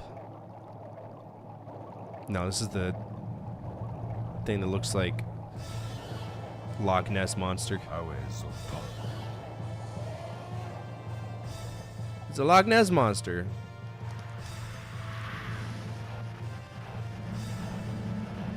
What do these legendary beasts do to people besides take out a few boats?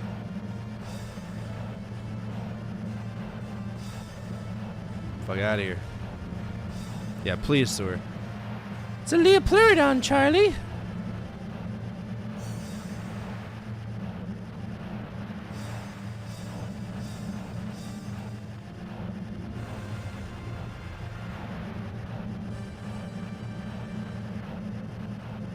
I don't want to kiss. Fuck off. Shun the non-believer. Shun. Now go above the water.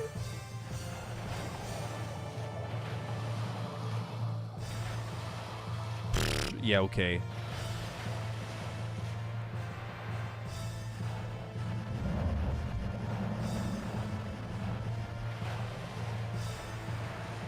It is a dinosaur. It's true. Fuck out of my face.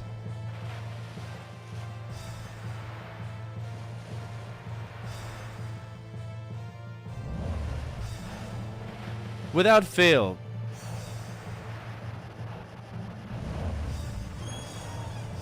Yeah, honk honk. Sorry. Did you hear they're making an epilogue for llamas with hats? No, I didn't. Don't kill Nessie. I gotta kill Nessie. North Sea. The North Sea. Carquinhos. Big old crab.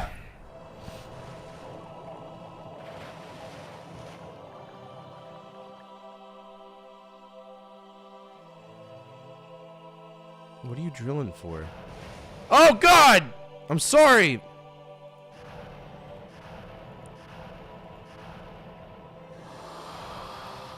Oh no, not. Fuck, dude. This is the level I never beat as a kid, because they pull out all the fucking cheap moves on this stage. Like, you try to help your friends, but they end up dying anyway. It's stupid. How many jellyfish can there be? Don't touch them. How about we don't swim towards them?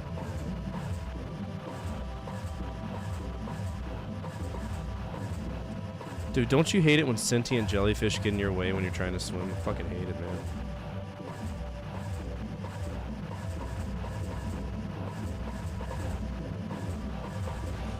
No, there was little to no reaction time. Now, bear in mind, if you played this in the arcade, it was one of those swivel guns.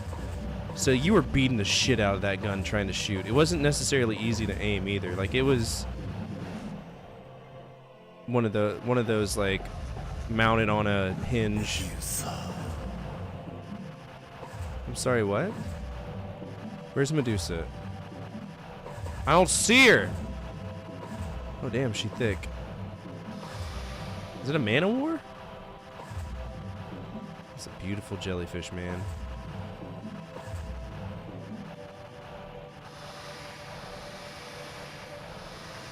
Lion's mane.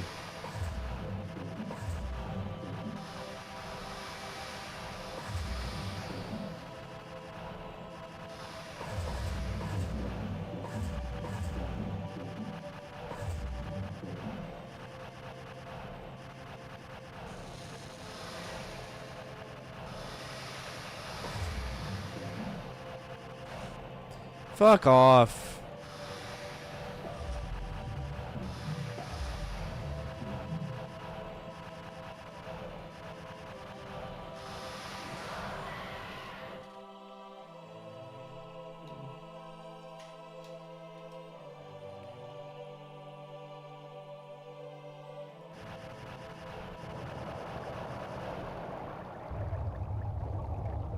Dead whales. Karkanos is here. Whoa! Sing me a song, bro. I want to hear a song.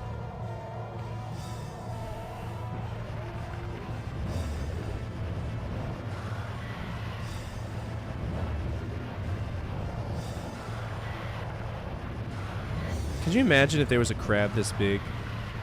Could you imagine dunking that arm in butter, bro? Jesus Christ. Hey, old man, you want to go 50-50? 50-50 on these crab legs, bro? Let's kill him. Ah, damn. I'm in. Ah, we're going 25, 25, 25. I know Nicole would do it too.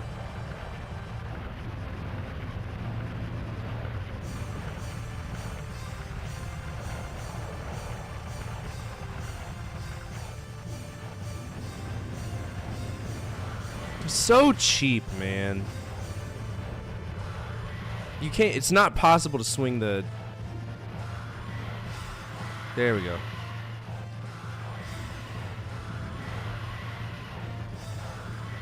Fuck you, Karkanos. Aim for the eyes. Those little beady things? Okay. So trash.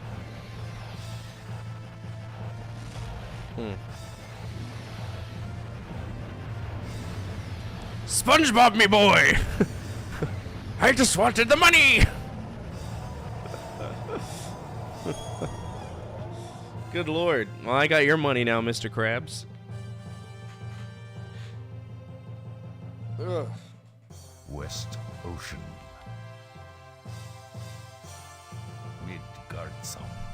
Midgardsum. This enemy is said to be incredibly big. Can I really defeat it? No, not at all.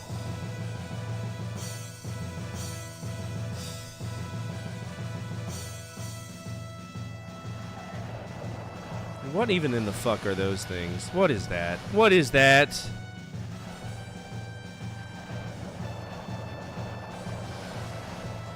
See, this is why this game isn't perfect to me. You can see the artificial difficulty that's put in. You're getting hit so far away from when the enemies are here. There's zero depth perception in it. It's designed to take money from kids. Now, that being said, this is not a bad arcade game. I like it tremendously.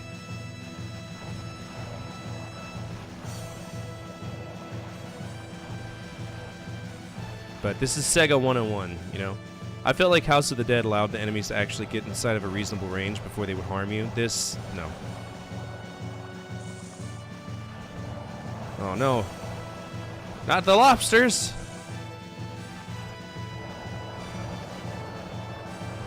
You know, I'm kind of siding with the monsters on this side.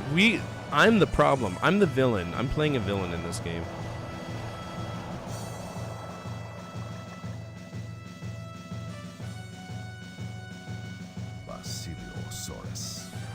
The fuck?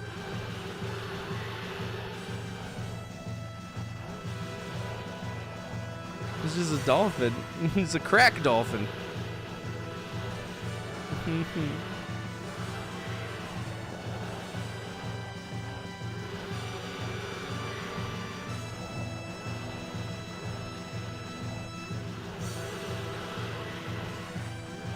There we go.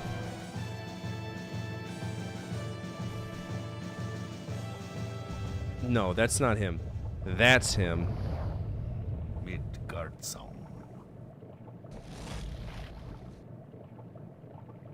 Am I inside him?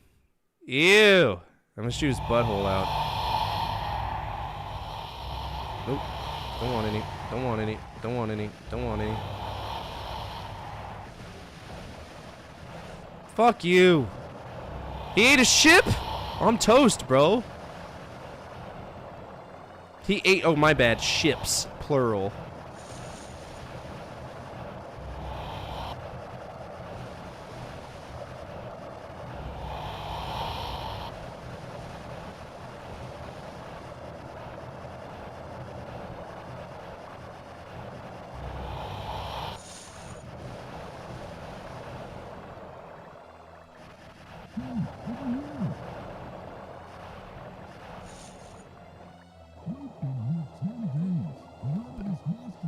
Bullshit.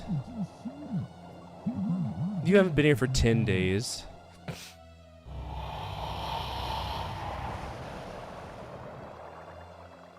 You've been here for 10 days, you guys. He's got a king's crown. Holy shit! Andros!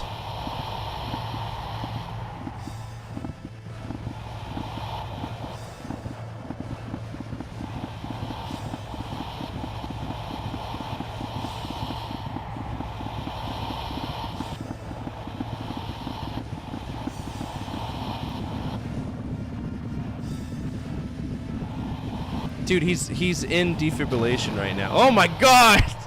Poor fish. Am I gonna go out his butthole now?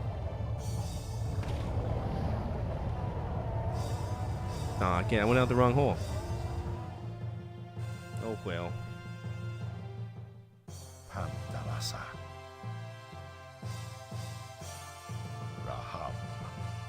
Rahab? This is the sea place called this. Okay. Oh, good. Now we're fighting a Final Fantasy boss. That's great. There's no turning back.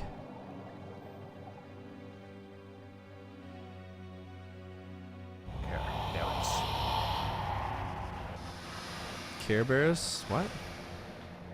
So cheap.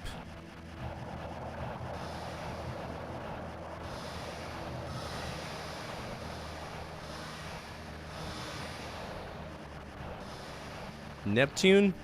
For Frost Giant? We're fighting Neptune. So trash. With 2-player, this gets even more insane because it feels like none of your weapons are doing like any damage.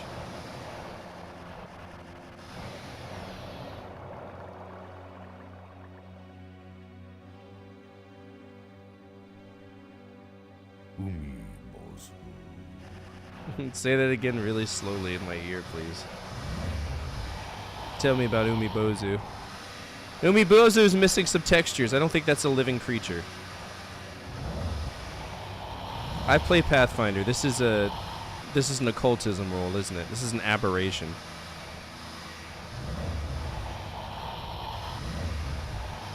Could you play this with a light gun without a cabinet? Yeah, if you had the Sinden light gun, it would work. You just have to configure it that way.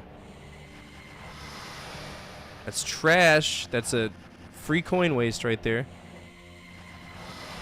Oh, correction, 2 coins. So stupid. Go away, textureless octopus. Hello? Fuck off, you're dead. Greedy. Can you believe this thing's crawling around? What?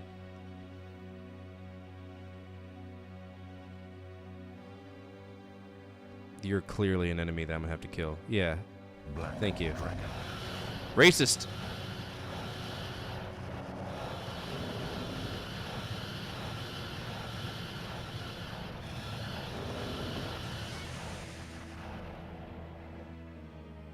No, the send-in light gun works on flat screen TVs, which is really cool. Nick is the perfect person to talk to about that because he's actually got one configured or something similar to it.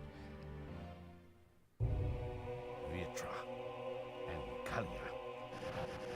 What are these things? It's the boss rush. Yeah, look up the send-in light gun. It works wonderfully with MAME. You can configure it with RetroArch, everything. And it works 100%. Like, I see it on Facebook all the time, but I knew about it long before then. Some sick frame rate drop we got going on. Are these eels? What are these supposed to be? Pains in my ass. That's what they are. The Gemini fish?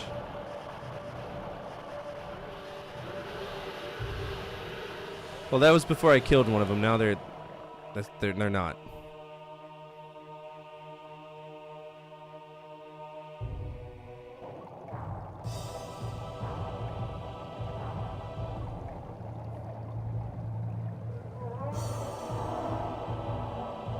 Hello?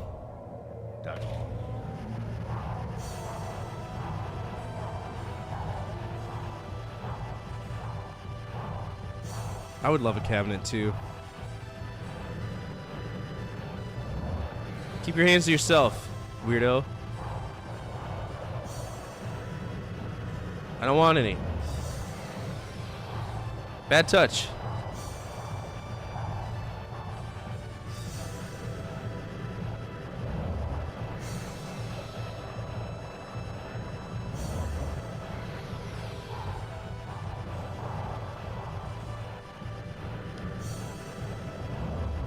Ah, he slapped me. He gave me the old fishy fish. Give me the fish touch. Shoot up your butthole. What are you doing? Don't run away from me. Never turn your butthole on a man. Especially one with a gun that shoots water projectiles. Howdy.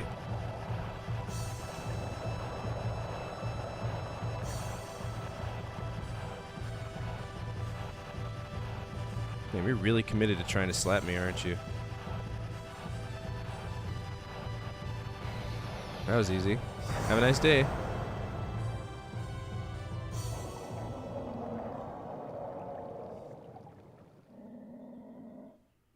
Oh. Poseidon. Hello, a god?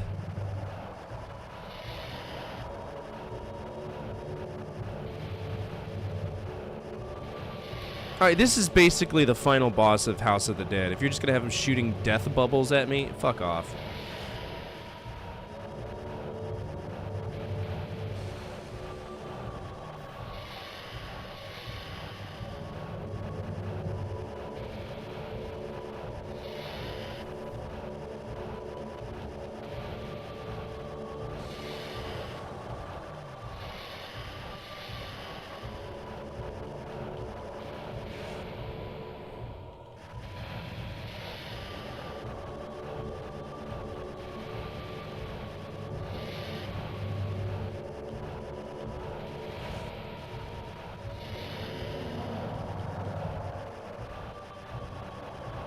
Ah, yes, the spear. Dude, he just shanked me. Are you serious? I'm sorry, I can't hit his fucking elbow. What a shitty hit spot. Are you serious? That is damn near. This just lost a letter grade because of this. Right here. This is some poo-poo. That's $5 right there. Thank you.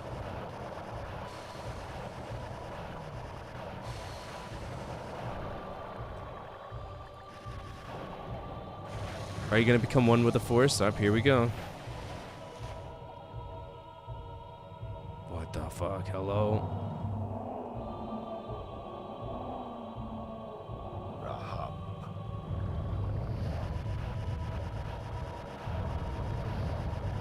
Oh, I was hitting the elbow, but it's an arcade game, so, right? Don't work so good. Let me get that ass, bro. Am I hitting him anywhere? No, it doesn't matter. Hello? I didn't even have a choice in that. That's mandatory damage.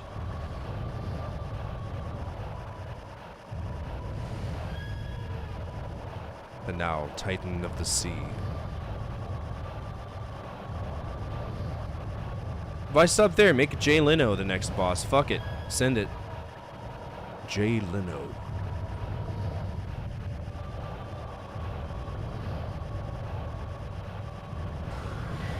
Come on, brother.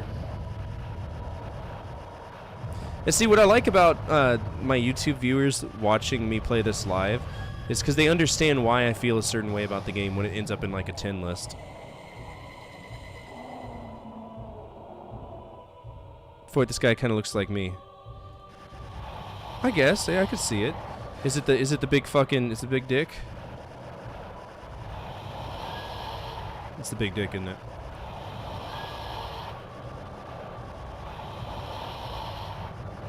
I 100% was hitting that. I'm literally hovering over it. How'd you know? I know you. This is stupid! Oh, how magical that after I pay, it lets me hit. Cool. That's cute.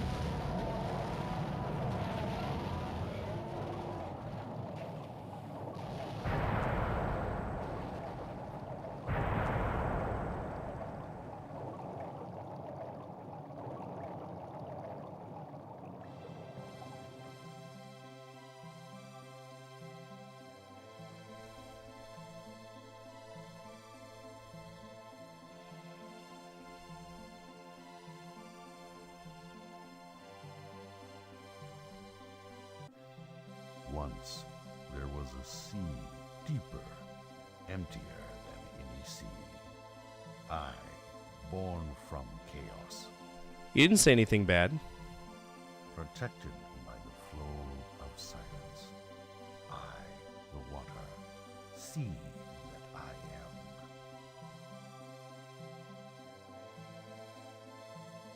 I am. I rest in silence, waiting for the time to come.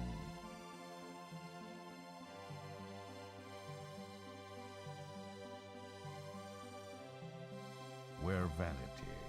Oh, it's probably some inside joke. If you weren't saying anything that was like really bad, in the eyes of truth, it was probably some inside joke that locked it up. For a long time, Castlevania, Siphon Filter, a lot of things were blocked just because I hate those games. I rest as if he ruled the world.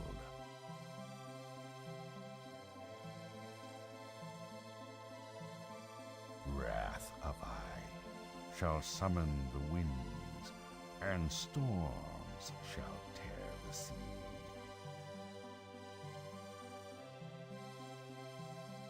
The 5 monsters that I have created each live in their own sea. Whatever encroaches on my territory, I shall destroy. All shall return to chaos.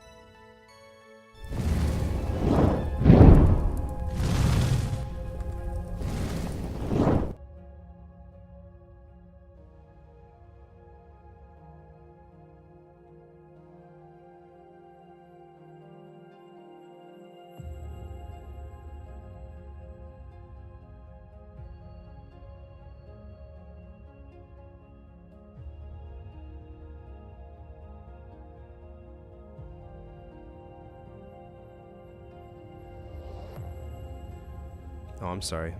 I'm just a boy. I was going to say that's it for me tonight, but we should rate this game. So the Ocean Hunter. LMNO. The... Oh, Jay Leno? Yeah. The Ocean Hunter. We did beat it. What would y'all rate that? The game obviously screws you out of money. Which is fine, but it's not particularly fun to aim at the same spot and then pay and then miss and then pay just to hit. This is Sega. You'd rate it a solid D? Nah, it can't be a D. I'm thinking G minus, or you know what? I'm thinking S tier.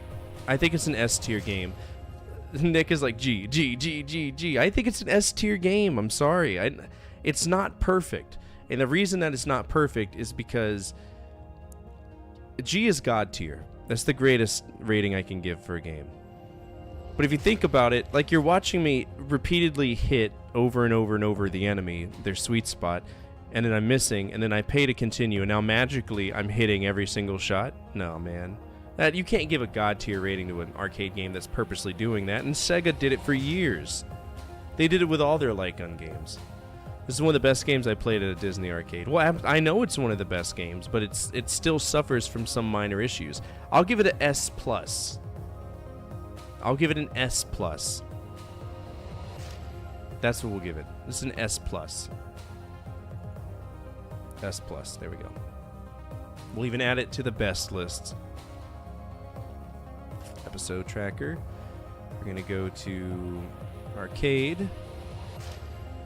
We're going to add this one in. QRST. I don't even care for it to be in order. The Ocean Hunter, and it's S+. Played a few games tonight. We beat Starcross. Starcross was kind of mid. We beat Zork 3, which I find to be a really solid game. Zork 3 is pretty fairly decent. I gave it a B-, so that needs to be added as well. PC. Zork 3. The Dungeon Master.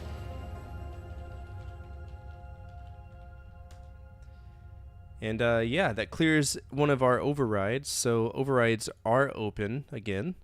I did buy the bouncer. That'll be coming here soon. We'll probably play, depending on what's voted. Did you play Star Wars Trilogy yet? I can't. We got a lot of rules of release before I'll ever consider playing Star Wars Trilogy. Let's go ahead and open up. And just in the off chance somebody wants to fire off an override, I'll go ahead and open it up for y'all.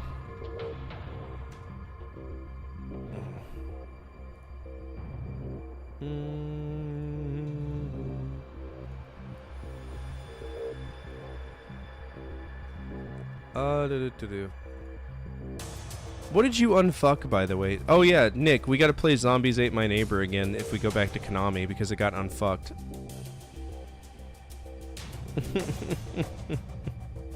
Hope you're ready. Hope you're ready. Why? Yeah, it's unfucked. So, hope you're ready for that. It's gonna be gross. Me wanting to be an asshat? There you go. Damo just saved my points instead of Zombies Ate My Neighbor. It's fine. You'll get them. You're always here. You get more points than you think. It's an almost unbeatable game. Well, we just gotta play it until we fuck it off again. We gotta actually, you know, plan it. What's the next game in line? Well, we got a few things. The next game we're playing, not tonight because it's already 1:29, is Suspended, which is a horror text adventure. But we've also got Valiant Hearts Coming Home, Super Mario 64 Beyond the Cursed Mirror, which is a ROM hack, and then The Bouncer on PS2. So we got a wide variety of things coming our way. I can't play like 13 different point and clicks in a way, or like in a row. It would bother me. By the way, project changes are open and significantly discount. They're down to 50,000 channel points for anybody who's been hoarding them and want to change the thing. Next month they will be 30,000, and after that I'm not dropping them anymore. It'll be up to y'all to save up your points to change the project if you want to. For all of my YouTube viewers, thank you so much for hanging out today. I have a video out. It's another 10 games that you should check out. I strongly encourage you to. Feel free to come on over to Twitch. There's a lot of stuff that I do here that you can't do over on YouTube, which is kind of tough to do, right? So come on over to Twitch if you feel like it. My Twitch ID is Fortifier, so go over there if you want to. For my Twitch friends, I do have a YouTube. It's Inverse. Feel free to go over there, check out some of the videos that I do. Nick will give you that link. Discord also is where I post the schedule, which obviously is going to change because the Ocean Hunter was taking up Wildcard Wednesday and Freestyle Friday. We're going to have an open slot for that, so I might pull a game from Franchise Frenzy and pop it in there. I don't know. Let's see, what else? A video tomorrow, 10 PC games to avoid. Look forward to that. That's going to be a fun one. And finally, if you have the channel points and you want to guide the raid or the Stream Loots card, feel free to do so at this time. Otherwise, we're going to find somebody playing an arcade game because that's what we did last. And there's only usually one guy I know that does. His name is Galaxian. And I haven't seen him on in a long time, so I hope he's doing all right.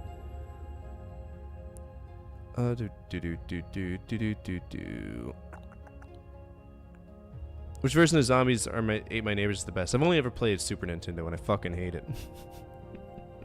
So much. It's such a bad game. Let's see. I don't see anybody playing any arcade games.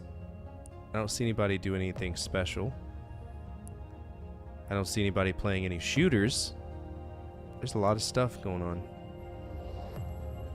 No. I tell you what, let's go hang out with Pale Blue Camel. He's playing Doom 2 Hell on Earth, and I've always wanted to check this out. I don't see anybody else playing any games that that stand out to me. So let's go ahead and let's send some love over to Pale Blue Camel. Pale Blue Camel is a phenomenal streamer, and he's a video game developer. He's got a game out called Tolio, I think is the proper name of it, Tolio. And it's really good. You should go check it out. All right. Tomorrow, Wildcard Wednesday. Make sure you vote on the YouTube community page. We'll have 3 games there. Feel free to vote. And as always, from my family to your family, good energy, good vibes. Fortify out. Keep the flames of hope burning. The flames of retro gaming burning even stronger. Come on over on this raid to Pale Blue Camel. Be there or be a fucking dodecahedron. It's your choice. Bye.